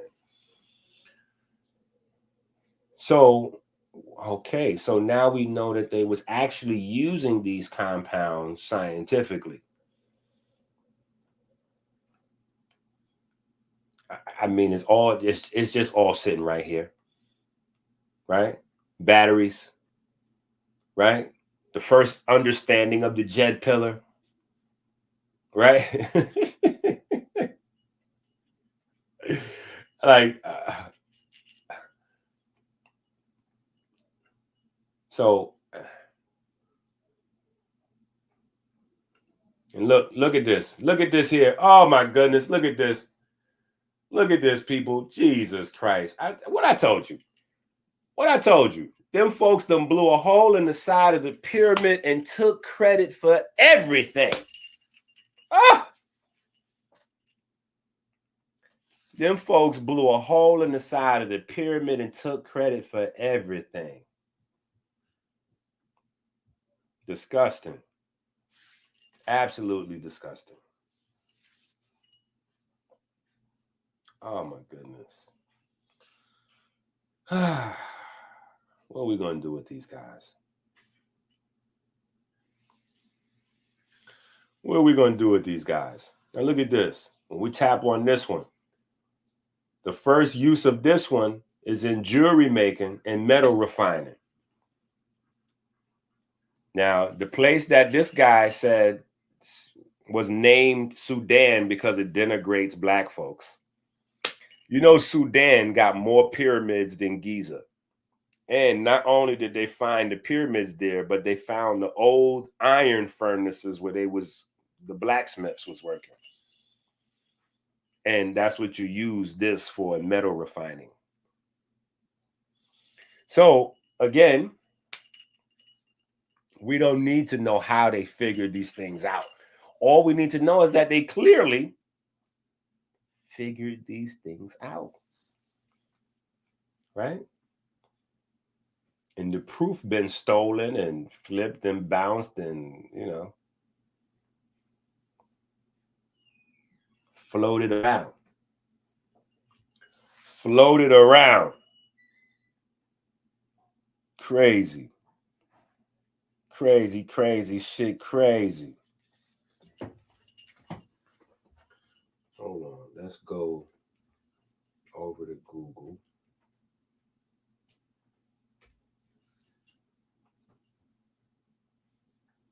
Real quick.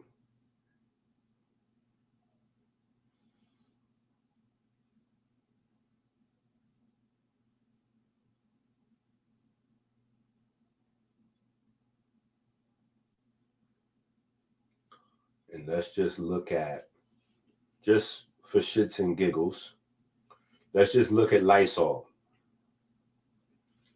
right? Look, the active ingredient in Lysol is what? Just so we don't leave without fully, what is that? What is that? Look, let's click on it. Look at that. Look at that. What's that? What's that right there? Ammonium chloride. Huh?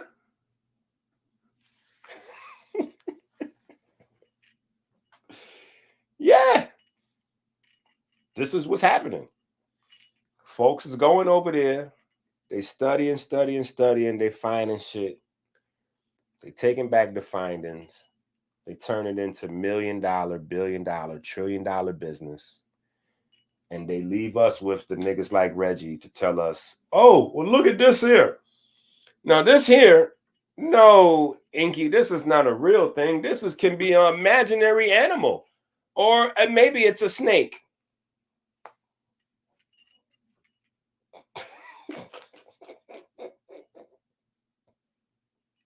That's an imaginary animal, or maybe it's a snake.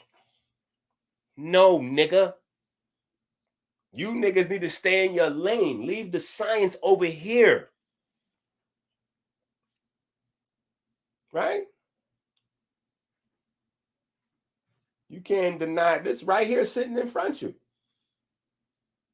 Benzoalkylonium chloride. What does that say right there? It is classified as what? An ammonium compound. Yeah. So this is how, like I told you, this is how they can say, oh, we can kill all the germs. Oh, we can kill all the germs and make $1 bazillion off it with some shit that was found at my house, my uncle and them house, granny house. Y'all done went and dug up some shit under granny house. Yeah. Y'all done went and dug up some shit up under granny house and made $1 bazillion off it, and then put people in position like Lord Abba and Reggie to tell us to look the other way. You know, they done hit us with the Will Smith thingy. You know, your memory is deleted. My memory is not deleted. Yeah, my memory is not deleted. Yeah. And the information is not that hidden. It's right there. Look at that. What it say? What it say? What it say? Benzoalkylonium chloride, also known as alkyldimethyl-benzyl-ammonium chloride, and by the trade name Zephyrin, is a type of cationic surfactant. Cationic, what does that mean? We just been discussing it, right? Cationic. Hold on. What does cationic mean? Remember, we're talking about the negative ions and the positive ions, right? So that's what that is. You urinate out ammonia-based cations all the time, every time you go to the bathroom. This is low-hanging fruit, right?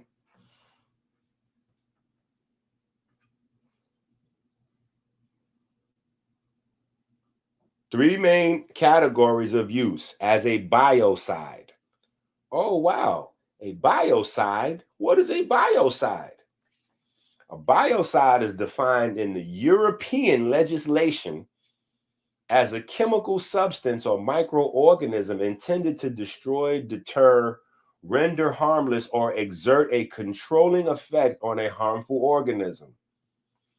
Oh, you mean, wait a minute. You mean it's the thing that kills 99% of the viruses and the germs? Oh, so we just dug up some shit in the dirt over there next to Granny house and them, next to Papa house. They done went down Papa house. Listen, they done went down Papa house, found some shit up under Papa house, repackaged it up. Okay, so this is from the Temple of Amun, right? So this is proof that the priest that was working in the Temple of Amun, crazy shit, crazy. Yeah, we need to find, yeah, we're gonna make another little slide for Reggie. Put a little slide together for Reggie. Yeah, let's get a little slide together for Reggie. Man, oh man, we had to ask these smart ass dum-dums a few questions. We're gonna have to ask these smart dum-dums a few questions. Yeah. Like, hey, Hey, do you know what's inside the yeah, what's inside that stuff over there that, we just watched them make $1 bazillion with? Maybe if we would have been smart enough to figure this out and stop asking all the wrong questions and start getting to the right questions. And the funny thing is listen, I got to write this down because the more I talk about it, the more I'll remember stuff. But the Egyptian mathematical papyri, right? They don't teach math the way we teach math in school nowadays. You know how they do? They give you like either an answer and you got to come up with the questions. So literally, their learning system is formatted based on you being able to critically think. So they like, look, we're just going to give you the answers. Now, what y'all do with the answers is up to you. You figure this shit out. You figure this out. I ain't going to give you the clientele. I'm going to just give you the work. I ain't going to give you the clientele. I'm going to just give you the work. Now, if you can't do nothing with it, I don't know what to tell you.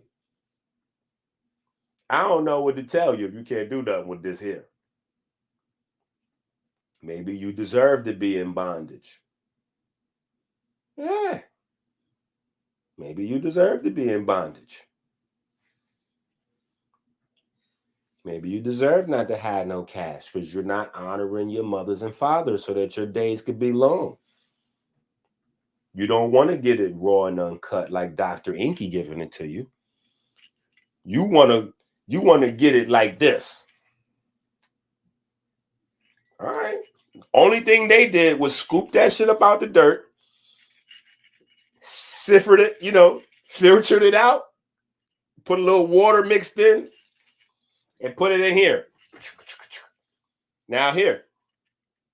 Save your family. Go here, save your family in your household with this. In my mind, I'm like, hold up. Y'all know what this shit is?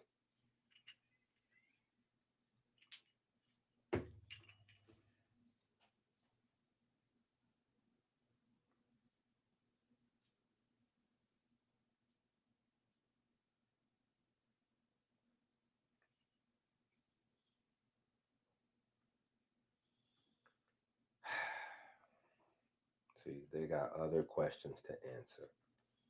Right? Let's keep going though. Where we at? Because we in our book over here. We working. Right? That's what I'm saying. Y'all better go get these books. Y'all better go get these books. Because y'all see, I read that information about the lotus flower out of Race Hustlers Volume 1, and that's no longer for sale. So people was like, yo, where can I get that book? You cannot. This is what happens with Dr. EnQi books.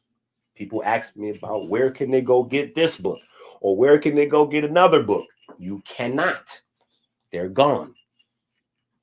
You have to get the books are available because soon they will be gone. Yeah. So.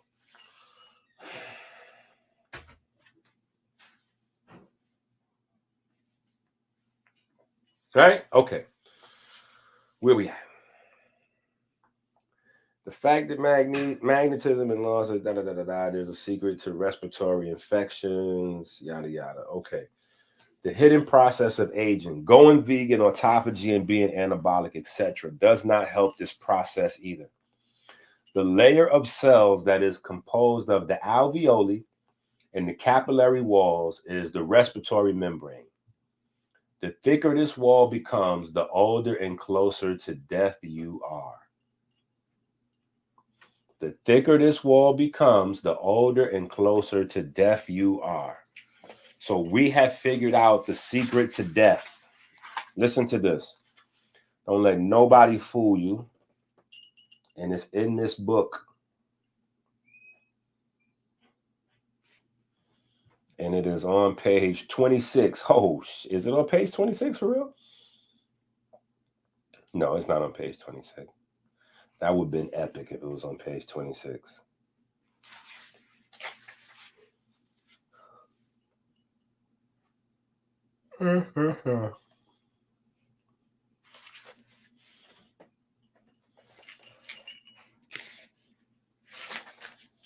No. This is on page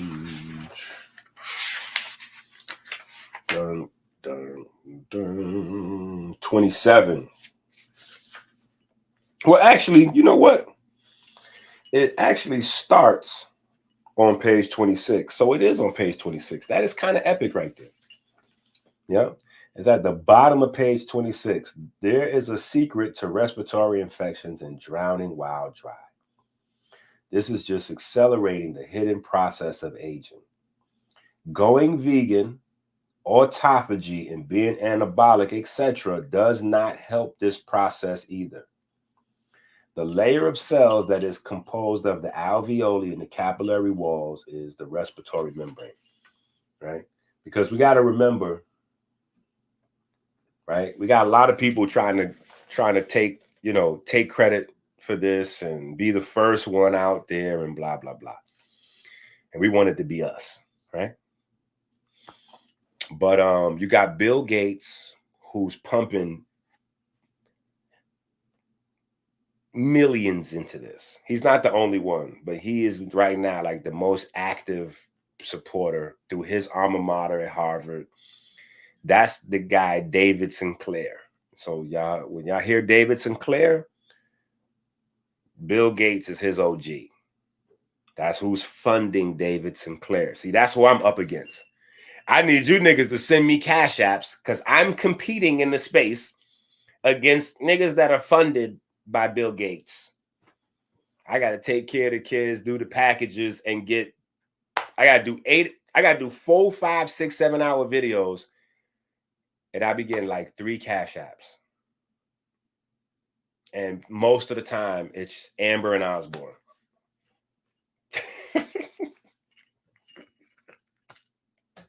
So we working on beyond the shoestring budget. Like, this is a thread, you know what I'm saying? Like, seriously, guys, we got to do better on the cash apps.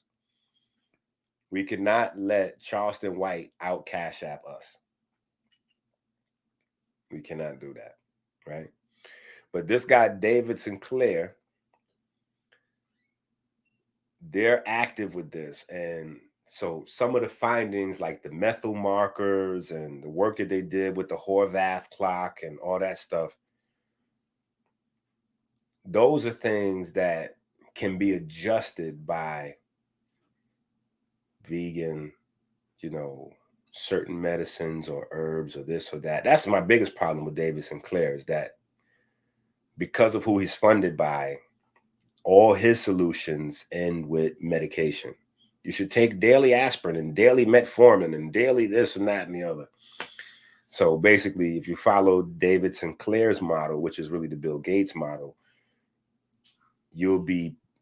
everybody will be taking prescription medication, which will turn the pharmaceutical drug giants into gods. Literally, they'll be selling you life, right? No, because the thing is, those things don't adjust for or don't take into consideration the vegans that die every day, the bodybuilders that die every day.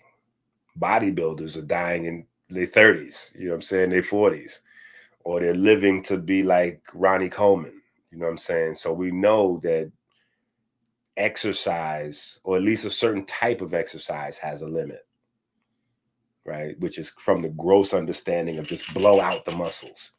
Well, guess what? You know what muscles grow? Slow twitch muscles don't grow. Check this out. Slow twitch muscles don't grow. The big muscles that people show off when they at the Mr. Olympia and all that, those are fast twitch muscles. Fast twitch muscles get big and bulky. So this is why they say Ronnie Coleman was blessed with genetics.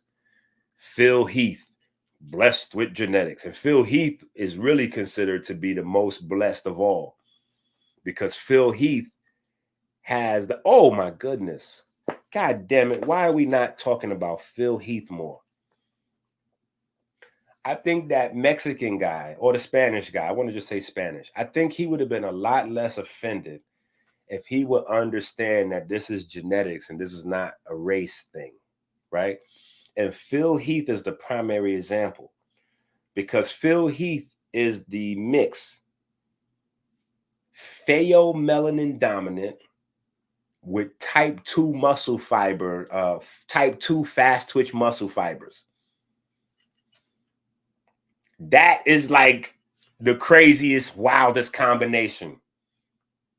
Phil Heath, pheomelanin dominant, so you can see the white lineage in him, but he got all those type 2 fast twitch muscle fibers, which allow him to get big and bulky, right?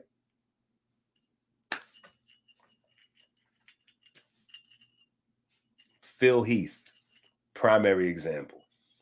But like, like everybody else that doesn't fully understand how the body works, you know what I'm saying? It's a learning progress, but, and you overdo something, it has limits. So what ended Phil Heath's career? The same thing that ended Ronnie Coleman's career. The same thing that ended, all the other guys, you know what I'm saying? Their body can't take it after a while, and they got to stop.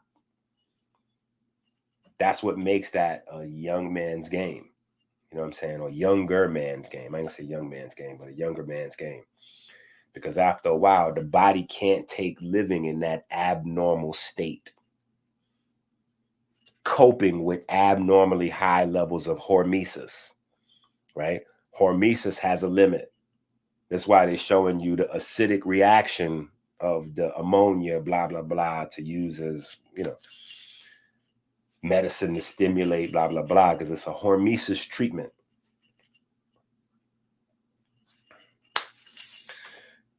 Yeah. But anyway, what I'm saying is the aging mechanism has to be something that is outside of your diet, because we know people that have had immaculate diets, right? But we know diet helps, but we know diet doesn't stop it from happening, right? We know exercising helps, but exercise doesn't stop you from aging. We know people that have amazing diets and that have amazing exercise discipline, you're still getting older, still getting closer to death, right? So we know without being in the lab, without having any tools, Reggie, just the knowledge, we can rule those things out. Right? We can rule those things out. Right? So it has to come down to something that is independent of those things, which is respiration. Respiration and what? How your body absorbs light. Respiration and how your body absorbs light. And what are those two things? Those are the most dominant forces on life in your environment. So as science starts to catch up and say that the environment, you got Bill something or other. I forgot what the nigga name is. Bill something. You're like, yeah, the environment programs itself. And so now people are saying, oh, yeah, the environment. Bro, they've been teaching that 5,000 years ago, though. That's not new. Y'all just jumping on Johnny come lately, like, oh, yeah, EnQi, what do you think about this guy? I'm like, oh, the one who stole our shit 5,000 years. He's all right, but he's not real. You know what I'm saying? Hov already said it best. He's all right, but he's not real. Right? They just flipping and remixing shit. Right? So we've been had that. Right? But those are the two most dominant forces in your environment: light and gas. Light and gas. Right? In your environment and in your life. Right? As I grew up in the hood. And in the hood, there's so much Section 8 going on. You don't really hear about rent that much. You hear about that light and that gas, though.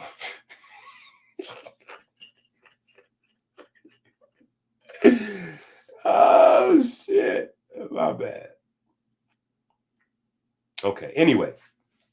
So this is important though, because the thicker this wall becomes, the older and closer to death you get.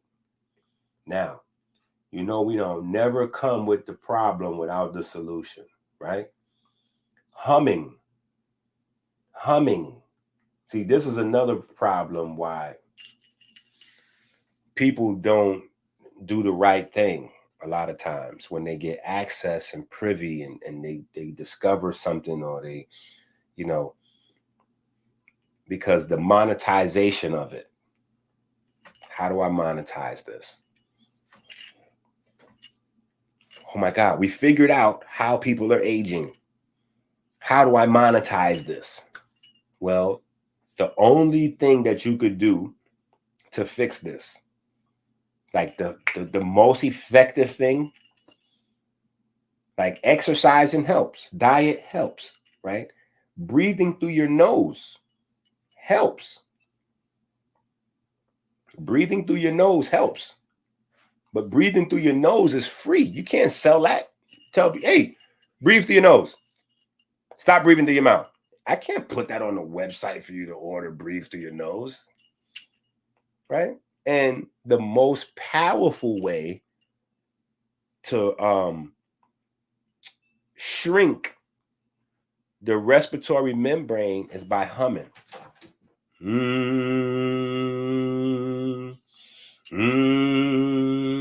know, the thing that the slaves used to do out in the cotton fields, or the people that were under forced labor, humming. The thing that we don't do anymore. Well, guess what humming does? Humming ramps up your nitric oxide production, fills up all of the cavities in your brain, in your face. So, you know, all these cavities, you got cavities all in here. All those sinuses. A lot of people have sinus issues because they're not getting enough nitric oxide production. But if you start humming for 5 to 10 minutes, it shrinks the respiratory membrane and fills you up with nitric oxide. Now, how do I sell that? I can't package that. There's no way to package that. So you know what most people would do? They would just never tell you that. Even though this could be life or death for thousands of people, millions of people, especially when we live in a time period of respiratory infections. They would prefer to not tell you that because there's no way for them to monetize that. Me, I'm going to tell it to you and say, get the books, support the website, send a nigga a Cash App, join the Patreon, like support the research so I could continue to give it to you like that. But that's the solution to the world's most difficult, unsolvable problem. Nature is simple.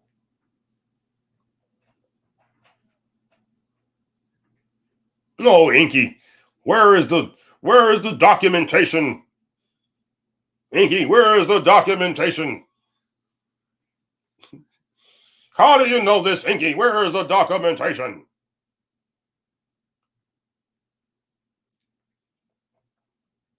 That's why sometimes we just have to not pay any attention to these guys, right?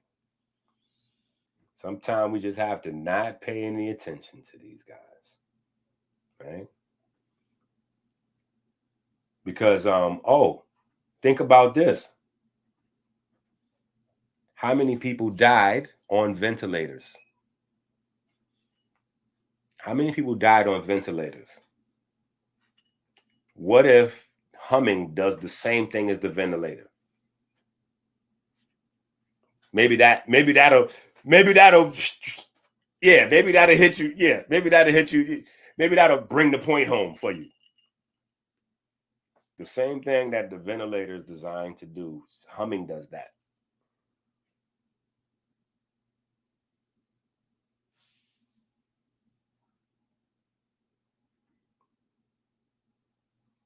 Appreciate it.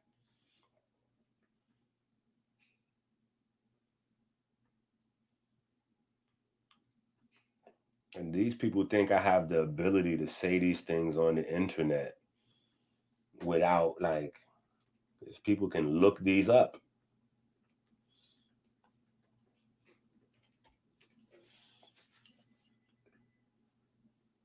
Right?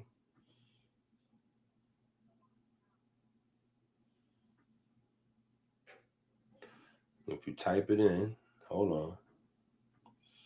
And you don't need to see, the thing is, you got to know where to look in order to find the info. So I didn't type in nothing crazy. I typed in humming nitric oxide and didn't go nowhere. Right here. We just stopped right here. Boop. First article. And what is this? JAMA? What is JAMA? What is JAMA? The Journal of something medicine, something. What the hell is JAMA? Who is these folks?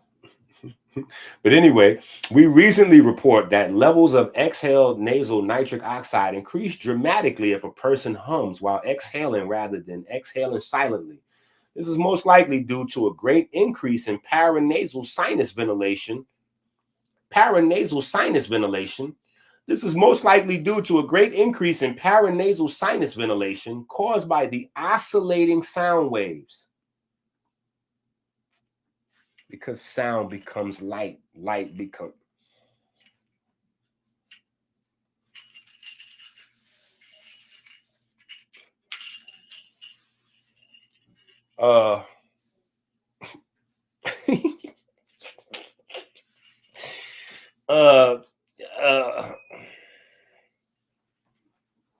Yeah. Right? Now let's go to our favorites, right? What do they got to say? Look at this. National Library of Medicine, which is also the what? National Center for Biotechnology Information. And what are they saying? What are they saying? Humming greatly increases nasal nitric oxide. Interesting. Okay. Yeah. Okay. All right. We got it. 15 times more nasal oxide with humming. Interesting. Okay. All right. Yeah. Telling y'all, go get the book. And not only do you need to get these books, but you gotta tell a friend to tell a friend that it's him again. Nature, Noriega, the Wild Gremlins, Champagne on a Rock, pork chops and applesauce, chopped carrots with salad. Oh my goodness, big pun. What happened? Oh man. All right, so blah blah blah blah blah. Full stop. Breath is spirit. Respiratory failure is spiritual death. Do you even understand the time period you're in? Mucus is your inner algae. You have defense mechanisms led by mucin. Mucin and neutrophils producing histamine are the main drivers of mucus. Histamine can come from food too, though. So, in fact, the haplotype thing comes back around here, right? So, mucus is your inner algae. Have defense mechanisms led by mucin. Mucin and neutrophils produce histamine. Producing histamine are the main drivers of mucus. Histamine can come from food, though, as well. In fact, the haplotype thing comes back around here.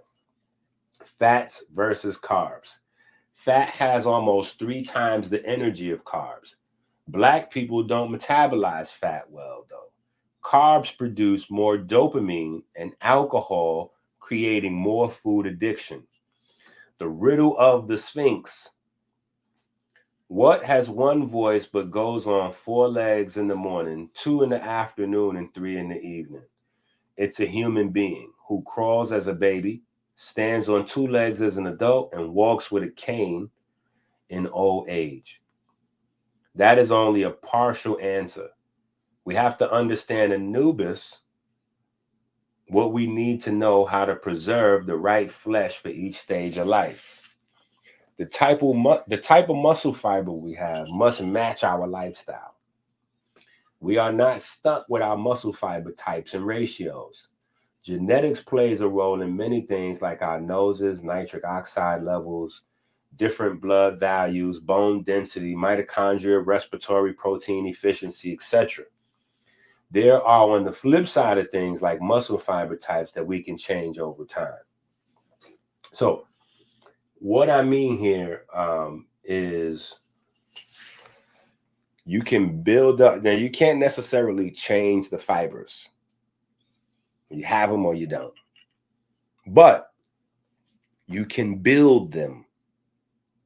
You can build them. Build them up, right?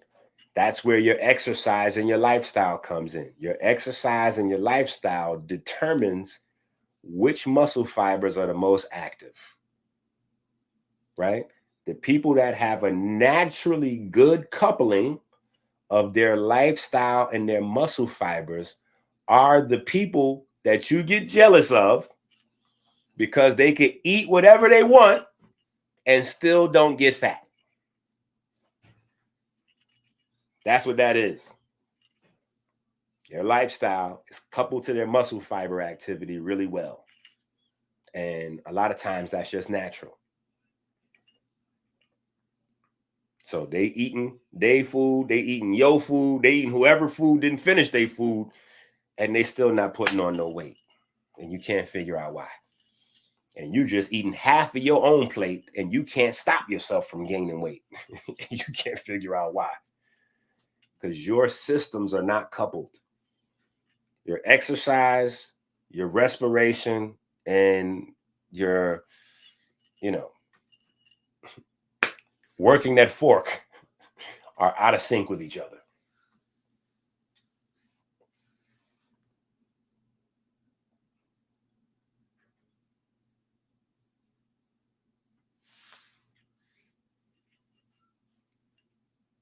Come on now.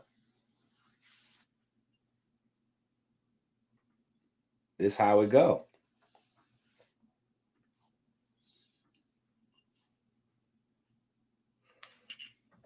So Anubis, being the god of decay, also makes him the god of aging, because aging is decay of the body. So right there, we have a second way of viewing Anubis as the god of aging, right? Or sickness or health even. Not only is he depicted in the pictures as the doctor.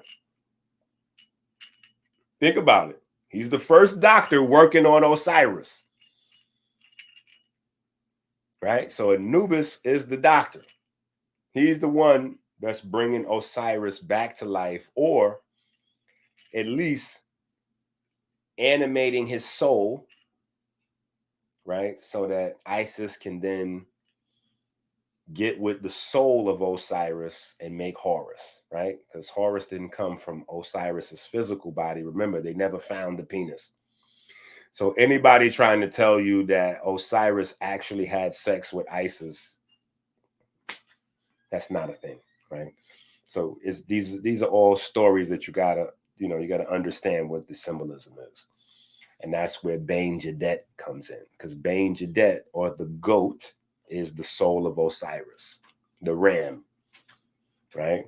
And in other countries, they talk about Bane Jadet as Khnum, right? So you have Khnum or Bane Jadet, which is the soul of Osiris, which is what Anubis raised from the dead on the lions, right? He raised from the dead on the lion, right? This is just what happened, right? Anubis did that. So that also makes him the first master, builder. We'll leave it there, right? But you have Anubis as the guardian of the temple, right? So if we know that the body is the temple, if we know that the body is the symbolic temple of all these different studies, right? There's only one entrance into the temple, Everything else is closed. Your eyeballs have eyelids, right? Your eyeballs have eyelids. Your private parts go under your clothes and all that. So there's only one thing that's exposed that goes directly inside the temple, right? Your mouth can close. Your eyes can close, right? The only thing is the nose. So Anubis guards the nose. What else guards the nose? Nitric oxide. Oh. Anubis is the god of decay. Wait a minute. Your respiration, what you're supposed to do through the nose, I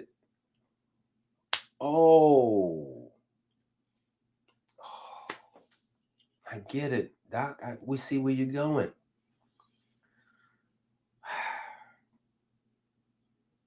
Wait a minute. That ammonium chloride, how do they use it for fertilizer? As what? A nitrogen supplement for the... Oh, Doc, it's clicking in.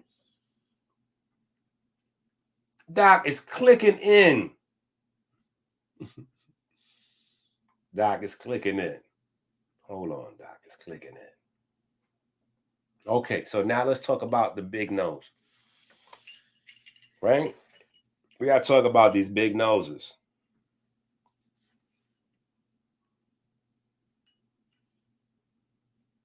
See, I'm qualified.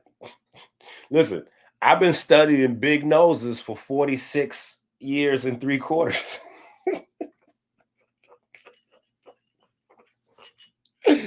Hey, I've been studying melanin and big noses for almost 47 years. I think I'm qualified. Right? So let's have this nose convo. Dr. EnQi, why do you have such a fat nose? Dr. EnQi, why do you have such a fat nose? I mean, while we're talking about this stuff, and we notice that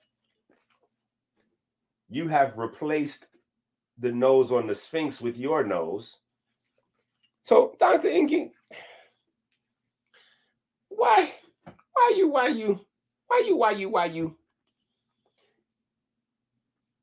have such a fat nose, Dr. EnQi?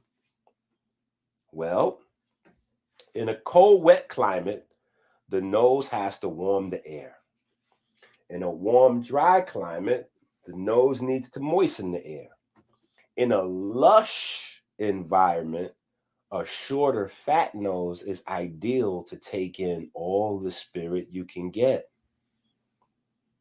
Full stop right there. If you have these type of nose, right? You have this type of nose, that means you come from a lush green environment, your ancestors. See, this is why you got to get rid of noses. You got to get rid of noses.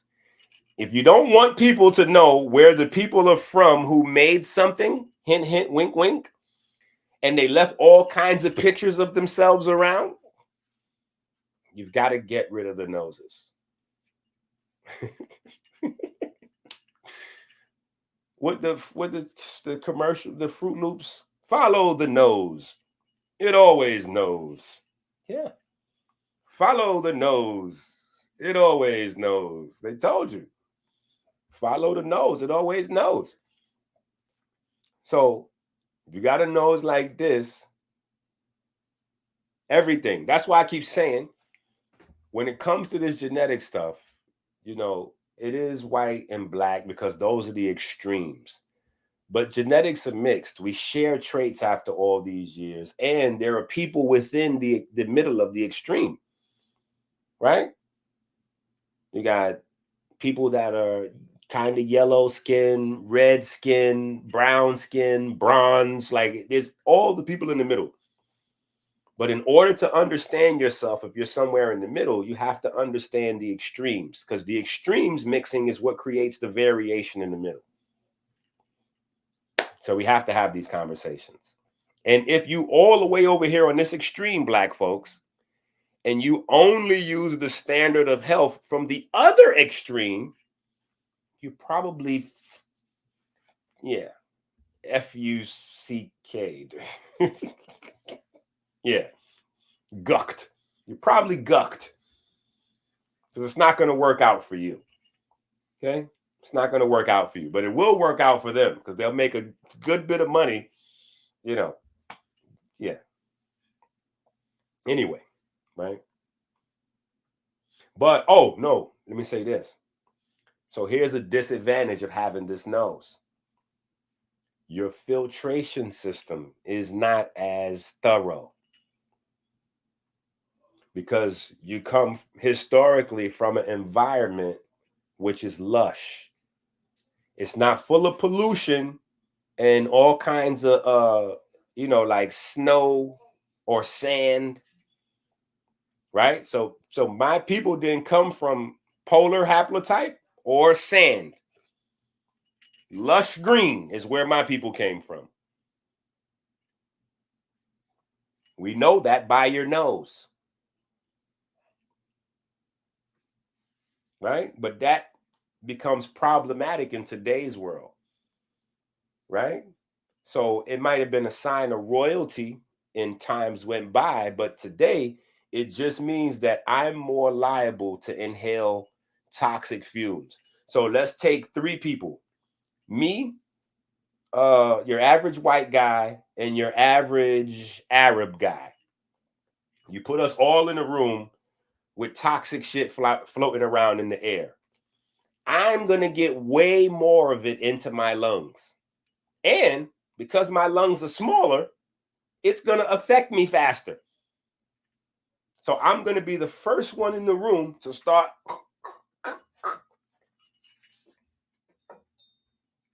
Yeah. So again, this is how black folks have what? The highest rates of asthma. Hello. I need this shit to click into you niggas. Hello. Wakey, wakey. Is this thing on? This is why we have the most asthma. Because our nose. We come from lush, green, beautiful environment. The more green, the better the air, the more oxygen. Our nose ain't designed to protect us from sand blowing or fucking, ice, snow and high levels of moisture and all that. We ain't built like that.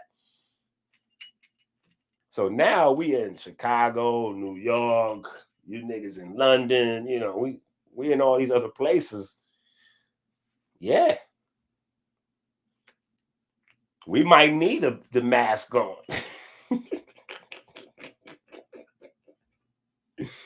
Yeah. Right? So anyway, the crook in the nose may suggest people from sandy regions. The short, fat nose suggests a garden kind of environment. The long, thin nose suggests ice and snow in their original environment. The more testosterone, the larger the nose. This means that muscle fibers also follow suit down to mitochondria. Oxygen intake has to always be coupled to mitochondria activity and dietary activity. The more carbs you eat, the more CO2 you produce. The more fat you eat, the less CO2 you produce.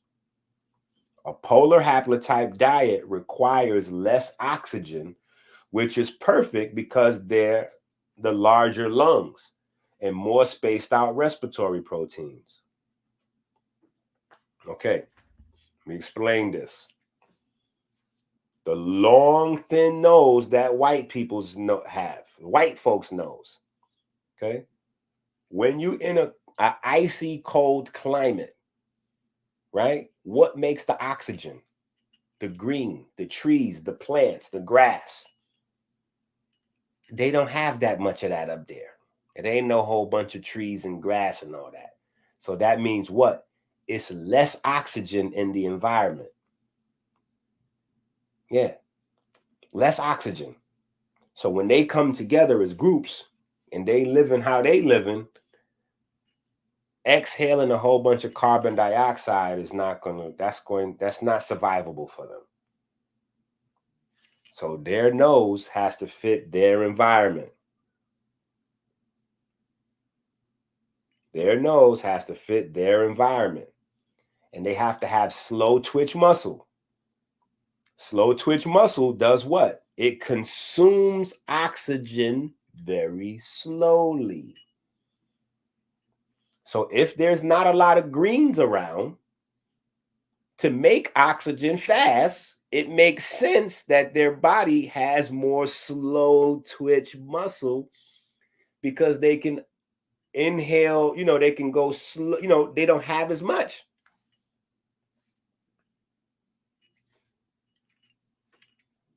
This is what's survivable for that environment. That's why they have those noses, right? Which in this environment we live in today is fucking epic because their nose is going to stop most of the pollution. So again, you walking around, they walking around, they're going to be like unbothered. Yeah. So certain smells that might smell good to them might not smell good to you. Because I can't do potpourri. Potpourri cannot even come in my house. Period. That shit's like kryptonite. Potpourri cannot come in my house. No forms of potpourri are welcome in my house. Not sprays, not lotions, none of that shit. Potpourri fucks me up. My mama too. Right? She got a big nose. Right? The more testosterone, the larger nose. The more muscle mass you have to maintain, the more oxygen you will need. This goes right to why Black folks have more muscle mass. Right? The reason why we got more muscle mass is because we got the wide nose to get more oxygen in there. Right?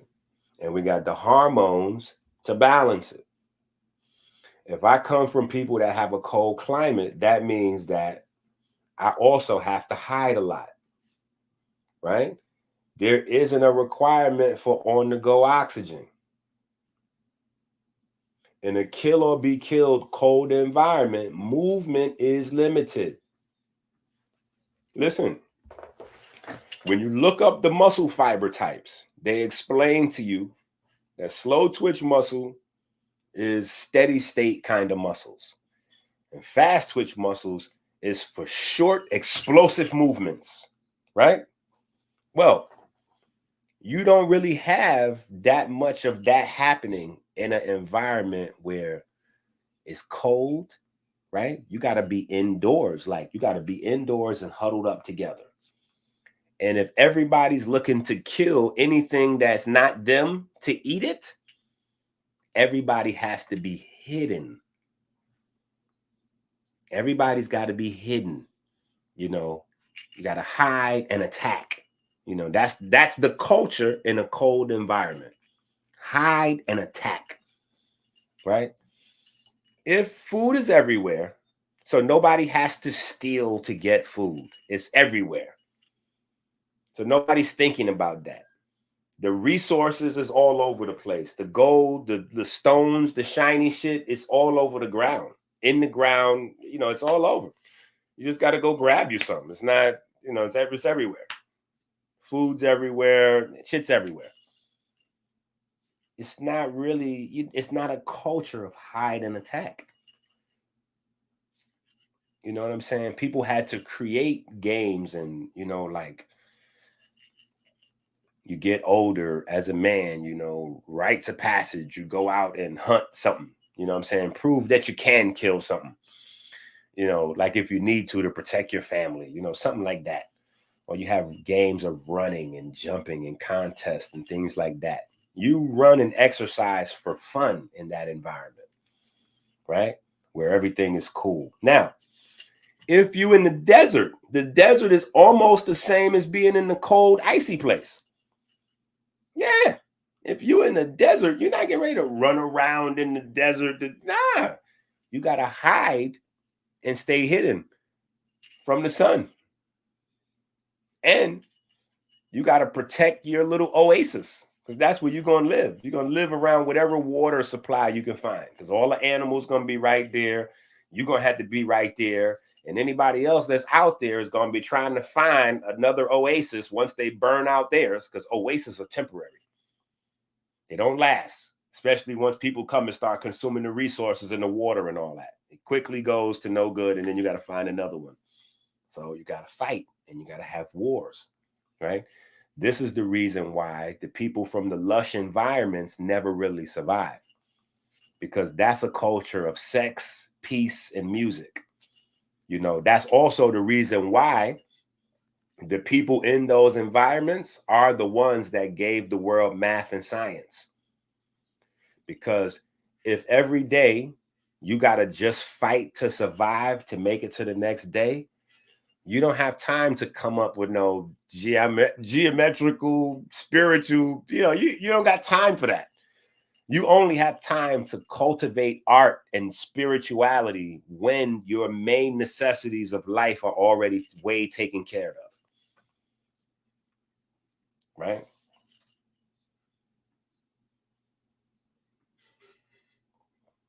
All right. So where we at? So the muscle mass matches the environment. Okay. This is why noses are being erased with a passion. So the people with hook noses and long, narrow noses can tell you that race doesn't matter, right? Because they want to assume your history. Yeah.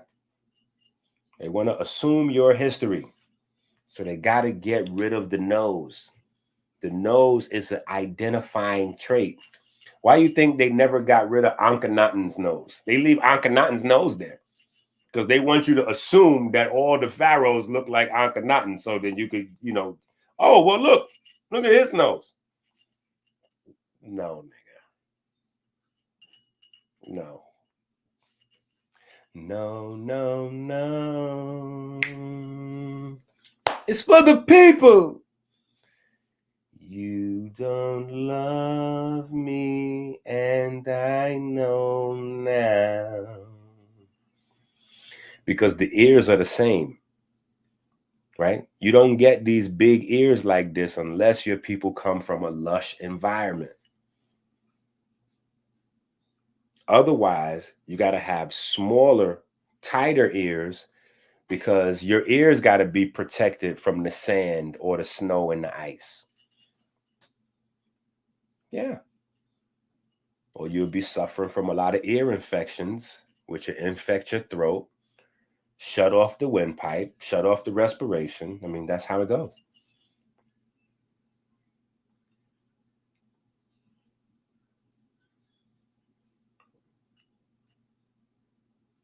I mean, they do have a hieroglyph for face,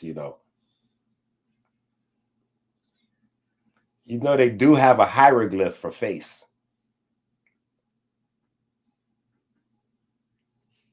Hold on. Let me see if I can find it.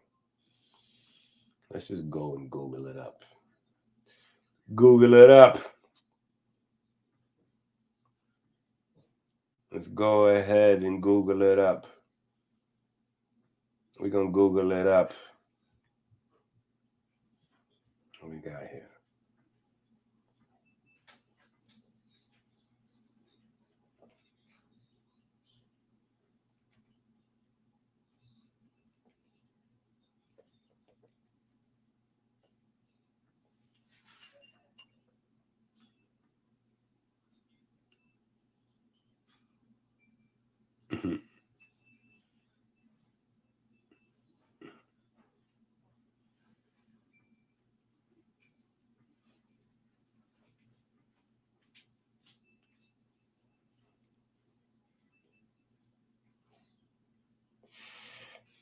So, yeah,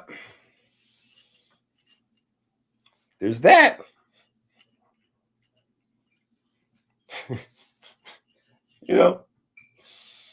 There's that.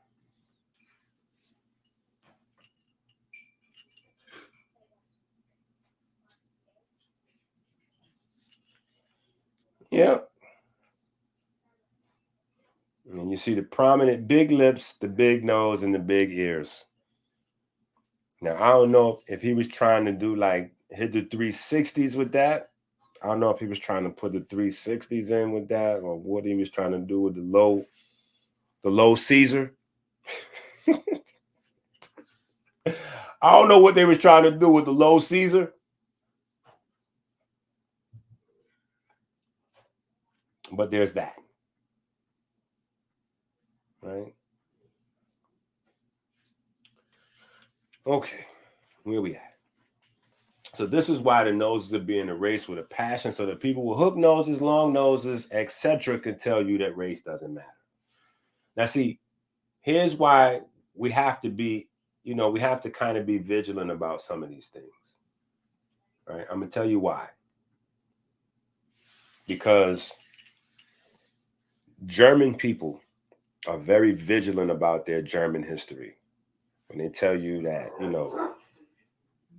math and science and, this guy and that guy came up with whatever, most of what we operate on now comes on math and science from the turn of the century. All of Albert Einstein's contemporaries was working out of Germany. Eric Schrodinger and all these guys. So they're going to promote their thing. And they're going to be proud about them promoting their thing. This is our contribution to global society. We did this. Yeah. Jewish folks going to promote their thing. You can't even critique their thing. Period. And their thing is debatable whether it's even their thing. But you can't even mention, that's what that is. They're going to promote that thing. But once it comes up to, you talking about some Olmec shit or some Kemetic shit or race doesn't even really matter. Race doesn't even really matter. It's a social construct that, it's totally, we have to move beyond it. I'm like, wait, huh? Wait. In the social construct paradigm, when they say that black folks are criminals and isn't that based on a historical narrative? Because those very same people would tell you they've never made any contributions to society. So if you're in the political space, wouldn't you want to attach some of these achievements to your argument, to strengthen your argument and say, no, regardless to whatever the latest criminal statistics says and how Young Thug makes us look in the drill rap, lack of education and poverty creates this. But if we go to times before when we weren't dealing with whatever and we had, we were able to give the world this and we were able to contribute that. Just saying. Right? So we have to do these types of things because otherwise, we know Elijah Muhammad came up with intermittent fasting. He doesn't get credit for intermittent fasting. And we know that leaky gut, Dr. Sebi, leaky gut was a part of the reason Dr. Sebi got locked up in jail. But now leaky gut is all over the airwaves. White doctors saying leaky gut left and right. Oh, leaky gut, leaky gut, leaky gut. They writing books on leaky gut. None of those books says that Dr. Sebi was the person that came up with that.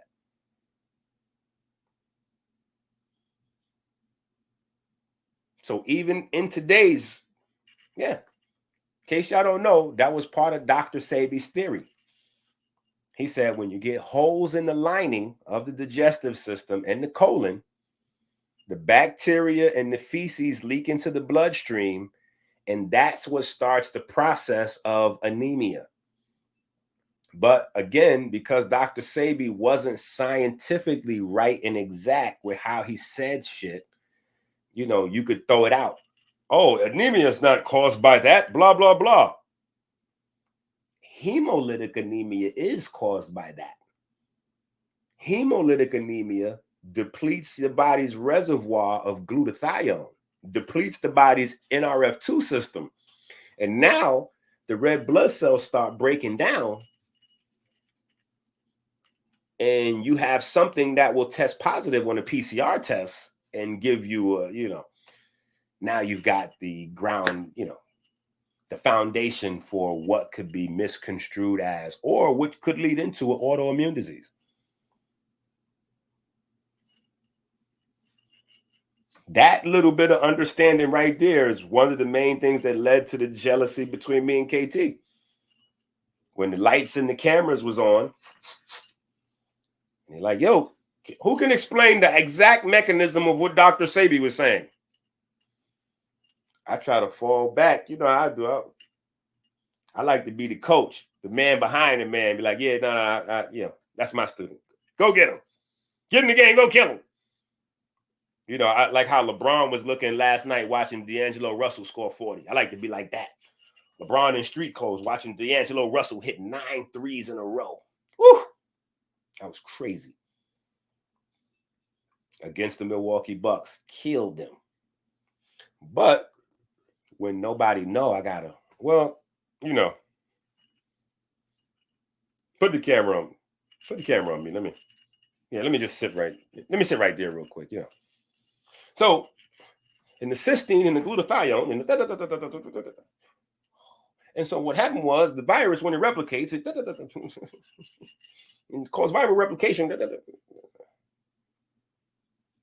And so what was happening was and the hemolytic anemia is when the cell break down because the tissue. Who is this nigga again?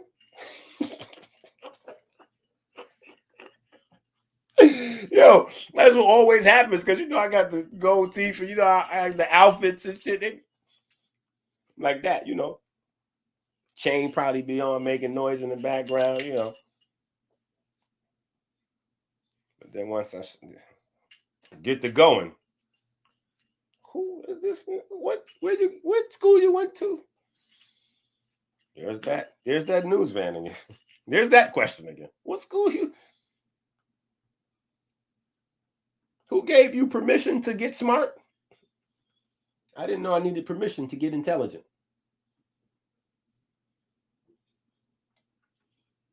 All right, so the thing is, we can reconstruct via science who's who, and our ancestors knew today was coming, right? Osiris, being the perfect black with green skin and fermented fruit sugar for blood, tells you everything you ever need to know. There is no European group or Mediterranean group that can claim the Kemetic science. We know now who has type 2 fast twitch muscle fibers, right? Which correlates to the fermented fruit sugar as blood thingy. We know now who has the glycolytic muscle fibers. We know now who has the mitochondria geared towards metabolizing fat versus fermented fruit sugar. The nose will tell us who came from the lush equatorial environment. Glutathione and cysteine inhibit melanin. Leptin inhibits melanin concentrating hormone. Did you know this? Angiotensin 2 promotes melanin. Did you know that? I'm not even going to say anything about angiotensin 2 or the ACE2 protein because, yeah, there's that. Anyway, here's an article. Racial differences in nitric oxide dependent vasorelaxation. Right? So you have another article to validate what we're talking about.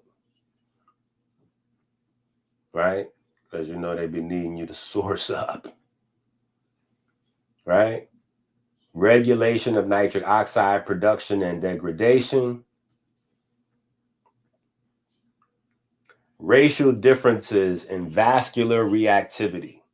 Right? We got to have all these articles.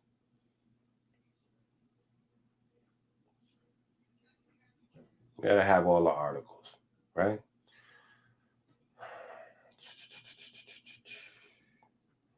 And again, you can go ahead and get the book. Where we at right here? Hispanics, blah, blah, blah, blah, blah. Racial differences in nitric oxide production and bioavailability, right? Mechanisms of decreased nitric oxide production and bioavailability. What was that last one? Racial disparities in nitric oxide mediated vascular dysfunction in pregnancy, right? So I know it's one thing for the doctor with the gold teeth to say it, and also another thing for you guys to read it. So we have the scientific journal articles to give you all of the good stuff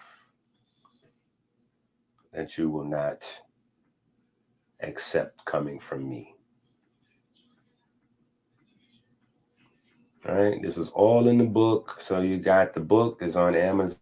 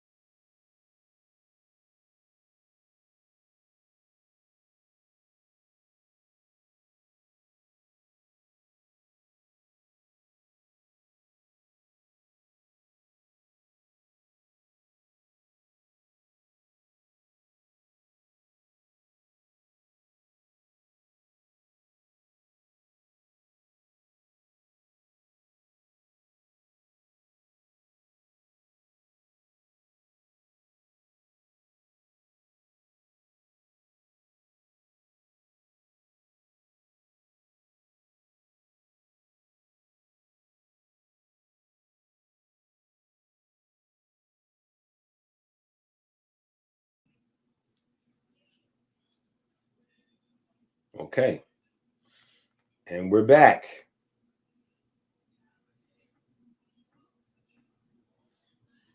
Okay, we're back.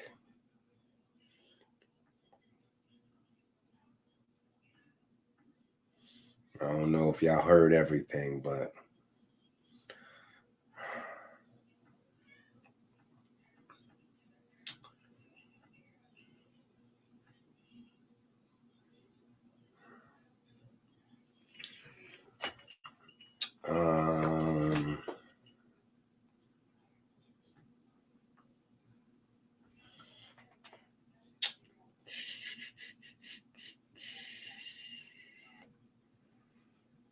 the world is much more different than you have been led to believe. How can we all be the same if we are different? Blah, blah, blah. All right. Some keys before we move forward. Plasma, the colorless fluid part of the blood, lymph, or milk in which corpuscles or fat globules are suspended, or an ionized gas consisting of positive ions and free electrons in proportion, resulting in more or less no overall electric charge, typically at low pressures. Both the plasma of the stars and the plasma within you consist of charged particles at different scale, but a hydrogen fluid of charged particles nonetheless. The fine structure constant. The fine structure constant is of a dimension and very nearly equal to 1/137. It is the coupling constant or measure of the strength of the electromagnetic force that governs how electrically charged elementary particles and light interact. Melanin. Wavelengths of light are reflected or absorbed by pigment in the skin called melanin. Melanin acts as a photo screen by scattering UV light. Racial differences in plasma endothelial 1 concentration in individuals with essential hypertension. right? So this is at the bottom of page 93, right? This article starts. Blood compatibility advancements. Why is plasma renin activity lower in populations with African origin? Right? So again, none of this stuff is stuff I'm making up. We always have all of the articles and the journal stuff that we need to, you know how we do over here, right? All right.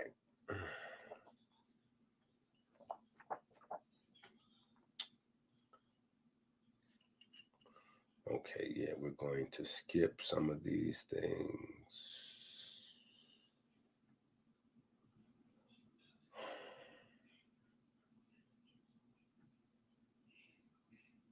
Okay.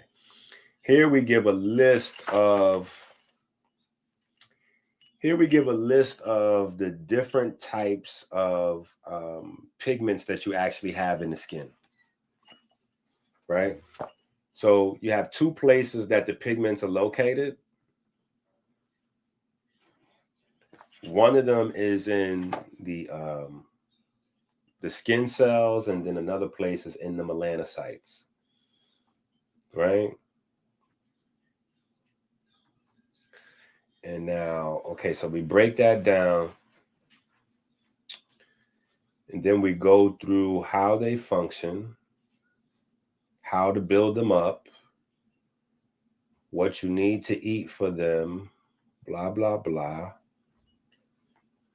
right? Because each different pigment is made a different type of way. So we go through all that. This is all in the book.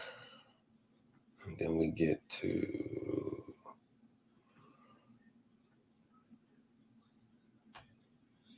we start getting into this space where we talk about building proteins, how proteins are built, right? Those lovely magic squares.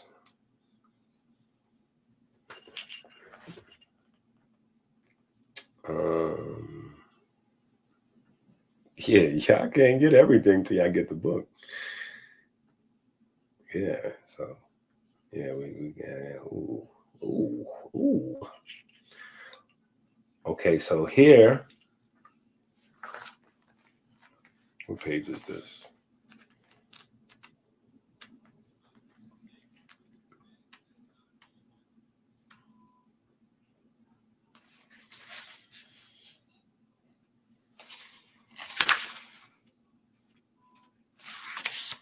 Okay, on page 118, the nose, the lung size, blood values, blood cell counts, mitochondria, respiratory proteins, energy output, free radical conversion are all different amongst polar and equatorial haplotypes. This should make it clear now that using polar haplotype health standards are causing or contributing to our pandemic of respiratory death. Diabetes is a malfunction in the respiratory system, a subcategory of the pigment system. Each gram of hemoglobin holds 1.34 moles of oxygen. Sugar coating destroys the ability of pigment to hold oxygen. The complications of diabetes thicken the respiratory membrane, reducing the ability of oxygen to even reach the bloodstream. These are the major causes of stress on the heart. Increases in carbohydrate consumption uncoupled from oxygen. Increases in carbohydrate consumption uncoupled from oxygen consumption increase peroxide. Histamine increases changes in the gas exchange and overall respiratory rate. This is why VOCs like acetone and isoprene are key disease markers in diabetic complication progression. So you can get the test of your gas and they'll test your breath. This is why they test your breath and start looking for these different type of VOCs or toxic gases, because these are a sign that your respiration is going crazy, right? So we list all of the toxic gases that they test for and what they mean, right? We list those and what they mean. There's that.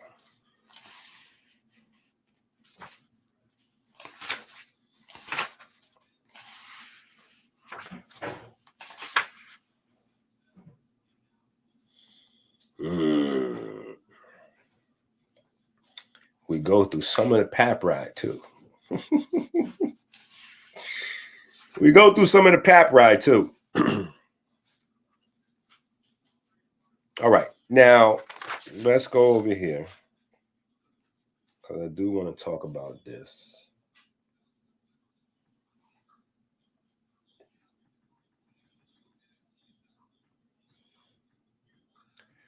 I want to show y'all, because I do show this a lot, right? I do show this a lot, quite often, right?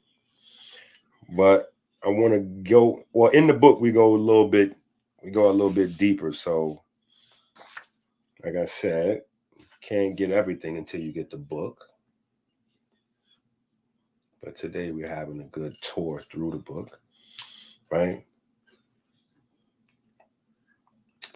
So the mounds, right? And here is where we're probably going to make, not probably, we're going to definitely be jumping into the Horace and Set book. Because I think the Horace and Set book is what started a lot of this animosity. Yeah, the Horace and Set book went crazy. Listen, the Horace and Set book went crazy. But one thing that people got to know is the reason why it's so thick is most of this is reference material. Because again, this Horace and Set book this book wasn't intended to be its own book. This was supposed to be the back of this book. And, in the back of the book is where you put most of your reference material. So that's how this was designed, right? But I still put a lot of stuff in this book that I took out of that book so that this book would be like, dope on its own. And what I put, amongst other things, is the biochemistry. And the biochemistry is what's creating so much of the uproar.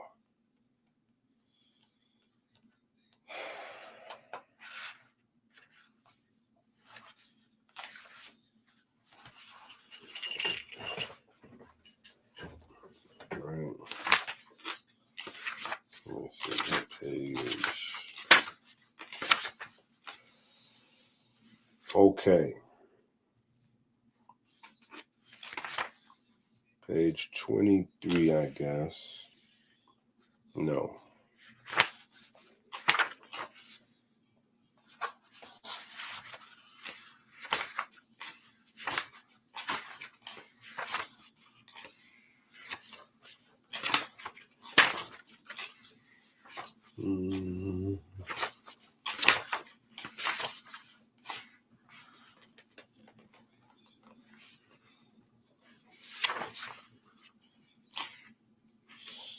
All right, so page 54. Page 54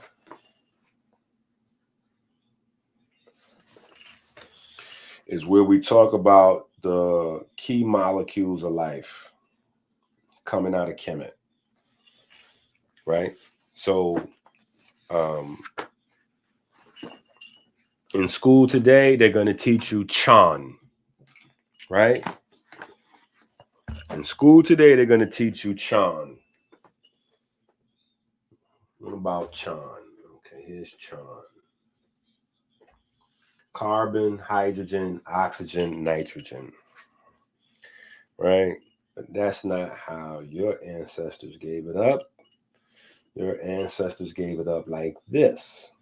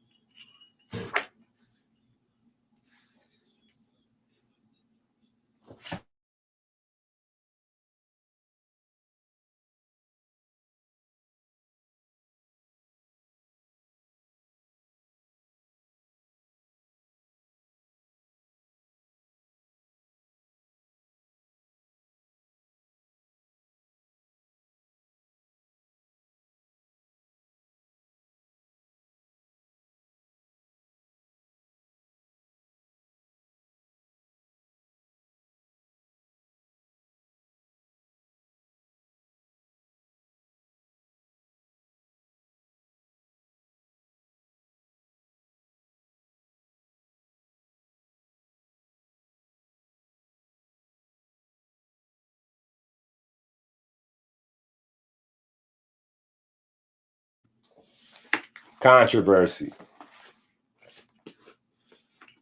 How did they know this? Listen. How did they know this? They know it. What do you mean? I don't know how they know it. They know it, nigga. Right? So, all right. So that's on. I mean, it's kind of all throughout the book, but you know, definitively right there on page 54 is where you have that breakdown. Right? If you don't have the final book, I don't know what page is on. Right? Exactly. Right? Oh, yeah, maybe I should have wrote that better. You know, Dennis is holding it down today. Dennis is holding it down today. So let me write that better. So it'll make more sense.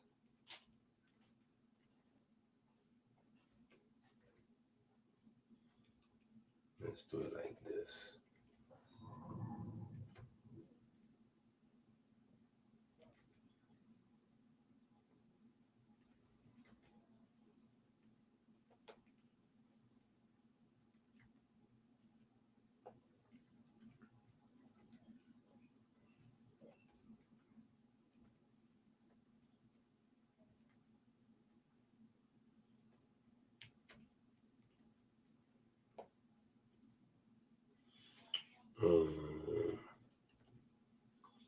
Might as well throw in the rest of the game too while I'm at it.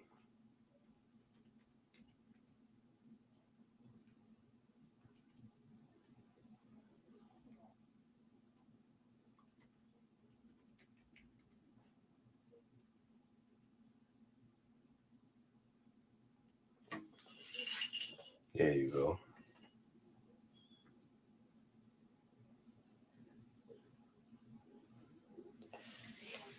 Right?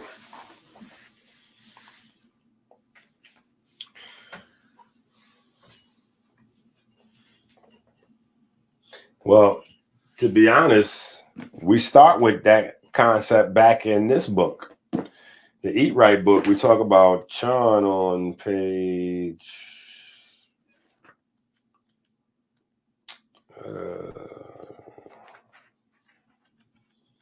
I don't know, it's in here somewhere. But we spent a good bit of time on it.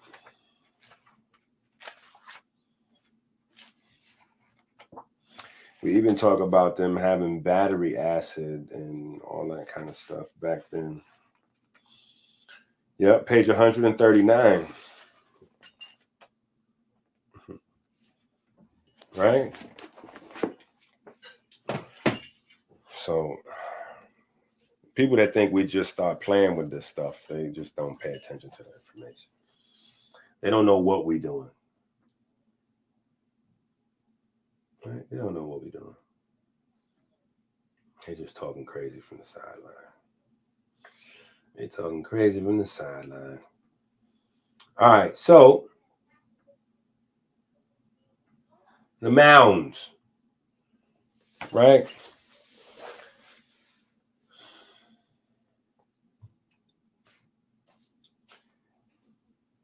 ancient mounds, right? When we talk about these mounds, when we talk about the mounds, especially in this YouTube space, we get an idea of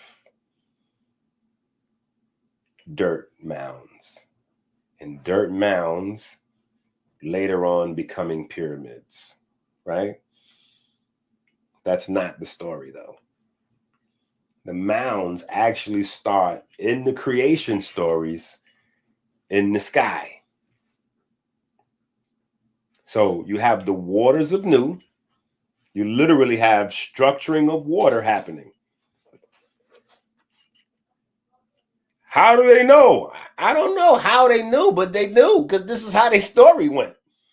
So you have the chaotic waters, and then out of the chaotic waters, a mound arises. Now, in some of those stories, a tomb is on the mound, right? And in some of those stories, our tomb is the mound.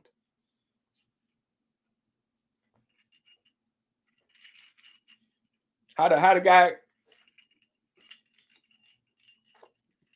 doesn't matter. But we know that life is chaotic waters turning into mounds of gel called structured water. No biochemistry can happen until the mounds of gel is first formed.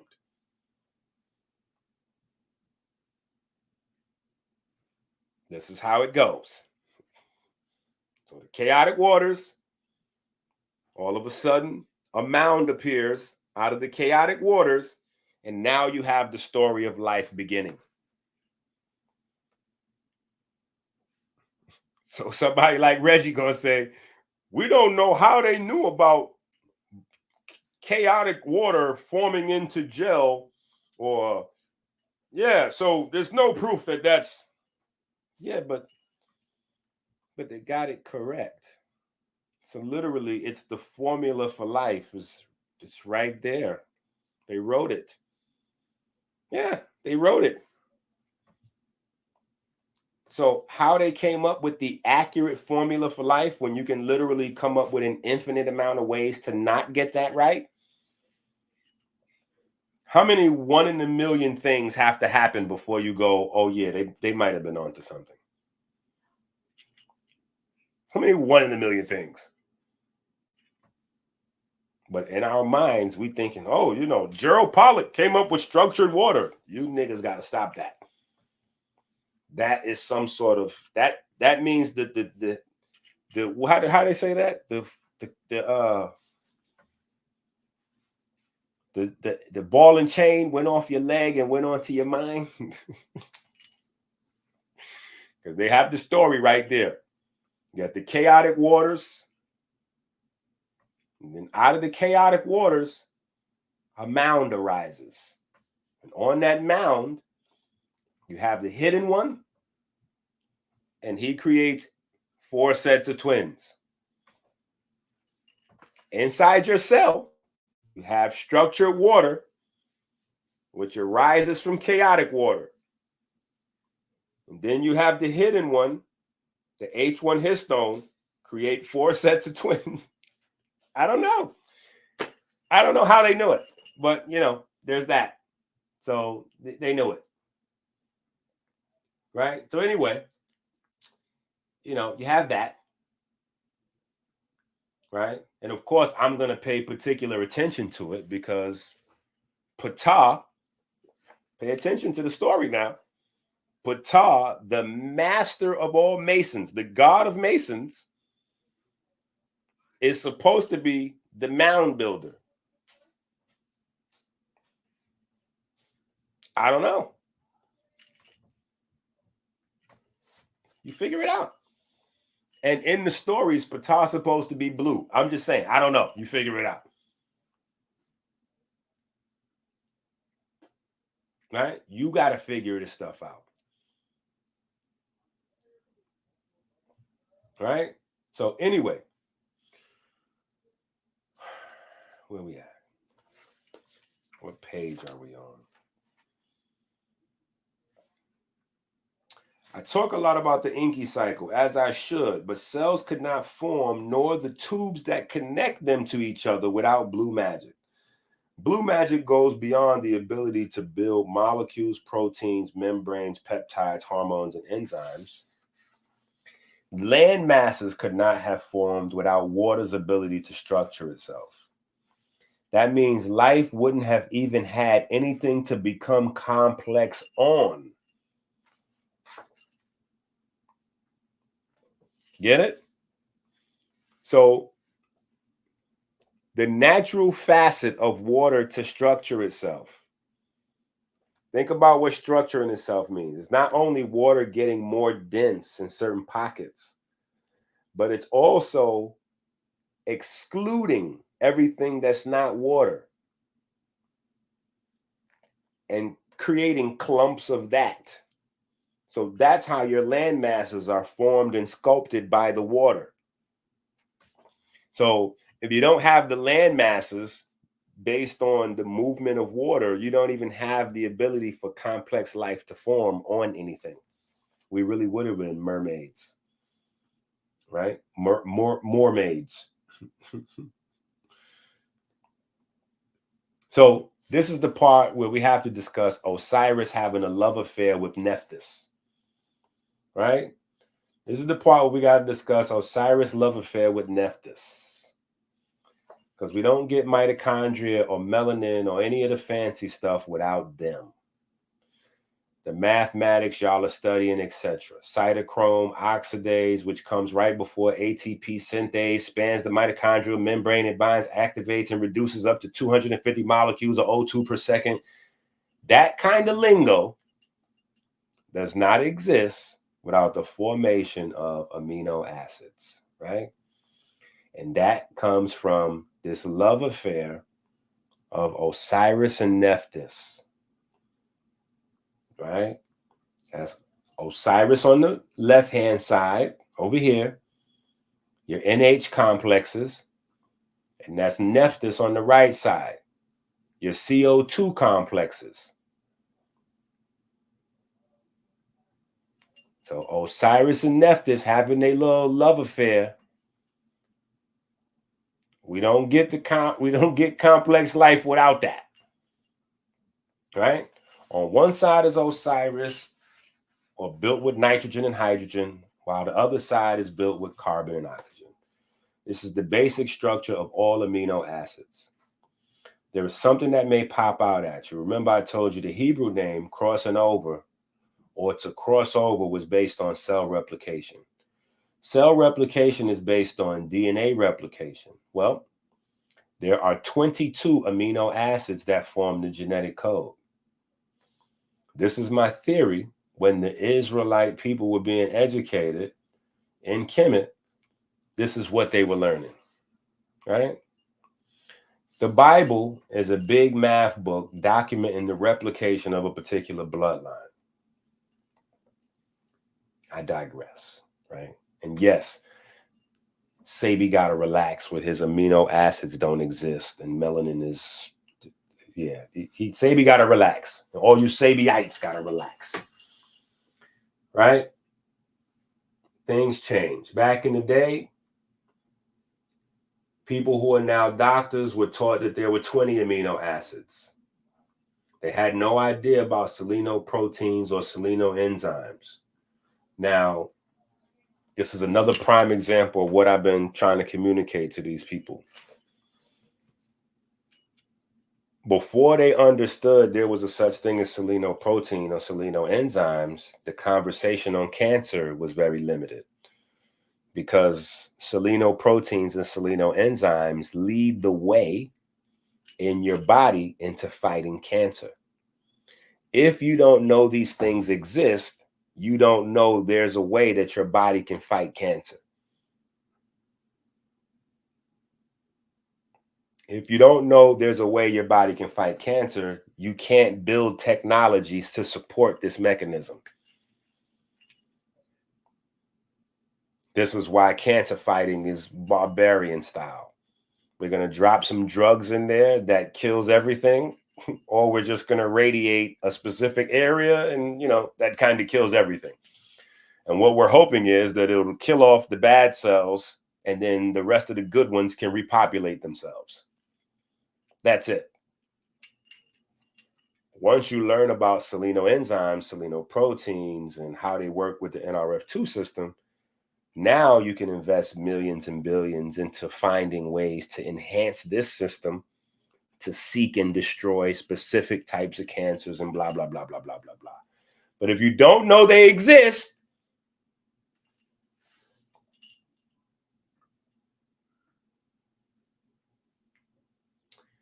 either way, the essentials are still 9, right? 9 of them are essential. Wait. 9 essential for life. Wait a minute. Where did I hear this somewhere before? That there were 9 things that were essential for life to be built. Damn. Come on, somebody, come on. The 9, you know, the 9 responsible for building all life, you know, the 9, I don't know, somewhere somebody said something about 9. Yeah. The hidden one plus the 8, you know, the any, you know, oh, I get it. My bad. Yeah, the 9 essential amino acids. Wait, you mean the 9 essential amino acids? And we discovered what?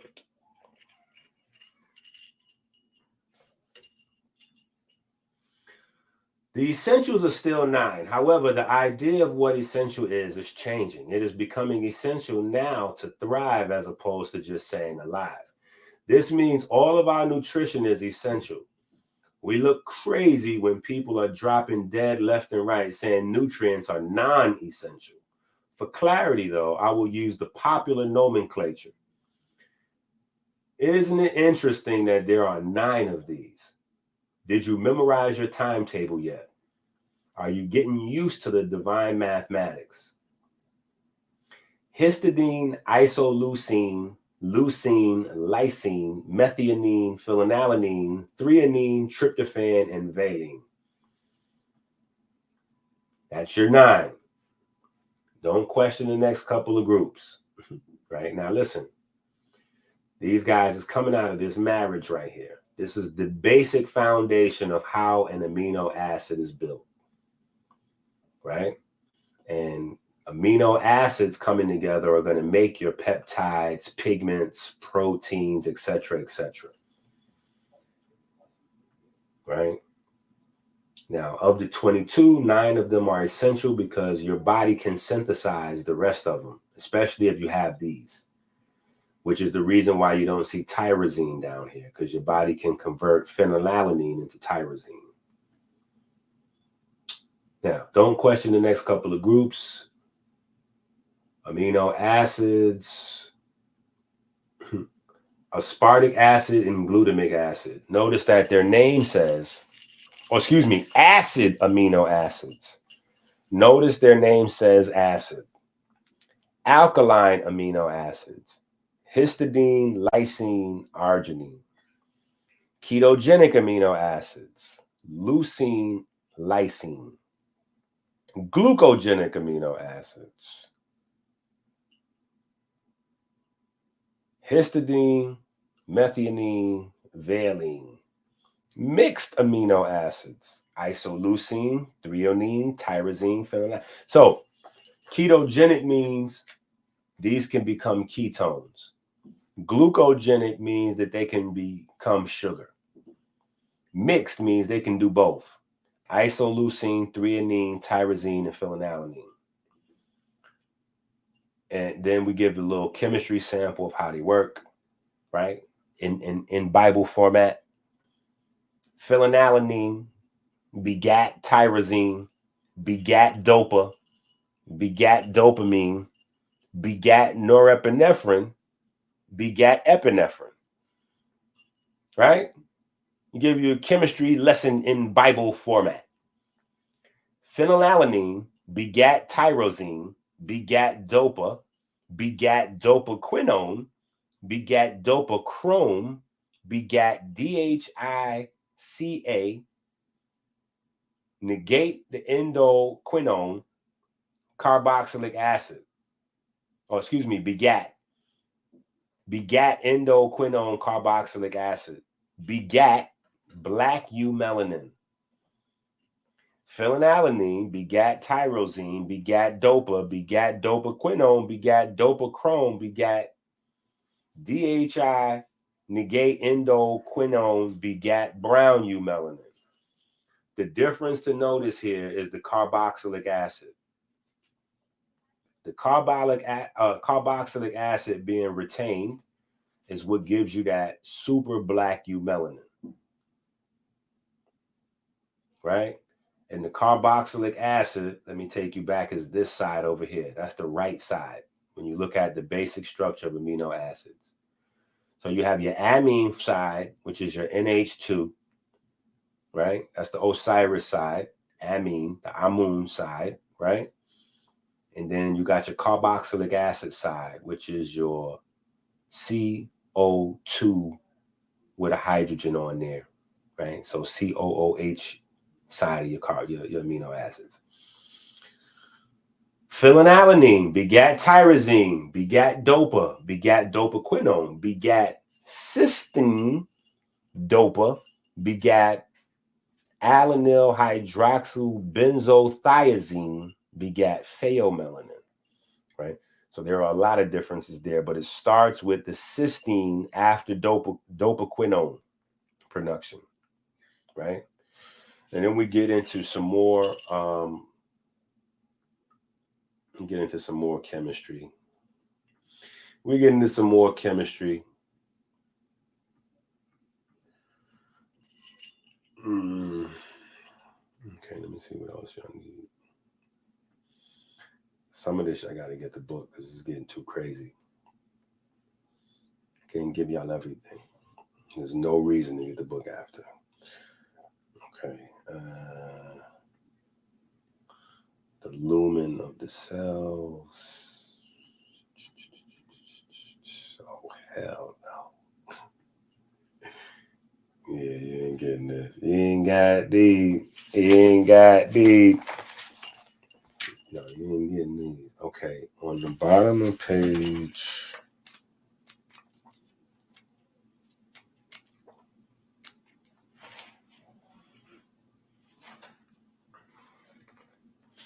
Okay, we have another article on page 144, which talks about cholesterol and heart disease in African Americans. While African Americans have slightly lower cholesterol levels than other racial groups, they are more likely to die from heart disease. How, Sway? Right? We got to go into that. Did y'all know that? Hold on. Did y'all even know that? Did y'all know that?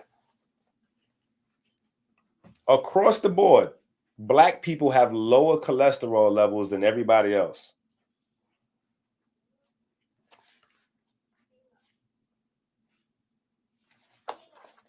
But you're more likely to die from heart disease.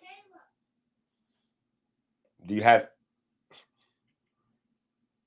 So now think about this. If you already have lower cholesterol levels, but you still are more likely to die from heart disease, what does the statin drug help with? The statin drug is to reduce cholesterol, but you already have the lowest cholesterol. So the statin drug's doing what? I'm just saying. Right? So we kind of explore that. Yeah. So, yeah. So there's a lot of goodies in there.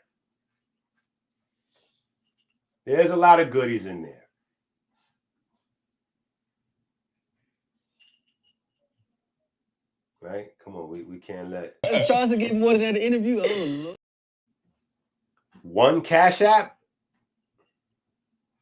Come on now. Charleston getting more than one or two Cash Apps per... Is Charleston getting more than that interview? Oh, Lord, that's crazy. Home, I done got... 2 Cash Apps? Charles get more than that interview. Oh Lord, that's crazy. I done got 40,000 for an interview. Damn. I went to California last year. Right after the BET Awards, man. I was 40,000. Nigga, I did a 8-hour interview. Faith and love. Love and faith. Faith and love. Love. Peace to the family. This is Abdul Ali, candidate for U.S. House District 12 here in Charlotte, North Carolina. Let's just be real, folks. The Democrats have destroyed our major cities. Their policies have made us less safe, they've given us less economic opportunity, and they've provided less educational opportunities for our children. And that's why I'm running for Congress, because I know what it takes to improve these issues. I've got great working relationships already in D.C. I've spent the last 10 years of my life building my political resume so that one of us, somebody who thinks like we do, could get into D.C. and make a difference. I want you to visit aliforcongress.com to find out more about my campaign. The Democrats have already done enough, and now they're putting illegal aliens in front of people like you and me, folks whose ancestors built this country and made it. Dr. EnQi incarnate as the true and living soul of Osiris. It's been 4,000 years since you learned true knowledge yourself, since you learned real black history. Find out the secrets of your soul, how you are being colonized. Take back your history. Create your future.